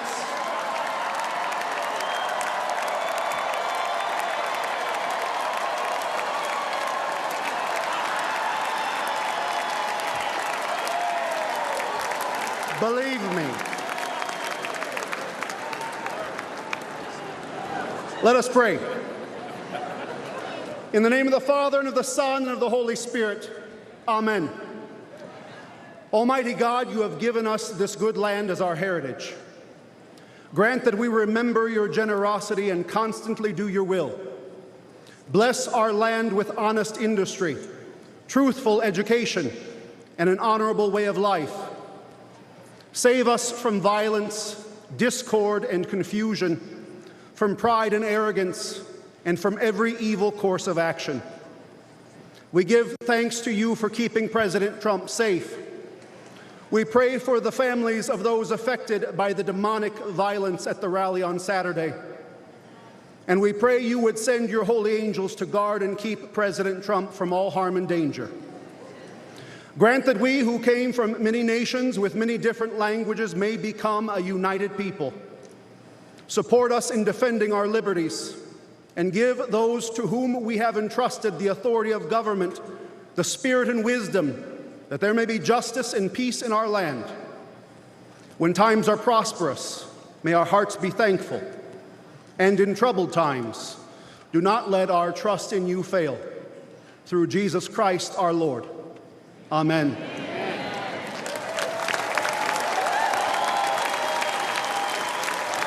The Lord bless you and keep you. The Lord make his face shine on you and be gracious to you. The Lord look upon you with favor and give you peace. Amen.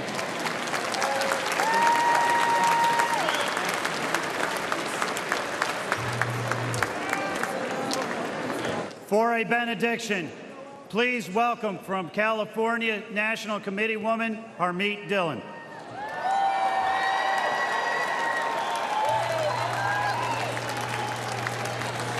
Thank you, everyone. These last 48 hours have been some of the most intense, yet most prayerful of our lives. The heinous attack on President Trump and his supporters made all of us pause and seek answers and comfort. I come from a family of Sikh immigrants.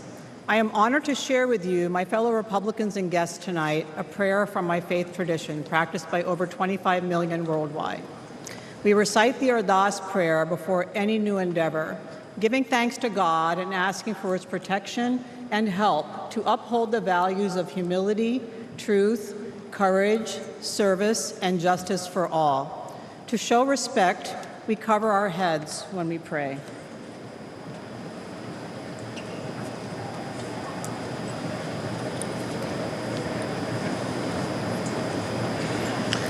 तू ठाकर तुम पे अरदास जियो पिंड सब तेरी रास तुम मात पिता हम बारक तेरे तुमरी कृपा में सुख कनेरे कोई न जाने तुमरा अंत ऊंचे ते ऊंचा भगवंत सगल समगरी तुमरे सूत्रधारी तुम ते होए सो आज्ञाकारी तुमरी गत मित तुम ही जानी नानक दास सदा कुर्बानी. Dear Waheguru, our one true God, we thank you for creating America as a unique haven on this earth where all people are free to worship according to their faith. We seek your blessings and guidance for our beloved country.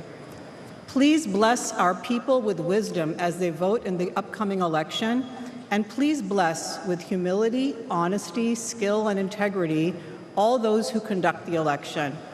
Finally, we thank you for the Chardi Kala spirit that we have witnessed in President Trump. That is, the tireless and uplifting spirit that is sustained even in the face of violent adversity, like a founding father centuries ago. And we thank you, dear God, for protecting his life. We thank you for his examples of nirbha, fearlessness, and nirvair, the absence of hate when faced with vitriol. These examples of extraordinary calm inspire us. Nanak Naam Chardi Kala Tere Bane Sarbata Pala. May your name forever be exalted, spreading happiness and blessings and good spirit, that everyone may prosper and enjoy the grace of your peace. Thank you.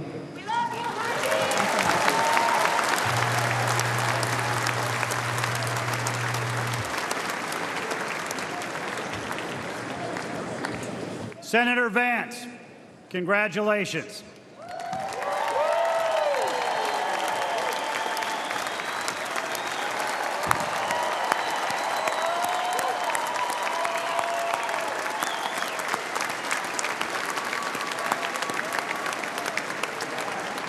President Trump, we are honored to have you here tonight, and on behalf of the entire Republican Party all across America, we are grateful for you to be our nominee for the 47th President of the United States of America.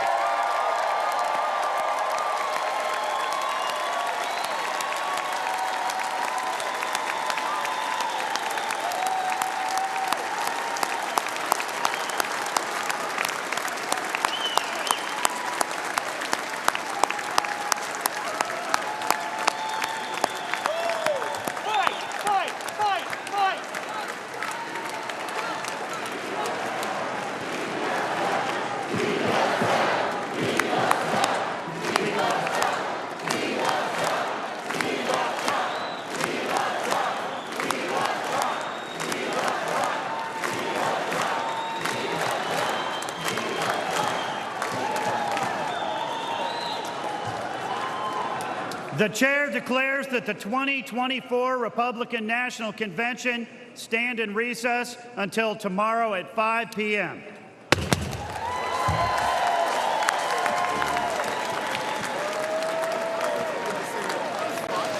And with that, the gavel comes down on a rather extraordinary first day at the Republican National Convention 2024. Let's see, we have one criminal indictment dismissed. We have a vice presidential nominee picked.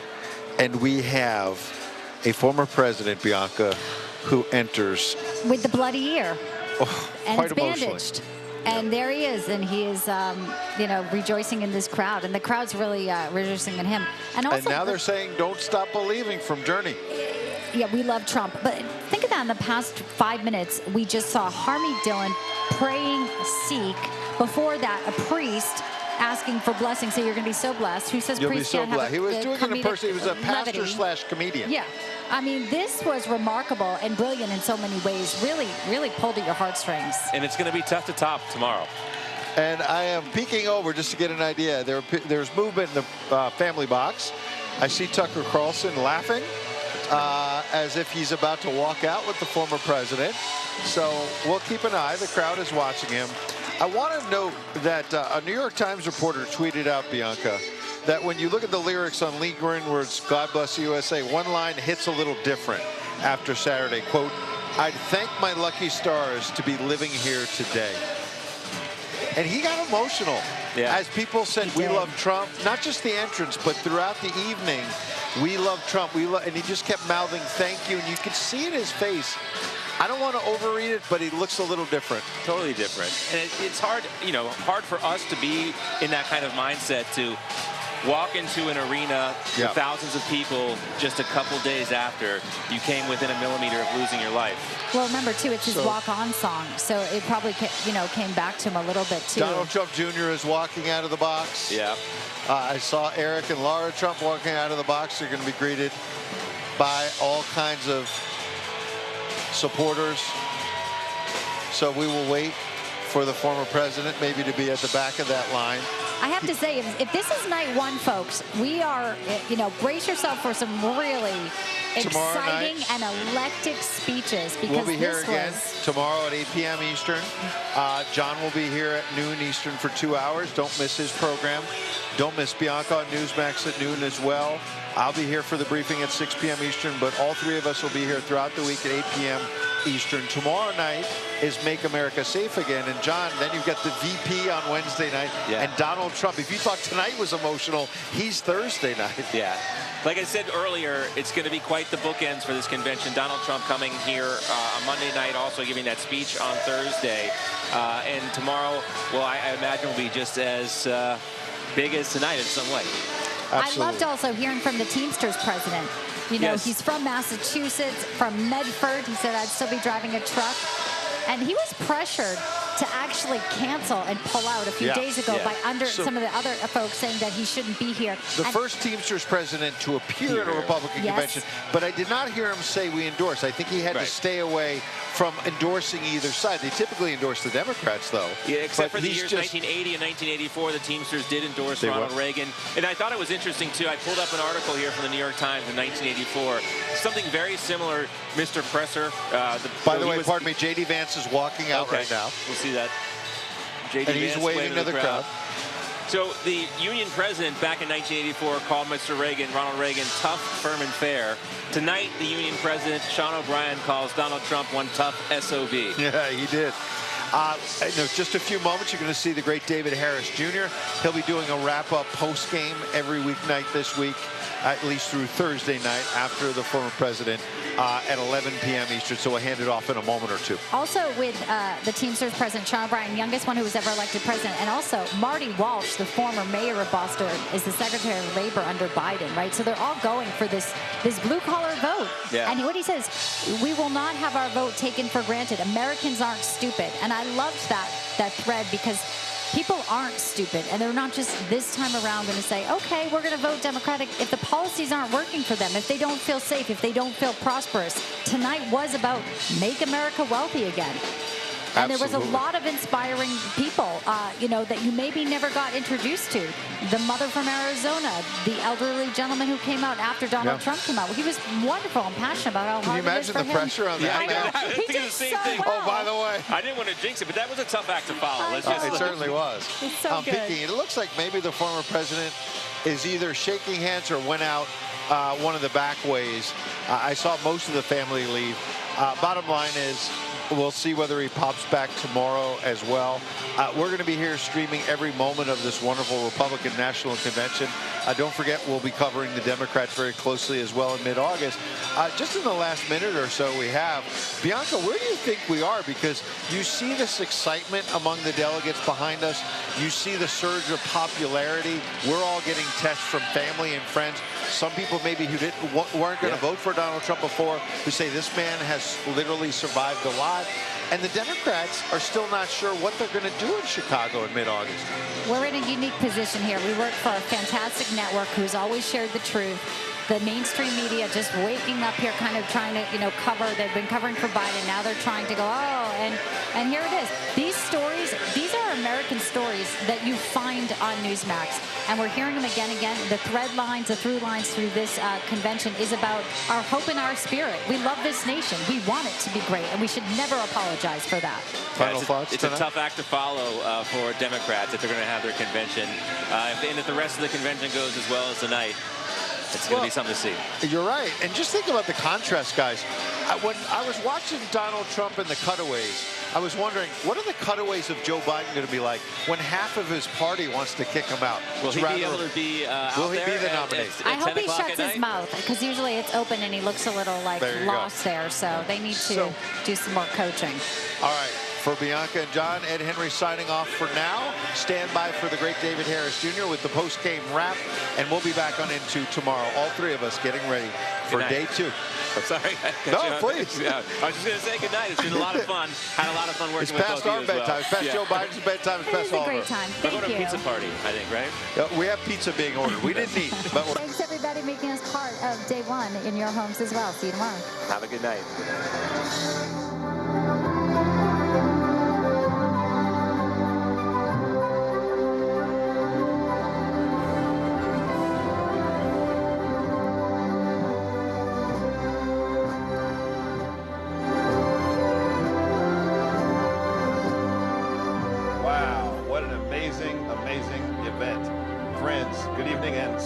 Welcome to a very special edition of The Pulse. I am David Harris Jr., and we are live right after the Republican National Convention. You know, we've got so much to talk about.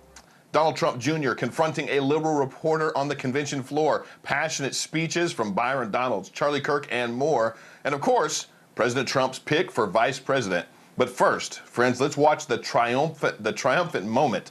Less than just an hour ago, that President Trump made his first public appearance since his attempted assassination. Ladies and gentlemen, please welcome the next president of the United States, Donald J. Trump.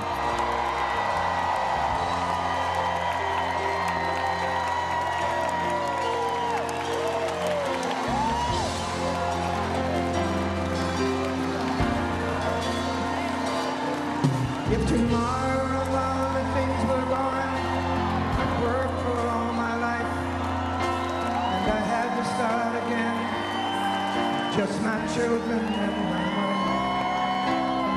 Thank my lucky stars to be living here today, 'cause the flag still stands for freedom, and they can't take that away.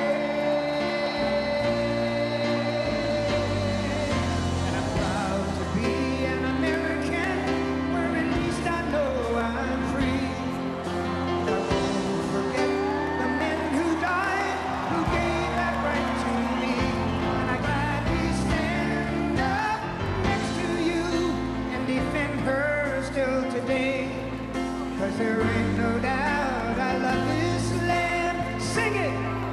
God bless the USA. God bless the USA. Thank you for blessing us this past weekend and keeping President Donald J. Trump alive for us. And you know, he could be gun shy. I mean, just walking into a big crowd of people, I think he proved that he's not gun shy when he stood up after taking that bullet, that shot. Donald J. Trump as the next president of the United States. There were some shots in his chest area. At least one I saw. He's here tonight to show his courage, always wears his defiance Kevlar and against somebody who tried to kill him. You will not take this man down.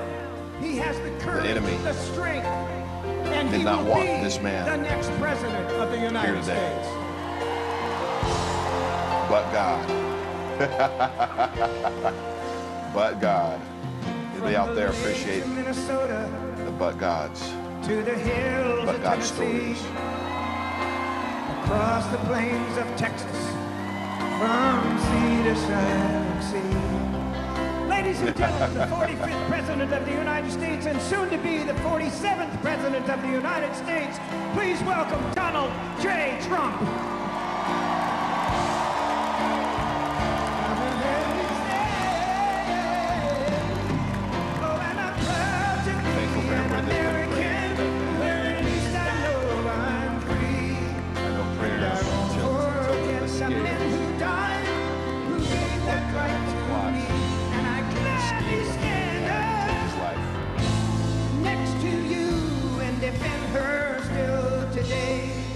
Cause there ain't no doubt I love this land. God bless the USA.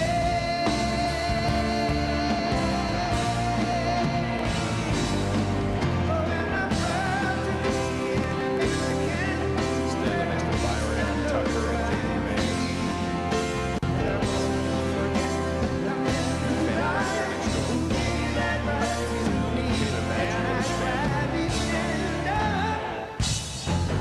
That a little later on too, the catastrophic failure that allowed the shooting of the shots.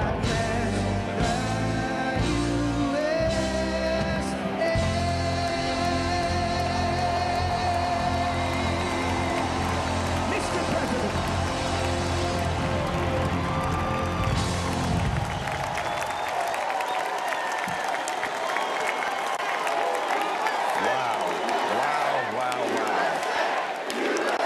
Listen to the crowd, friends. Something you'll never hear at a Democrat convention, rally, anything. They all chant for their own country. That should tell you everything you need to know. Please welcome Mark Laws from Cedar Springs, Michigan. Wow.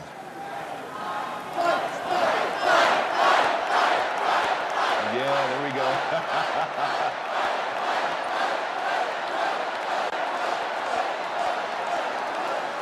Fight, fight, fight. And we will, because you are fighting for us, Mr. President. We'll fight for you. We'll fight for this country. We'll fight for everything that we know that you believe in. You believe in us.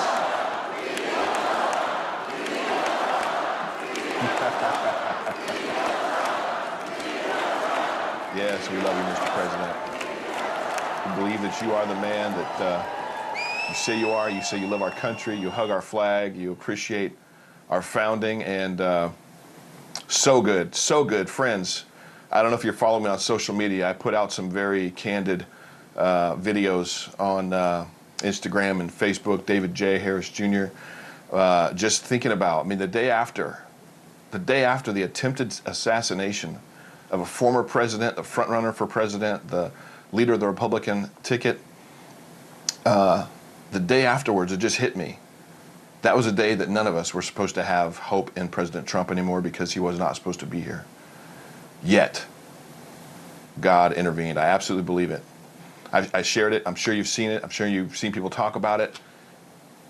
I believe 100%. And if you put the clips together, he turned his head, friends, He must have turned his head. He just tilted it ever so slightly at the very moment the shooter pulled the trigger. Otherwise, the shooter would have realigned and then pulled the trigger.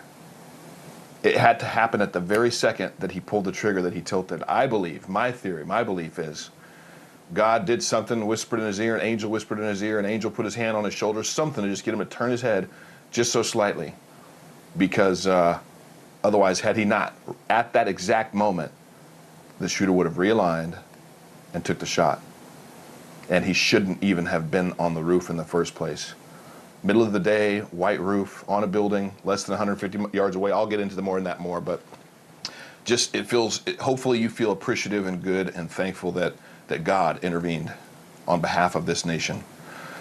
Now let's get on to the president's pick for VP, Ohio Senator J.D. Vance.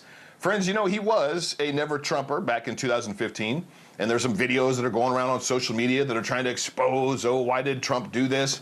Well, Vance says that he was wrong and that his mind was completely changed by President Trump's record of success for the American people.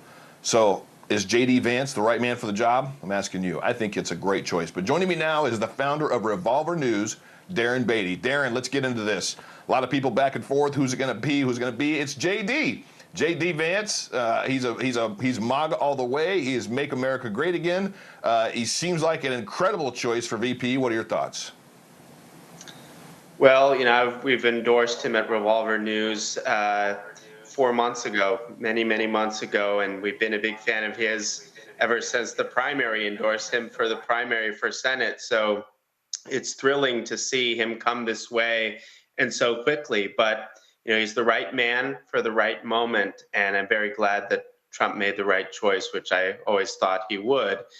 And, you know, the thing about JD, he's totally aligned with the underlying philosophy of the Trump movement that has redefined American politics, even going so back as far as Hillbilly Elegy, his book.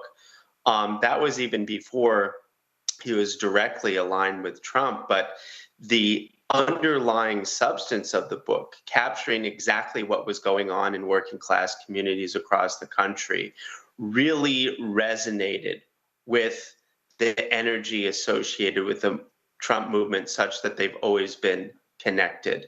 And that, coupled with the fact that he's extremely intelligent, extremely articulate, and able to talk about these underlying issues, I think is really important. You know, a lot of things, it's very easy for people to forget the underlying substance of Trump's agenda going back to 2015, 2016, what he originally ran on, and how important that was, challenging the orthodoxies of foreign policy, of immigration, calling to drain the swamp, all of the forgotten man in America. You know, these are all things that I think JD understands on a visceral and biographical level, as well as an intellectual one. Yeah, it definitely seems that he does. He had a change of heart after, and I think a lot of Americans should have, had the mainstream media actually done their job and just reported the news and reported the facts. When President Trump was in office, things were going so well for our country. Had COVID not hit, been released on this country, however you want to call it, had COVID not hit, we were seeing probably the 4 best years we've seen in decades. And because of COVID, all the mainstream media wants to do is lay all of the results of COVID, the jobs lost, the businesses closing. They don't want to take into account any of the rioting that was taking place with the BLM and anybody else, all the Antifa stuff that was going on. But they don't report the truth. They are propaganda networks on behalf of the Democrat Party. And unless somebody's watching my show or Newsmax, period, people aren't really hearing that. So do you think that as people tune in, hopefully to the RNC, and hopefully they stick around for the Pulse, again, friends, tell your family and friends, watch the RNC, watch it on Newsmax2, and make sure to watch David Ayers Jr. show right afterwards. But do you think that people are watching and they're hearing and they're seeing at the RNC amazing speakers tonight, heard from celebrities, heard from pastors, we heard people praying. Do you think that they're watching maybe for the first time, especially because of the attempted assassination on President Donald Trump, and is that waking them up? I think it's awakened a lot of people. I mean, the thing is the imagery there, the iconic imagery of Trump defiantly and boldly holding up his arm. I mean, that's one of the historic images in our nation's, history. That ranks up there with maybe a handful of other images in terms of its iconic status. The imagery resonates immediately on a level that exists on a very deeper plane than just politics. I've even seen pieces in the Daily Beast and other outlets that are traditionally very anti-Trump, very fake news media, and I was amazed to see pieces just acknowledge this basic fact that this is one of the most iconic images in American history, and it's immediately moving. I think human beings are moved by displays of courage and leadership of that magnitude. So I think there's something transcendent. You pointed out correctly, there's something providential. I mean, it's insane to think how different things would be had he not moved his head at that particular moment for that second. And how ironic that he moved his head in order to address a chart of immigration statistics. It's like, I've always been a big fan of his immigration policy, but in this case, it really came in handy. Truly amazing. Like, it just is unbelievable. And it's terrifying to consider how close it was to going in a radically different direction. I think people see that. And again, things like this, they resonate with people on a deeper level than just politics. And I think that's gotten people to reconsider and understand that a lot of the lies of the media, they're not only untrue, but they're very dangerous. And it's, even to the point that you saw MSNBC, they yanked Morning Joe off because they even might realize the consequences of their dangerous talk. I mean, understand, politics is dirty. Politics is a fight. We all know that. But all of this constant talk about a candidate being a threat to democracy, I mean, that only leads in one direction. And it's really not the direction we want to go.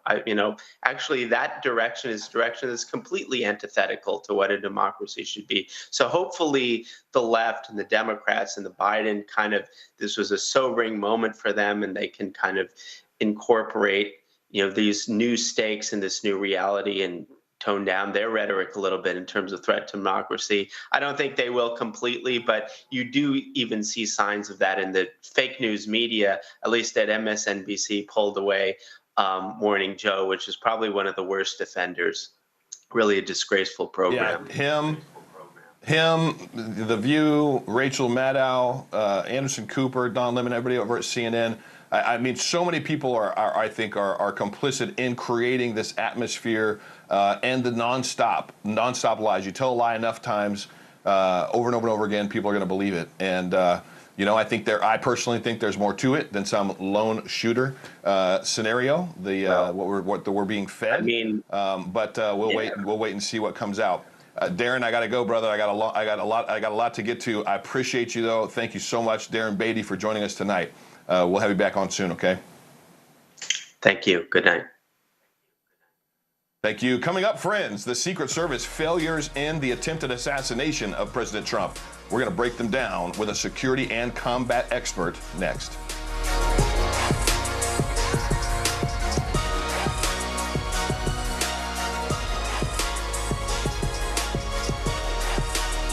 Heart attacks can happen at any time. If you suffer cardiac arrest outside of a hospital, you have just a 7% chance of surviving. That's why this world-renowned cardiologist brings you the simple Heart Cure diet and meal plan. Start improving your heart health now with this easy-to-follow program that combines expert advice with hundreds of delicious heart-healthy recipes. See improvements in as little as 28 days. Claim your free copy today. Go online or call the number on your screen. It's a region of the world that has known little peace since the beginnings of recorded history. But in September of 1978, President Sadat of Egypt, Prime Minister Begin of Israel, and President Carter of the United States set out to change that. Initiated by the Egyptian leader's proclamation that he would be willing to travel anywhere, even Jerusalem, to seek peace.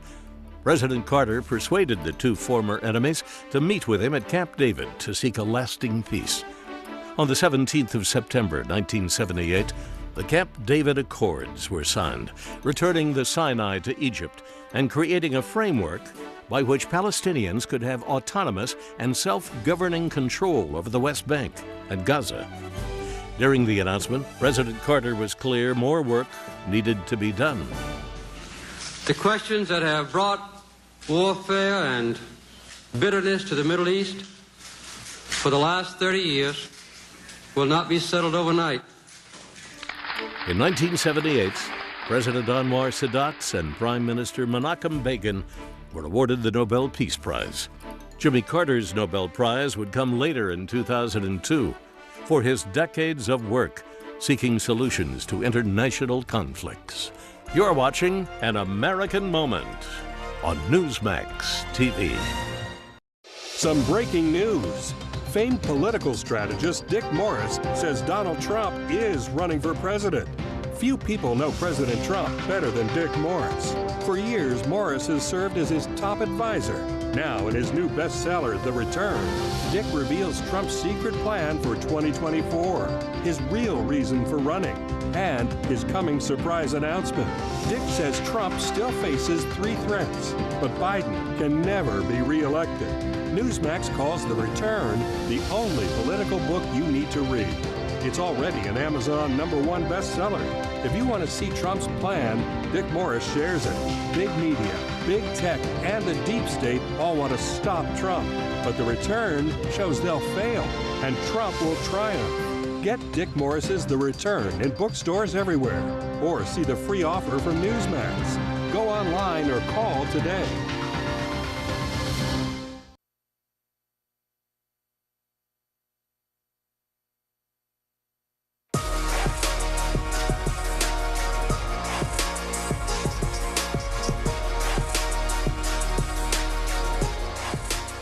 Welcome back, friends, to The Pulse. I am David Harris Jr.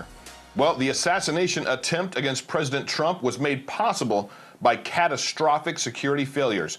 Tonight, we'll go over them with a security and combat expert. Joining me now is combat veteran and founder Oaks of the Mighty Oaks Foundation and my good friend, Chad Robichaud. Chad, my brother, thank you so much for joining us this evening. I want to get right into it. There's so many things that went wrong at this rally. Point by point, I want to hear what you believe the failure was by the Secret Service and what they could have done differently. My first question is about this. You can see on this map that the shooter was approximately 150 yards away on a white rooftop. It was in the middle of the day, and it was reported just today that a counter-sniper team was actually inside the building at the time of the shooting. How in the world did the shooter get past security, get onto the roof with his rifle, and get in position, able to then take the shots against President Trump? Yeah, well, I'm going to say something that's probably not popular to say, but everyone's thinking it. This was not actually a failure. I mean, there's no way from anybody that's done security vulnerability assessments before for personal security details at any level, there's no way that this guy got on that rooftop unless he was allowed to be there. Again, that's not popular to say, but everyone's thinking it. And I personally I cannot believe that that was a failure or an accident or a mistake. The Secret Service is too good. They're the best at this. I did these for the State Department under surveillance, the surveillance detection program for ambassadors and RSOs all over the world. And anytime you look at where someone's going to be in a vulnerable position, in a known, like at an event like this, you're going to do a SVA, a security vulnerability assessment of that area. And they would have looked at where President Trump would have been speaking. They would have looked at it and say, where are the elevated vantage points? Where are the vantage points? Where are the threats going to come from? Okay, this white rooftop, which is an elevated shooting position with a pitched roof, perfect spot, 150 yards away.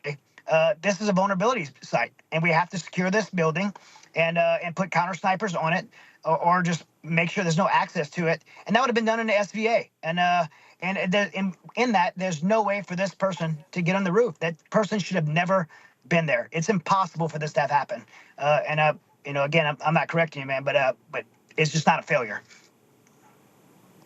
Well, I mean, it's either a security failure or, as you're saying, Chad, it was intentional. I try to go with benefit of the doubt, right? But it doesn't seem like, and again, I'm not the expert, so that's why I wanted you to say it.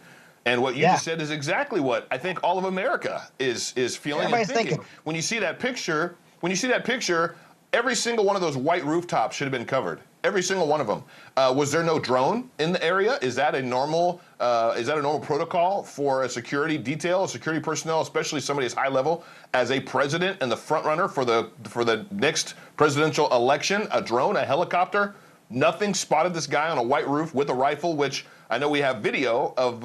It looks like he was crawling up there for 2 or 3 minutes. He was getting in position. He was army crawling all the way up there with his rifle. Let's get to this. I want to get to this next one. In this video, it looks like a counter sniper actually had the shooter in his sights for a long enough time to engage, but he never engaged. He didn't shoot until after the shooter actually took the shots. And why wasn't there an alarm raised to get President Trump off the stage? Again, this is now multiple different security details, Secret Service detail that are in position, not taking action until it's too late. And again, act of providence of God Almighty, Jesus Christ, thank you. Yes. He is the one that stopped this from happening. He tilts his head at the very second that the shooter must have pulled the trigger. Otherwise, he would have realigned and then he took fire. So why was that sniper that's on the roof there? Why do you think he didn't engage? Well, David, you said several things there. One is that having detection ability to detect this guy. This guy was detected. There's videos of civilians pointing this guy out. Hey, there's a guy out there walking through the field with a rifle. There's a guy climbing on the roof with a rifle. There's a guy laying on the roof with a rifle, yelling at police officers. This isn't the Lincoln assassination. This is where somebody would have to do a telegram. And I mean, this police officer could have just picked up the radio and called, and then everybody knows, hey, is that our guy on the roof? No, that's not our guy on the roof. Then he needs to go. Right, he needs to be taken out. But what I'm also told, and I'm told this from some insider information that I have, and I wasn't there. I'm not on a detail, but I have some very direct information from someone that says those snipers that you put out on the roof actually did have eyes on the shooter and requested to fire, and they were denied that request for a couple of minutes. So they identified him. They identified him as a threat. We have a shooter on the roof. He's not one of us. He has a rifle pointed at the stage, and they were denied several times to not fire. So when that shot did fire, now he doesn't need permission. He's able to just fire, and that's why he shot so quickly. Let me ask you this: is there ever a reason when a guy with a rifle in direct shooting distance to their target, and our principal person to protect, should not be told to fire upon somebody that has a rifle and is in shooting position? Does that make any sense? Never, David. And look, I'm not gonna second guess the actions of this sniper that was up there. If he's a good guy and killed this guy, I'm very thankful he killed him. Had I been up there, rules of engagement, in my opinion, that's what they would have, the ROE's rules of engagement. If I saw someone present a rifle towards not only President Trump, but anyone, I would have not have asked for permission. I would have eliminated the threat. And I think a lot of people would have. So again, I was just going to say, I saw a post. I couldn't verify it, but what you just said verifies it. The post that I'm referring to is a picture of that gentleman, the sniper that's on the roof, and he's actually posting saying, I want to make sure everybody understands this is me in the picture, and I was actually told to stand down. And you're corroborating that, basically, from what you've heard from the people that were there or that do have firsthand knowledge and know. That is what that sniper is saying, is that he was told to stand down. Yeah, I have had secondhand knowledge from someone on the roof, not that individual you're speaking about, not the guy that actually pulled the trigger, but one of the other guys spotting on the roof. I have secondhand knowledge from there. I haven't spoke to that person. Secondhand knowledge from someone that spoke to that person that's actually what happened. And it's infuriating. I hope America is watching and sharing. It is absolutely infuriating that this is taking place. Chad, to answer your question, David, I want to bring you back for the next. Go ahead, yeah. Yeah, I would say there's no scenario that Dave should have been denied that shot. All right, can you stick with us for another block? Absolutely. All right, I'm going to take a quick commercial break, and I'll be right back, and I want to get into more of this with you. Stay tuned, friends. This isn't over. And if you got friends and family, they're hearing this breaking news right now, what Chad Robichaud just reported, tell them to turn it on. Get Newsmax, get the app, turn it on your TV. They're going to want to see this next block. We're going to cover some of that again and then some more. We'll be right back.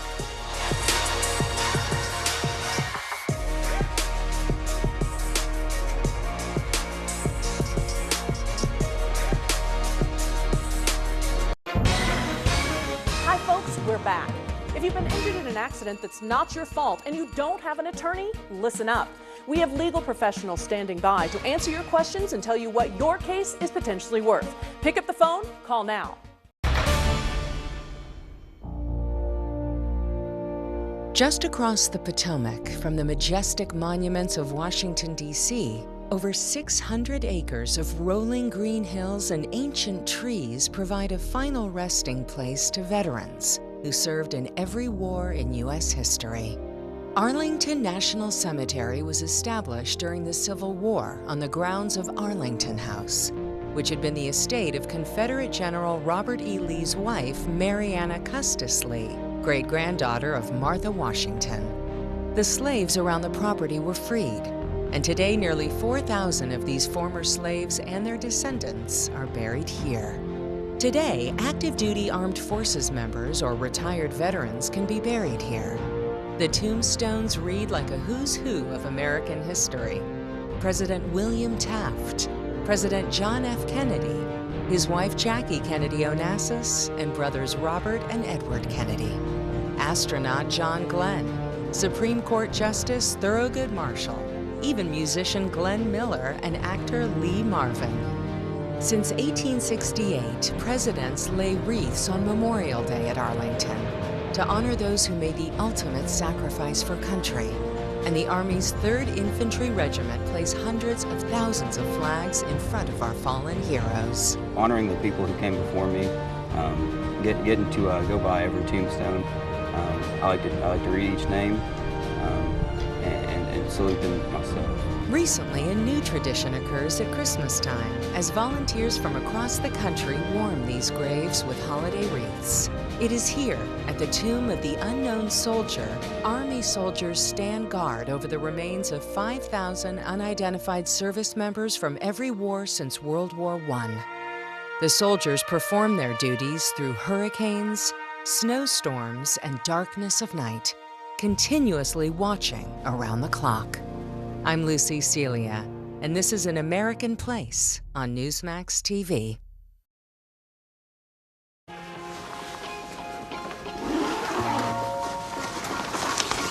How'd it happen? She showed up dead on arrival. This never gets easier. It does when you call CarShield before your car breaks down. Look at these prices.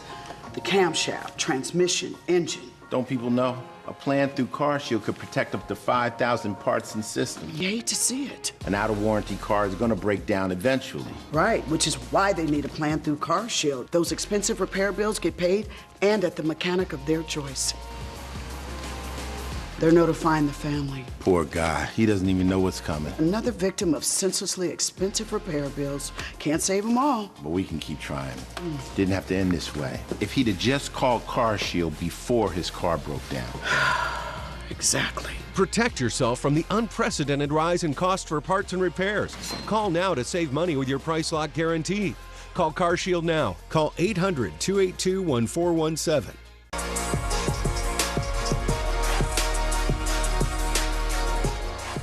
Welcome back, friends, to The Pulse. I am David Harris Jr., and we are live right now with a good friend of mine. He's a combat veteran, Chad Robichaud. Chad, thank you so much for sticking with us after this. Absolutely. After the break, you shared some information. I'm going to come back to that. I literally just went live on Instagram so I could tell my audience of almost 2 million over there to come watch this.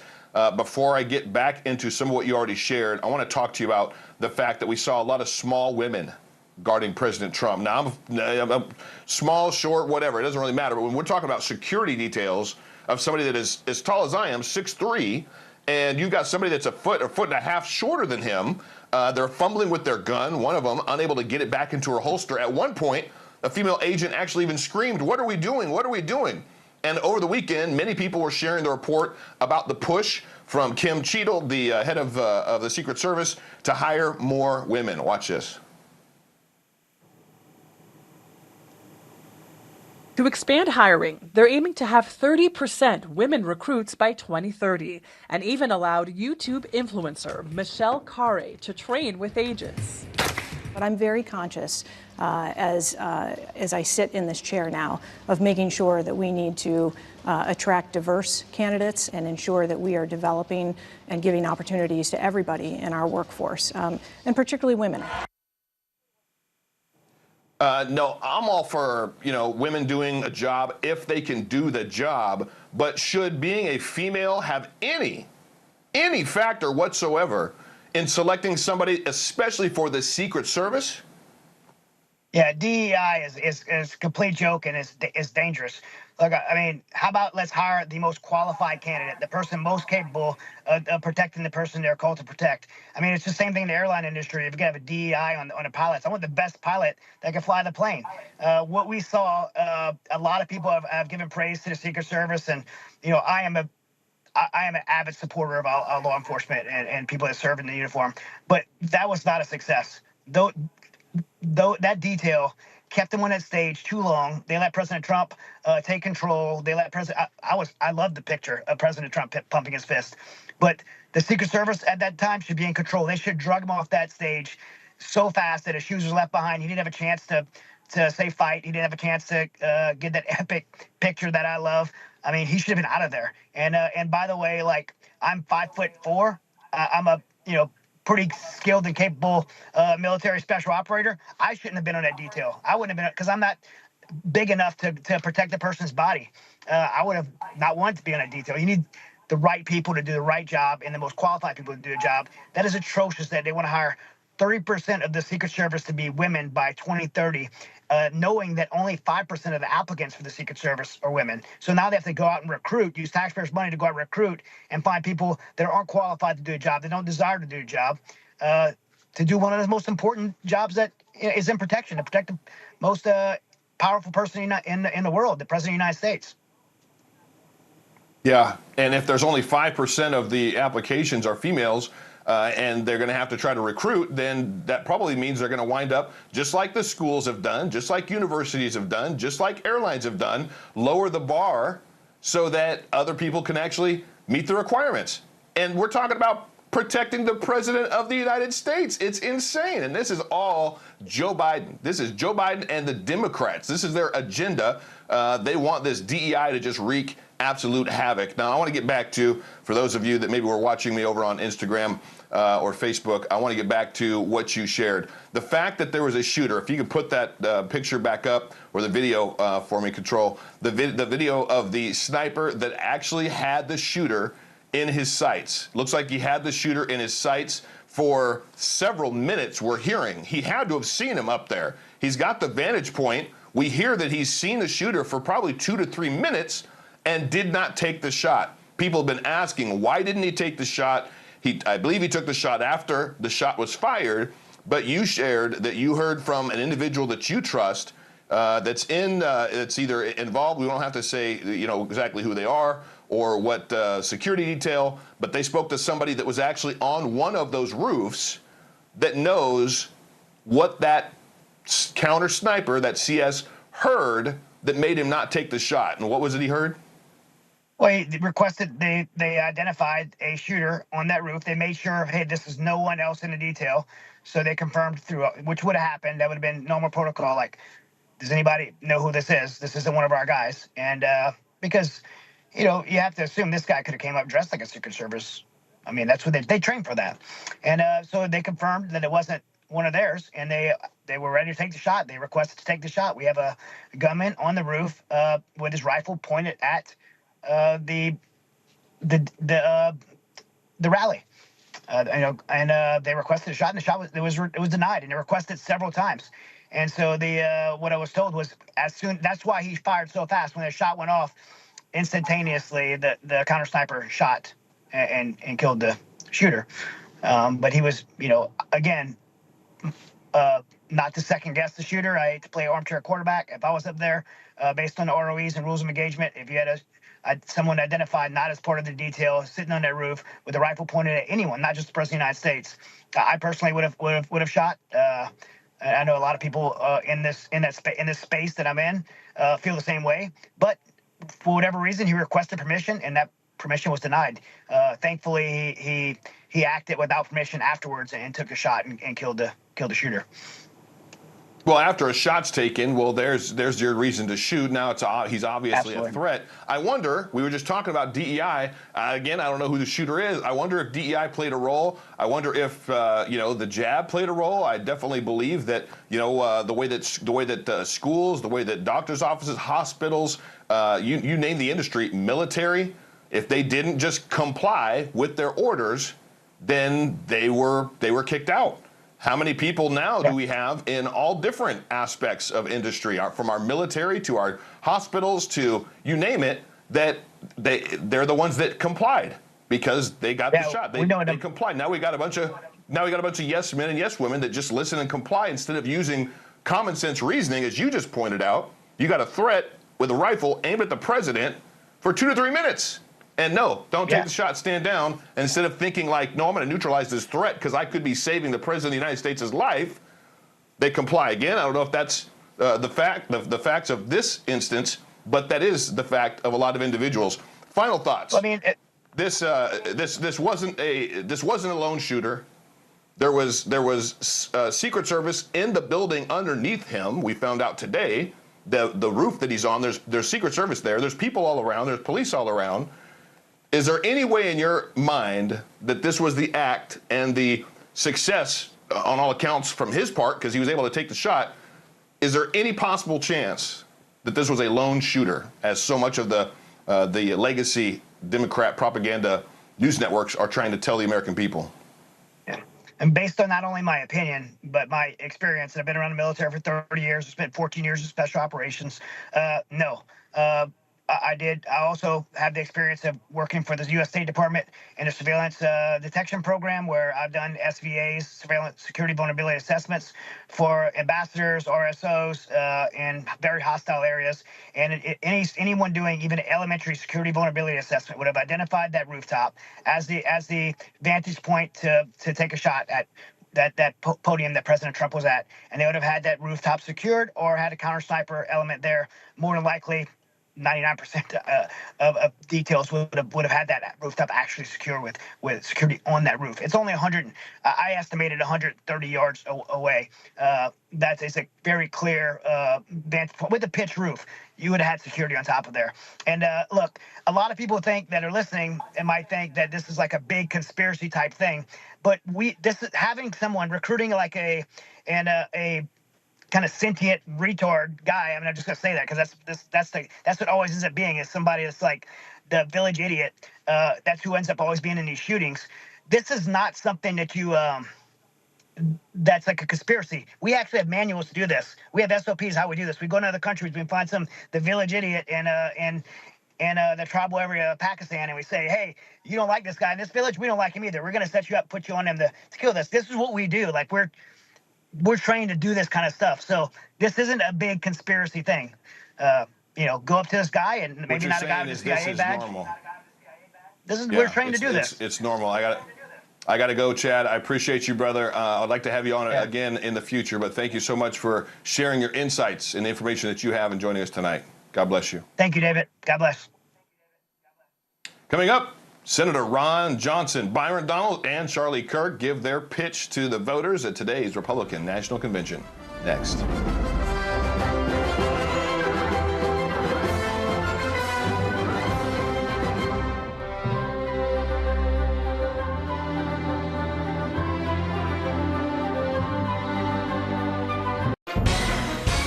Hi, folks, we're back. If you've been injured in an accident that's not your fault and you don't have an attorney, listen up.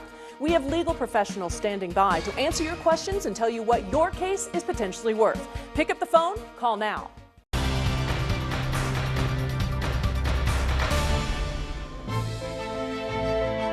In downtown Pittsburgh, at the confluence of the Allegheny and Monongahela rivers, lies 36 acres of parkland with a legacy steeped in history. Before the picnickers, power walkers, and sightseers, Point State Park was a strategic place that became a focal point for Native Americans, as well as French and British colonists, all of whom vied for control of the Ohio River watershed and what would later become America's Midwest. Today rests the remains of the two oldest structures in Pittsburgh, Fort Pitt and Fort Duquesne.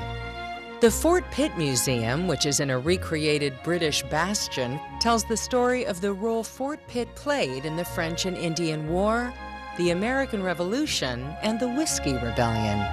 In 1763, Delaware and Shawnee Indians staged Pontiac's Rebellion.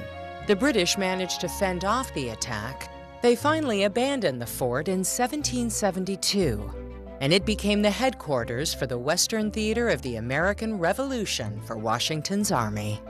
In the years following the Revolution, Fort Pitt fell into disrepair and was finally abandoned in 1792.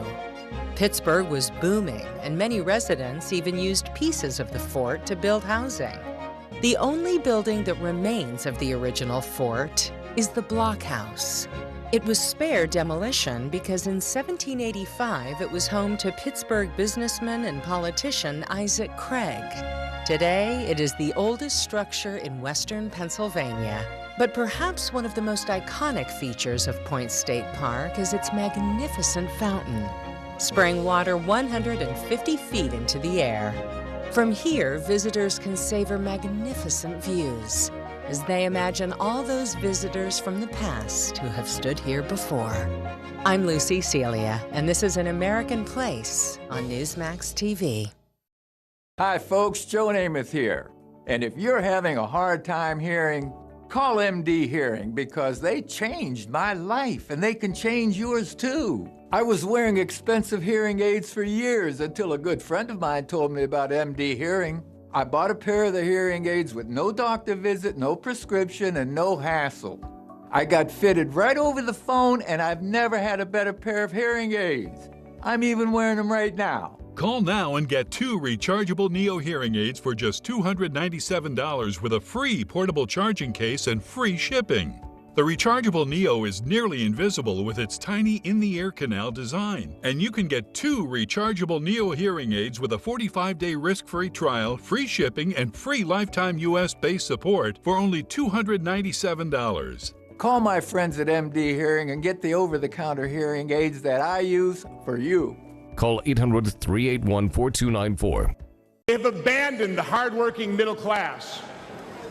But with President Trump and Republicans, those forgotten Americans are forgotten no more. Under President Trump, the American dream was alive and well. Under President Trump, there was hope. And we need that now more than ever. With Trump, our economy will boom again. You will have more money in your pocket again. And your children will have a future again. Welcome back, friends, to The Pulse. I am David Harris Jr. All day, Republican superstars made the case that their party was the party of hope and prosperity for all Americans. Let's watch this video of Charlie Kirk of Turning Point USA making his pitch to America's next generation. Young people are idealists. They respond to vision. For the past 4 years, they've seen the vision of the Biden-Harris regime. That vision is you'll own nothing and be happy. The Democrats say instead of owning a home, you'll rent a 400-square-foot studio apartment.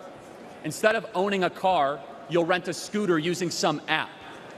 Their vision is this: limit your dreams, give up, aim lower, be content with less. Donald Trump refuses to accept this fake, pathetic, mutilated version of the American dream. When he was president, young people were richer than ever before, and he will do it again.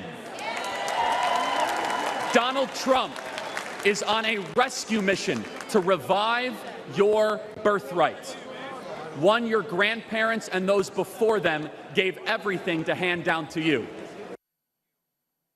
Boom. Couldn't have said it better myself, my good friend Charlie Kirk.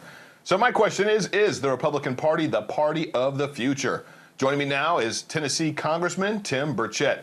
Tim, thank you so much for joining me this evening. So many star-studded, amazing speeches given tonight at the RNC. Charlie right there lighting it up for young voters. What are your thoughts? Is the Republican Party the party of the future? Well, if this country has a future, we better be. You know, I don't think we can say more about capitalism and prosperity. I've often said outside of Christianity, I think capitalism has brought more people out of despair. Look at my buddy Byron Donalds there.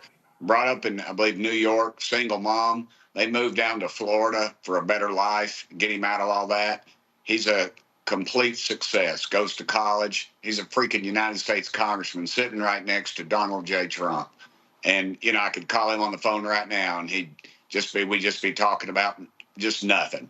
You know, he's a family man. I mean, those are the kind of stories that I think we need to be putting out there. And because America is the land of opportunity, and the dream isn't always just, you know, to be the top banker or you know, a head of some big mutual fund somewhere. It's just to have a home and have a family. And I thought too, by bringing the Teamsters in, I thought that was a pretty good lick.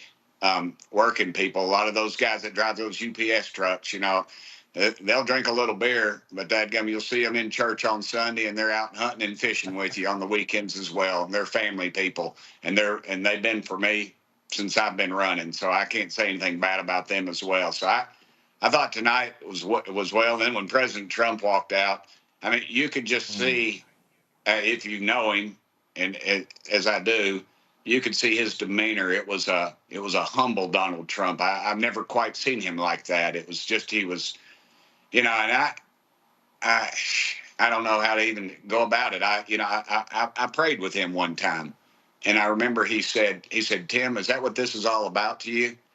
And I said, yes, sir, Mr. President, it is. It really is. And I thought maybe I struck a nerve, but I believe this is something that is, I think he sees it a little different right now. And I think he's in it for the right reason. I thought he was in it for the right reason before, but I know for certain that he is. You know, I've said that God has his hand on America, but we better quit slapping it away. I think this is our last chance. I honestly do. If Donald Trump is not elected, I'm afraid we will lose our country and everything that people have fought for. These guns that are behind me here, those are actual guns that my dad took off of dead Japanese soldiers that he killed in combat. You know, and him and Mama are both buried over here at Veterans Cemetery. My mama flew an airplane during the Second World War. That is America, man. We have fought for everything we've gotten, and we've made some horrible mistakes, slavery, racism, all those things. But you didn't see. But what was on display tonight was what makes America right and what makes us the envy of the world. And that wasn't what you asked me, but sorry, it was on my heart. So thank you. No, I'm glad you shared what was on your heart. I love that you shared. You got to pray with the president, and he recognized, is this what it's about for you? And yeah, I saw a different demeanor. I don't know him like you do. You know, you get to see him a lot more than I do. But I saw him a few weeks ago at Bedminster, and I could tell his demeanor is different. And I don't know if you saw that prophetic word. For those of you that don't know, a prophet is somebody that God talks to and shows visions to. But there was a gentleman that gave a prophetic word. You can go look it up on YouTube. His name is Braden, B-R-A-D-O-N, Braden Biggs. I believe it's Biggs. And he gave a prophetic word back in March of this year. He said God showed him a vision of an attempted assassination for President Trump. And he says the bullet went right by his ear. He said it went by his ear so close that it burst his eardrum. I believe maybe what he saw was the blood on Trump's ear. But he literally said it went right by his ear. He pointed to his right ear. And then he said the president hit his knees. And he said that from that experience, he was going to become a new person, a new man in faith. He was going to have a closer relationship to the Lord. So speak to that for a moment, if you would, what that would do, or what we're believing for President Trump. I got just a couple minutes, but share a little bit more about that you think and hope is going to happen for President Trump. Well, I can only share on experiences from my own family. My father, a World War II veteran, and he talked about, he was a Christian before he went into war, but he raised a lot of hell, I'm sure.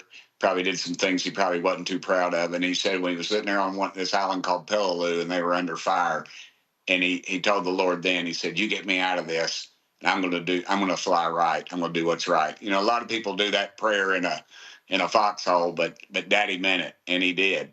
And he came home and married my mama, and we had a great life, my brother and sister. I had us all very late in life. Mama actually flew an airplane during the Second World War. She was pretty much of a badass herself. But nice. Those kind of experiences, though, they don't.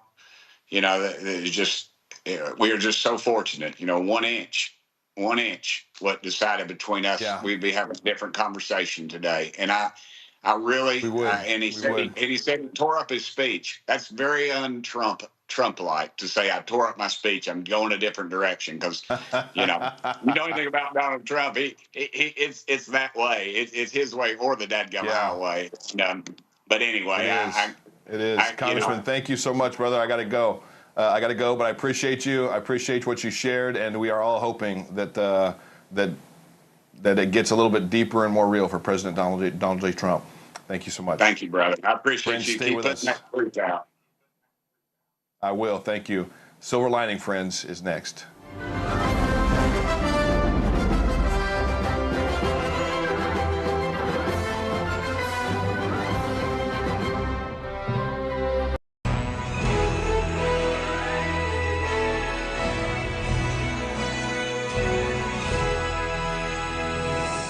Here at McKinley High School, because you're like, they were like, you're a good boy, but yet you keep getting arrested and getting in trouble. The Rock was born Dwayne Douglas Johnson on May 2nd, 1972, in Hayward, California, to Samoan-born Atta Johnson and former professional wrestler Rocky Johnson. But he was also a gifted athlete and excelled in football, track and field, and wrestling. He attended Miami University on a football scholarship, and after graduating with degrees in criminology and psychology, he applied to the NFL draft but wasn't selected. The future 10-time World Wrestling Champion entered the world of wrestling as a third-generation wrestler, something of which he was very proud. As legendary as his wrestling career was, it was his film debut as the Scorpion King that would send The Rock into the stratosphere. His first film, The Mummy Returns, broke box office records by earning more than $28 million in one day.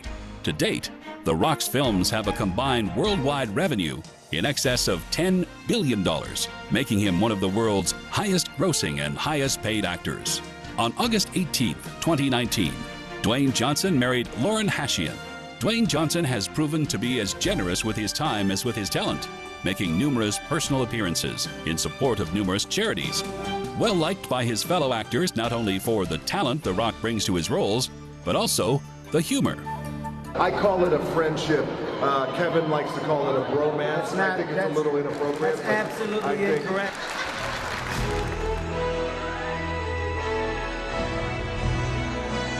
You're watching An American Life on Newsmax TV. I heard you weren't too happy with this particular network, Fox, but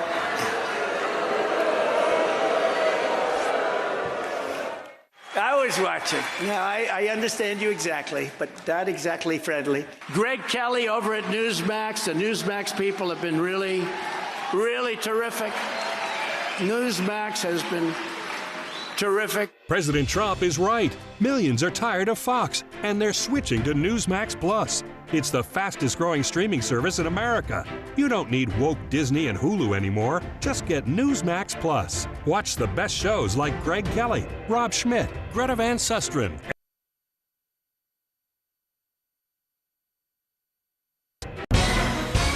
Hi folks, we're back.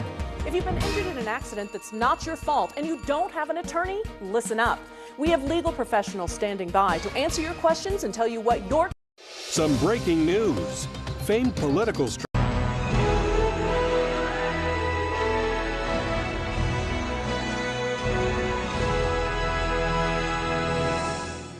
Following the assassination of President William McKinley in September of 1901, Theodore Roosevelt, at age 43, became America's youngest president ever.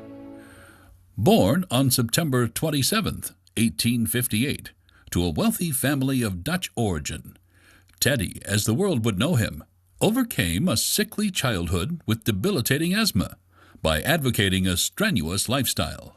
In 1876, he entered Harvard, joined the rowing team, and later graduated magna cum laude.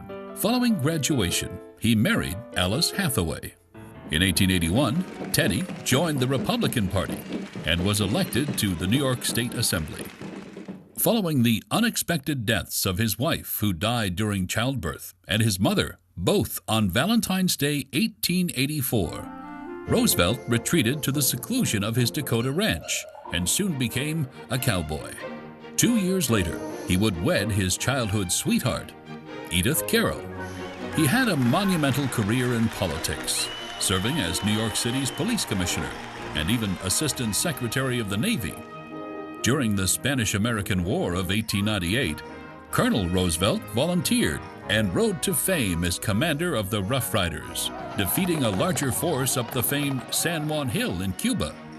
By then, Roosevelt was a national hero. Returning from the war, he was quickly elected governor of New York and then picked by President McKinley to be his running mate in 1900. After President McKinley's death in 1901, now President Theodore Roosevelt became known for speaking softly but carrying a big stick, especially when it came to dealing with Japan and Germany's emergence on the world stage. His big stick turned out to be America's new modern and powerful Navy. He called it the Great White Fleet and had it tour across the globe. On the home front, he broke up the nation's trusts, stamping out monopolies that sought to dominate America's business and political life. He also became the nation's first environmental crusader and was known for expanding our national parks and protecting over 150 million acres of forests. While serving as president from 1901 to 1909, he received the Nobel Peace Prize for his efforts to end the Russian-Japanese War. Roosevelt didn't run for a third term, but left that for William Howard Taft. Taft won, but disappointed Roosevelt, who in 1912 decided to challenge his one-time friend under the Progressive or Bull Moose Party. Roosevelt lost and even suffered an assassination attempt in Milwaukee. Following that attempt, with a bullet still in his chest, he finished his speech without interruption before receiving needed medical attention. Theodore Teddy Roosevelt died in his sleep on January 6, 1919, one of America's most celebrated presidents. Today, he can be found among our greatest on Mount Rushmore.